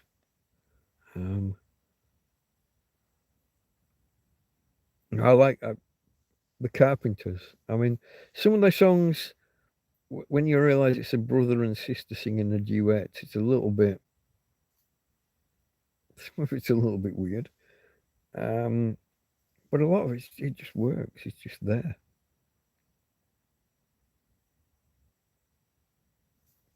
She had the voice. He had the musical talent, I guess. Yeah. Mel Torme, the Velvet Frog. Mel Torme. Wasn't he the? Isn't he the voice of cartoon characters? Is that not? Was he not? Beagly Beagly. Um, Buck Rogers. What's his little robot called with the penis head? Tweaky. Beagly Beagly. Is that not Mel Torme? Mel and Bugs Bunny. I might have the wrong Mel entirely. I don't know where we are here. Oh, Carol, I am such a fool. Darling, I love you, though you treat me cruel. Oliver Onion's music. What? Are those? Are you just typing random words now, Jasper? Oliver Onion's music. Farmers. I'll follow those links.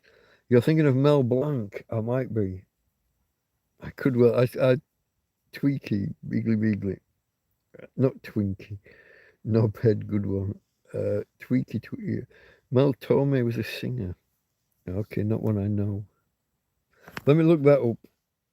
I need an education, apparently. And I'm here for the education. Always happy to learn something new.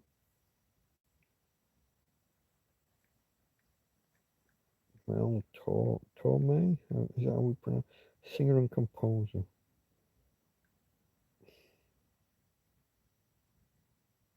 Doesn't look familiar.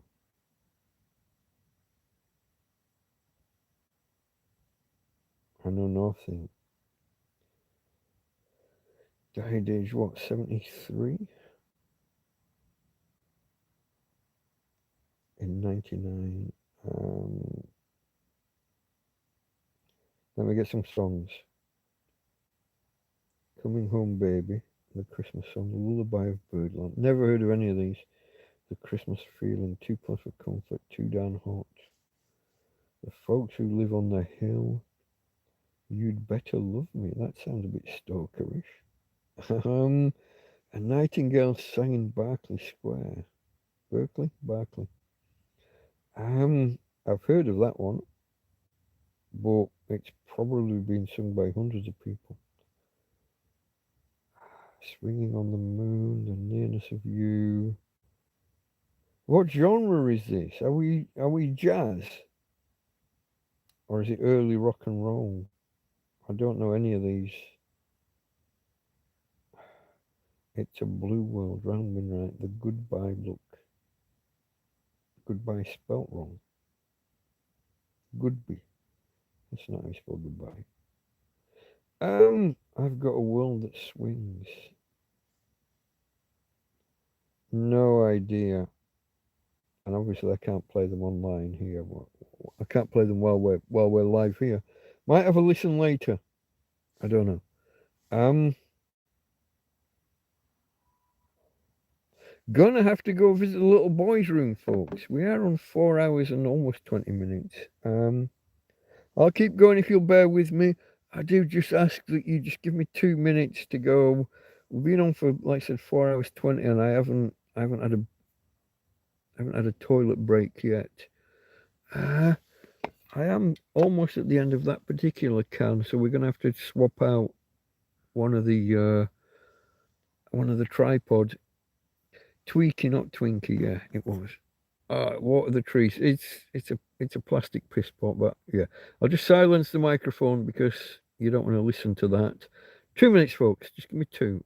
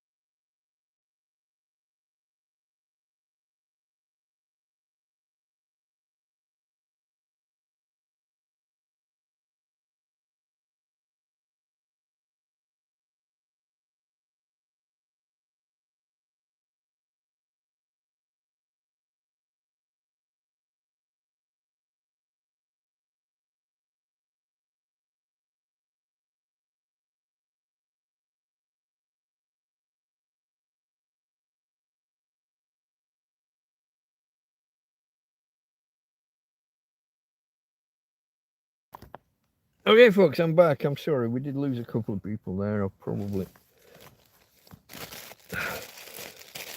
bored them with it with no screen, with nothing happening, disappearing in the background.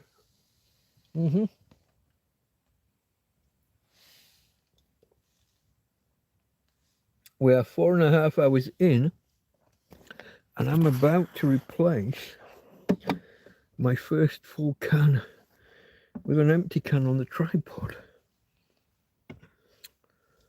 Oh, look at that. It's standing on the flat blade of a knife. That's no good. Hold on. Wait a minute now. Can I not move? How did that? The full can was on the knife blade. Shit. Hold on. That seems... that seems unlikely to be reliable. What could possibly go wrong, farmer? An empty can in the tripod and a lantern that likes to jump at me.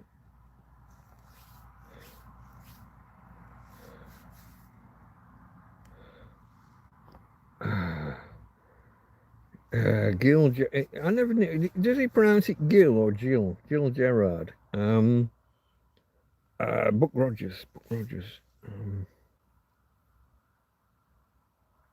Let me water the trees. Okay. The velodrome cyclists have knobhead helmets too. They must have an idea of Buck Rogers. Yeah, the cyclists in a velodrome. Yeah, they're trying to be all streamlined and aerodynamic, aren't they? The pursuit. That's a strange sport. The bicycle pursuit. Sounds like it should be fast, and it goes really slow. It's cagey. It's like a game of chess.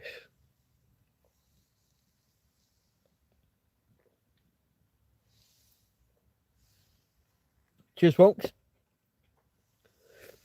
Thank you for joining me as we enter the weekend, I guess. Friday night into Saturday morning, isn't it? 2:25 here in Spain. 2:25 a.m. on the... give me a date. Saturday the 23rd of May. 23rd. So we've got just over a week left of... and Monday will be the 25th, and I'm going to do my Happy Christmas. Cook some kind of big meal. I don't know exactly what kind of big meal. But you'll be there with me while we do it. I like Tim Thomerson. Tim Thomerson? Also, good comedian. Don't know that one. No, don't give the lamp opportunities, yeah. Okay, I'm working backwards. Mike, have you ever thought of possibly heading to UK? Possibly there is public housing... jumped. Where are we? Oliver Onions is Guido and Maurizio De Angelis. And now you're just... that's just gibberish. What? Oliver Onions is Guido. And Maurizio De Angelis. I don't know what any of that means. Are these names of people, maybe? Alright, what are the trees? That was me going to the loo. That's velodrome cyclist. Hold on. Tim Thomerson. I don't know that name. No, don't give lamp opportunities. Possibly there is public housing now you could acquire. Just thinking out loud, Mike. Heading back to the UK is difficult because of the way the European Union is now. I'm within a region called Schengen. So all these countries, once you're in the EU and the countries that have signed up for Schengen, you can move around and cross borders and there's no passport control. Getting to France, no problem. There's no passport control. You go to France, Portugal, whatever. The moment I try and leave those countries to go to the UK, we hit passport control and computers, and if there's a warrant for my arrest that I don't know about, if there's any other issue with police, unpaid fines and things. The fact that I've been here as long as I've been here would just get me pulled into a dark room and questioned. Whatever flight or boat or whatever I've booked, ferry, whatever I've booked, I would miss because I'll be in a room being questioned and they'll try and fine me so many hundreds of euros because of how long I've been here. Then I got to book another plane or flight 2 days later or whatever.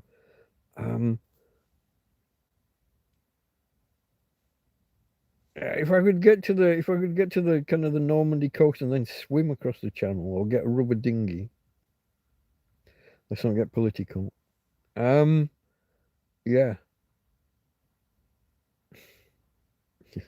But no, if I have to go through any kind of passport control, I will get pulled by them and their computers.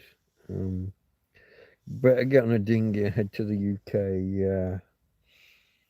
Except those guys that are doing that are charging thousands of pounds or thousands of euros to each person that does it. This is why they're not.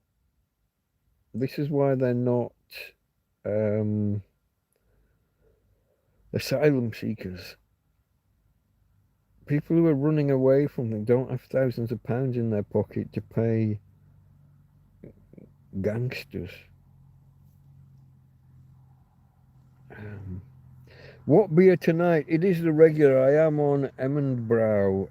Emdbrow. It's backwards, but you see the marking. And if you can read backwards, I can. I have no problem reading backwards or upside down and backwards. But some people don't have that ability, apparently.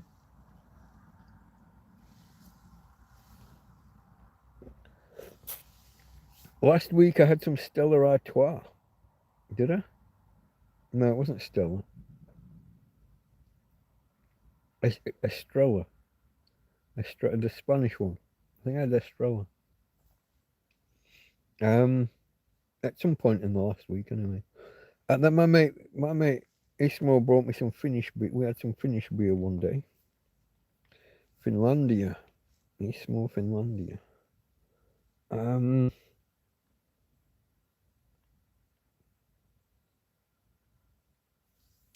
I had some whiskey, didn't I? I had whiskey. I just finished it. I've had it a week. It was a half bottle. I finished it. Was that today or yesterday? Might have been this afternoon. Might have been yesterday. Had it a week from Mark, who went back home last Wednesday, maybe. There's a guy. He had 3 bottles, and he brought one and said he might bring the others. And I said, no, you can. I'm sure you can find somebody else to donate the rest to. I don't want. I get a reputation.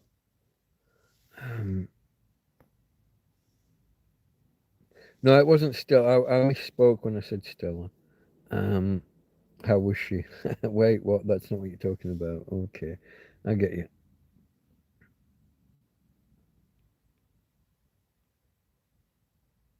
Oliver Onions wrote many theme music for films. Not a real. What time in Canada? Canada, the East Coast will be the same as US Eastern Time. 6 hours behind me, 5 hours behind you, Jasper, I think. 6 hours behind me will be 8:30. That's the East Coast, and you can anywhere 4 or 5 hours you can span to the West Coast. 5 hours earlier than that would be 11 hours behind me. 11 hours behind 2:30's 1:30. Anyway, pick your point. It could just be 1:30 in the afternoon still somewhere, could it? Have I got that right? 6 hours for Eastern. And then there's 4 or 5 time zones across America and Canada. Sounds like too many. 11 hours behind doesn't sound right. But it isn't. In the international dateline is somewhere between America and Russia, Canada and Russia, Bering Strait or whatever that is. Have I got the right name, the right word? Something like that. Because Russia's fucking huge. That's the biggie. Is that you or was something else making a noise? It's you, isn't it? It's you. Why are you licking the bedding? What are you doing? That's weird. Why are you doing that? I bet if I put the camera on you now, you're going to get all shy and face the other way. Yeah, you're licking everything. I know. I don't know why you were licking the bedding. That's just weird. Is that your other paw? Where's that one? Okay, is that your paw? Where's your other? Okay, they're both there. No, stop the lickety. Stop it. Sorry folks, Buggerlugs has just been a nuisance. Let me what time in Canada? Real names. Oliver Onions wrote many songs, okay. On a ding what beer we did that one. No, it wasn't still. Why is there so many women say look at me sexy YouTube full of it? Why is there so many women say looking at me I'm sexy YouTube full of it? Oh, Jasper, you gotta do a little bit better with this sentence structure, mate. I'm fairly good at parsing these things, but I'm just not quite getting. Are you saying why are women on YouTube saying look at me I'm sexy? Because they make money that way. They're luring you probably to their OnlyFans site. We got a whole generation of e-prostitutes.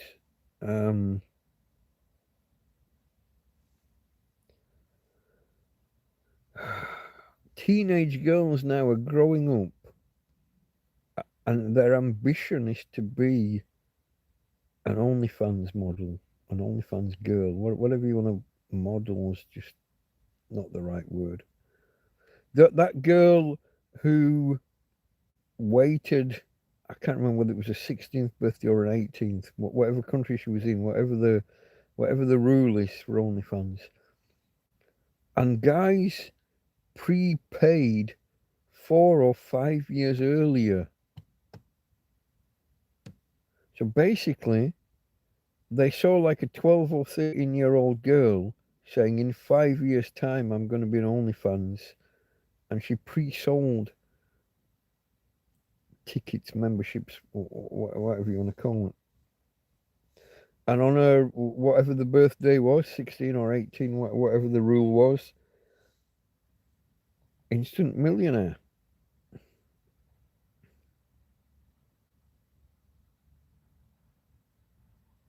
Who were the guys paying up front to a 13-year-old to see her naked in 5 years' time?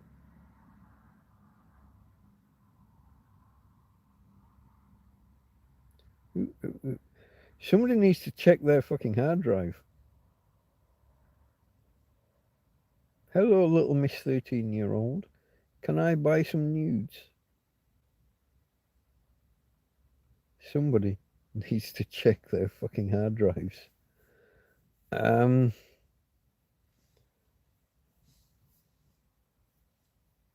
need to have another spray, don't get rid of the flies.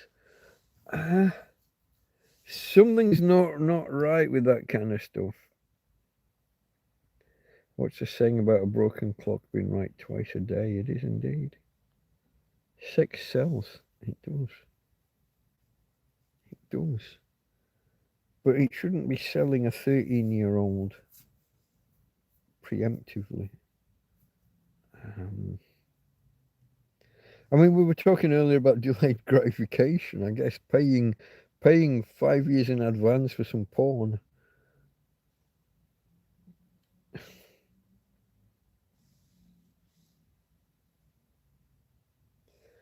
I guess there's some delayed gratification there, but don't know what it says about the girl or her parents or that generation.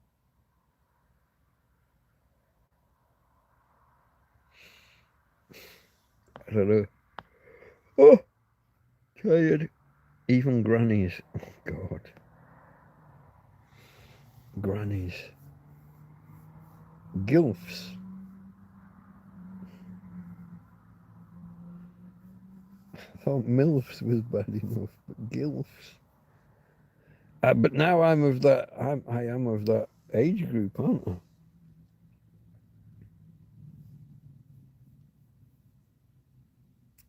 There's a thought. You see, now when I see a really good looking kind of 20-odd-year-old, I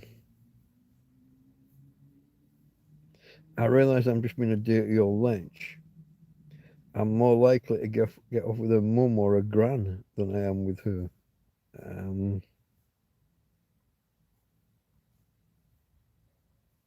that's just a weird realization when you realize you're at that age. You're never going to pull that 20-odd-year-old. Don't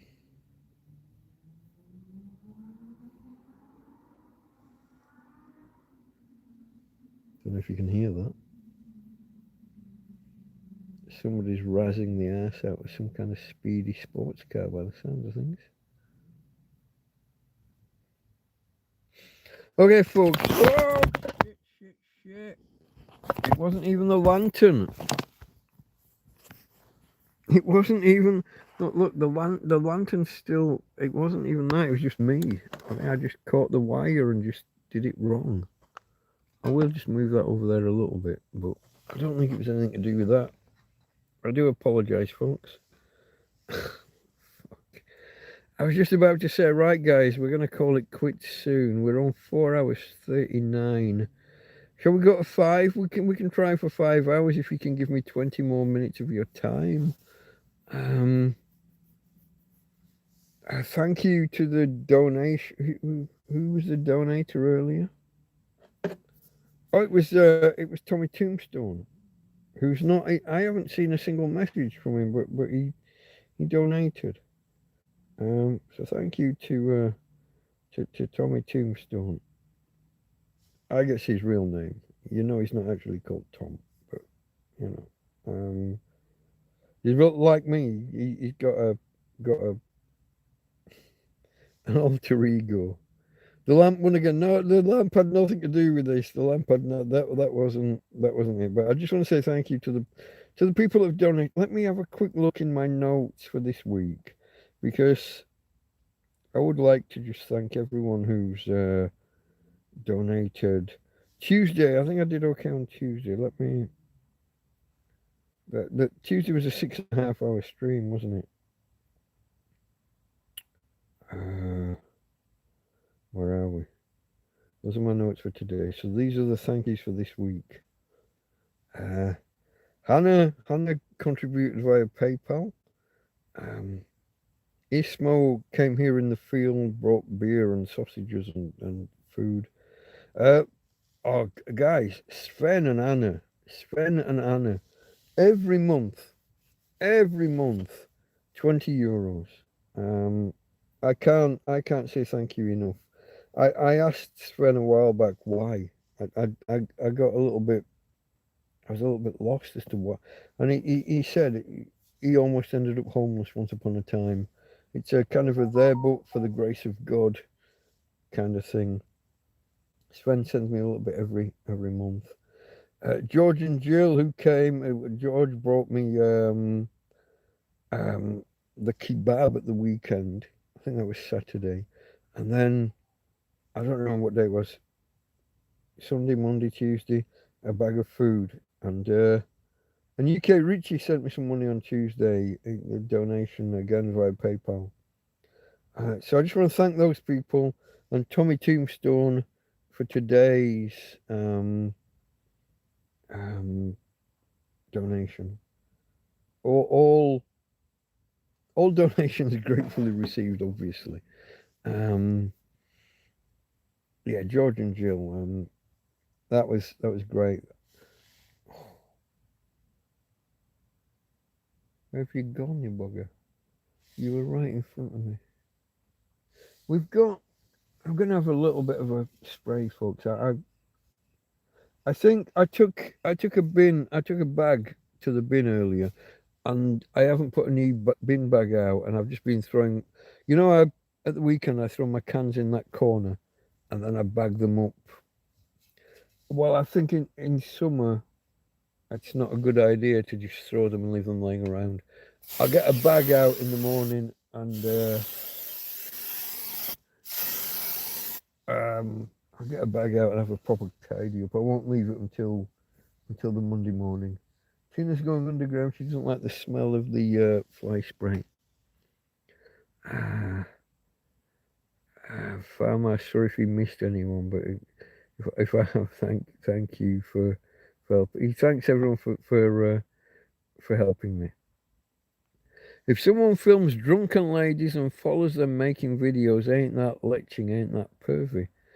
Yeah, if they're not consenting to being followed and filmed, yeah, that's very pervy.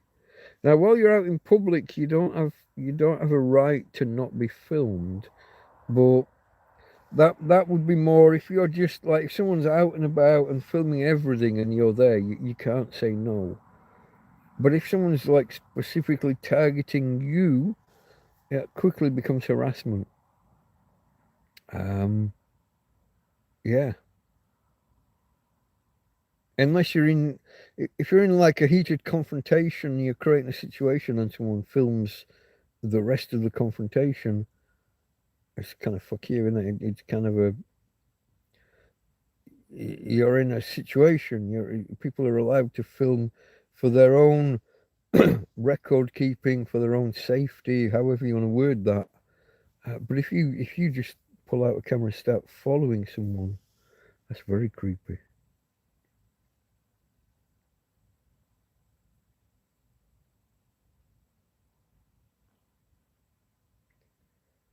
Um, the lamp one again, 20 minutes. Yeah, I am just trying to. There's no reason. I just round numbers, isn't it? I mean, we're over 4 hours. I could end it at any time.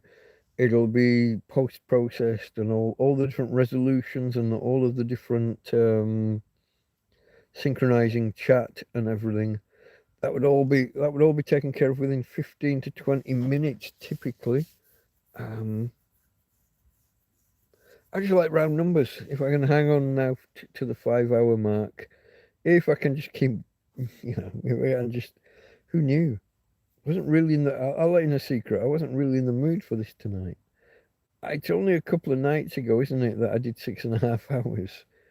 Um, I've got half an idea um, of doing something over the weekend live, and then I'm going to do something Monday live because of my happy Christmas, 25th of May. Um, it's supposed to be the 25th of every month, but things happened, bad weather and what have you, in other months. And one of them I just forgot. I didn't even know it was the 20th. I noticed it was like the 28th one day, and I thought, oh fuck, I missed the 25th. Um, I don't know what I'm going to cook. Hopefully, I will have gotten rid of this coil of sausage that I've got that needs using up. I'm thinking bangers and mash. But I have got cabbage and cauliflower that needs using as well. I've also got a salad. I could just cook the sausage and just stick it on a plate with lettuce and tomatoes and sweet corn. Um, Cookout barbecue, yeah. You see, once upon a time I had a barbecue farmer. I don't know if you were here back then. I had an actual like a gas barbecue. Two two big rings. Rings is not the right word. They're elongated. But the police stole it. Said it was a fire risk. Um, an actual barbecue. Now I've just got a gas ring, and the ring's really big. I do. If I had the money, I'd be on. Oh, I haven't told you. Temu, perhaps, maybe, contacted me offering We're offering all sorts, but up to so many thousand euros per cycle of goods for sponsorship and for review and for. I'm sure I'm too small a channel. I'm sure the fact that my channel's not monetized will invalidate it and it wouldn't go anywhere. But I'm being offered what seems like incredible deal from Temu, but it's up to, and then I have to fill in a form and apply and do the shit. Probably disappear once they realise the channel's not monetized. Um, Also, I say the words, don't I? I even said it on Tuesday night. Um, that one, you know the one, the N word. I didn't say the N word literally. I said the actual fucking N word. Um, I think I would put off most sponsors because of my insistence on not being not being quieted, not being censored, not self censoring. Um, I think fairly quickly I would lose any sponsors that I did get, but it's the second do Temu if it's food. I don't think they do food, mate. I don't think they do food. What I do want from Temu at the minute, I've got this big gas ring, and I didn't know, but I was told later it's a it's a paella ring. It's a big. It's meant for putting a big old paella pan over the top. Uh, so it's a good size for my biggest pans, my big, but it's no good for just like boiling water and stuff. So um I want a smaller ring that I can put smaller pots on. Also, my rubber pipe is probably going to. How long in the sun a rubber pipe, gas from the um regulator or whatever it is to the stove. This thing's outside all day, every day in the sun. Probably perish soon. Um, Asked to promote Anne Summers.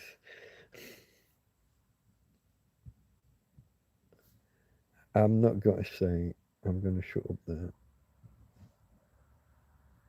I was online the other night and for a laugh, I typed in Razzle as a search term and had downloadable content, folks. On the Pirate Bay, on the high seas. Um, you get me in trouble. You get me in trouble. That's the promoting. Temu might make more subs. Do Temu if it's food. YouTube full of leching. Maybe man filming, maybe woman filming. But it's all over YouTube. I think invasion of privacy. If you're drunk and someone films you, it's all on the web. No expectation of privacy while you're out in public. So if you're staggering between the pub and the nightclub or from nightclub to nightclub, it might not be polite to record you and put you out there, but it's legal. In the same way that the CCTV cameras in the city centre are recording you anyway. The cops and their body cams are recording you anyway. Dash cams of cars going past are recording you anyway. You have no right to privacy while you're out in public. Now that goes both ways. You can record back, you can record them. Like I said, if you start following someone deliberately and just filming one person, and it quickly becomes harassment. Although in law, harassment is a pattern of behaviour. It needs. They used to say 3 incidents, 3 instances used to be the rule. Because, like I said, you couldn't. If I argue with you, if we have a shouting match now, That's not harassment. But if I come up to you and we have a shouting match now, and then I come up to you tomorrow and we have another shouting match, well, that could just be we had a one-off thing and then we bumped into each other the next day. Is that really harassment? But if I come up to you on a third day and start gobbing off at you or threatening you or whatever, it's a pattern, isn't it? It's not an accident anymore. It wasn't a one-off, and it wasn't a one-off followed just by whoops, I bumped into him again the next day. 3 times, it's like twice as a coincidence. 3 times is deliberate, isn't it? So they used to say 3 times for harassment. Now they just say a pattern of behaviour on multiple occasions, and they can stretch the definition to just 2 instances. Or, and this is where it gets really awkward, one extended incident or one extended instance. So I guess if you do just follow someone through the street and record them as they go, but if you just set up a camera and you record everyone who walks past, that's fair play. That's you might not like it, you might not approve of it, especially if you're just watching girls in skimpy outfits flip between one nightclub and another. But the law says that's okay. It's not nice, it's not polite, but it's not illegal as things currently stand.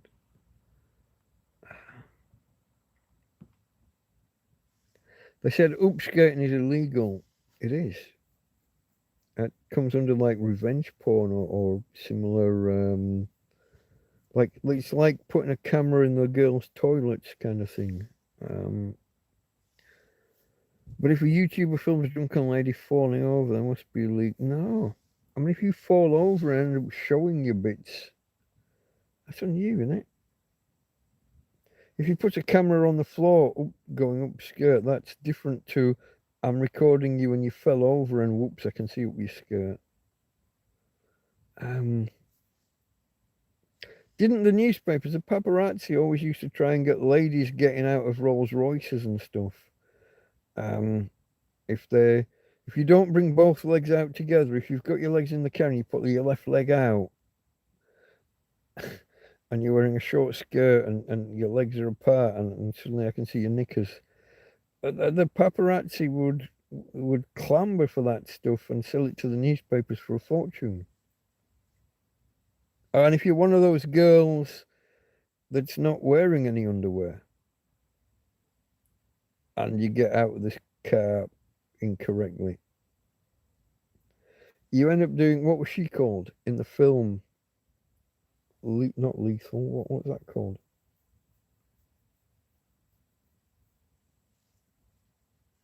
I don't remember the film and I don't remember the name of the actress. Was it a Michael Douglas film? No, it wasn't the Bunny Boiler one, was it? Indecent? No. Basic Instinct it was. Not Britney Spears, Basic Instinct. What was she called? I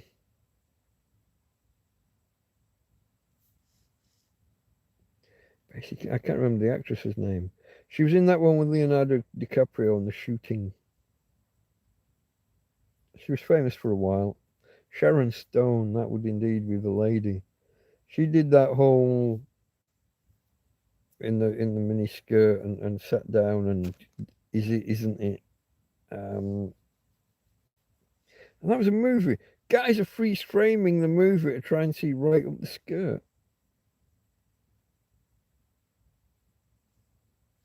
Has she come out like 30 years later and said how she was used and she was a sex object? They all do this, don't they? They play on their sex while they're young to get the jobs and to get the roles, and then later they say, "Oh, it's terrible.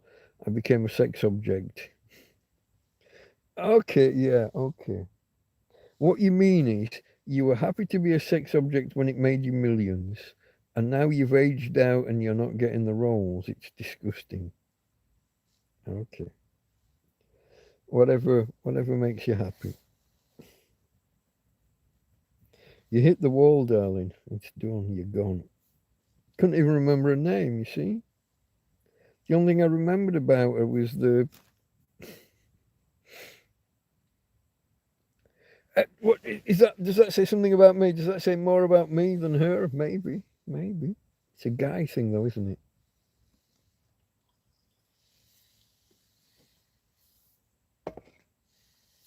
It's a guy thing.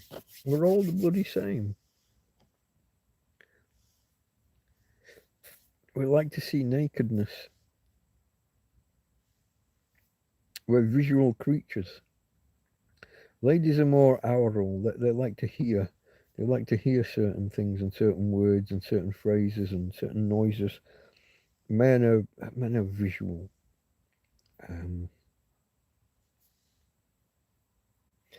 it is what it is, as a certain Twitch streamer says. Okay, folks, we're coming up on the 5 hour mark. I am going to call it quits there. Sorry we didn't hit 20 again on the thumbs ups. That's always a shame. The fact that we dropped. Did we drop from 17 down to 15? I mean, I'm still seeing 15 here. I thought I saw 17 earlier. We dropped more than one. I've obviously offended somebody somewhere. Farmer says, good night, everyone, everybody, everywhere. He says, good night, Delta Mike. Good night, Farmer. We are going to draw it to a close. I will see whether my girl is... Oh, you're awake. Okay. I was looking at your paws. I thought that was you, but you're over there. Okay, babe. You're gonna say good night to the peoples. You're gonna help me. I'll say good night to the peoples, but let her sleep. She's awake. She's pretending to sleep. She is awake. I'm not disturbing her excessively. Feet. For those of you that are into these things, they are very dirty. I'm not wearing socks at the minute, so every time I put my feet into the old, so I've got the old. I'm still wearing the old trainers, the old shoes. I do have a new pair, but I haven't started using them yet, so it's feet. But let me let me get the flash on. Okay. Oh, feet. These bruises and stuff, they still look bad, don't they? They're not bruises, they're scars. But get some flip-flops. What do Australians call flip-flops? The whale tail. What do you call them? It's the underwear that the girls wear where it goes right up your crack. I can't remember what they're called. Anyway, here she is, look. The eyes are open. Hey, babe. Hey, Tina. I'm just saying good night to the peoples. Hey? You're going to help me say good night to the peoples. Here she is. Thongs. That's what the Australians call flip-flops, thongs. Because of the way it goes up between the crack of your big toe and the next toe. Thongs. Okay, babe. From Tina. Oh, I said your name and now you're looking. I'm just saying good night to the peoples. I said from Tina. And from me, Delta Mike. Out. Catch you later, guys. Thank you.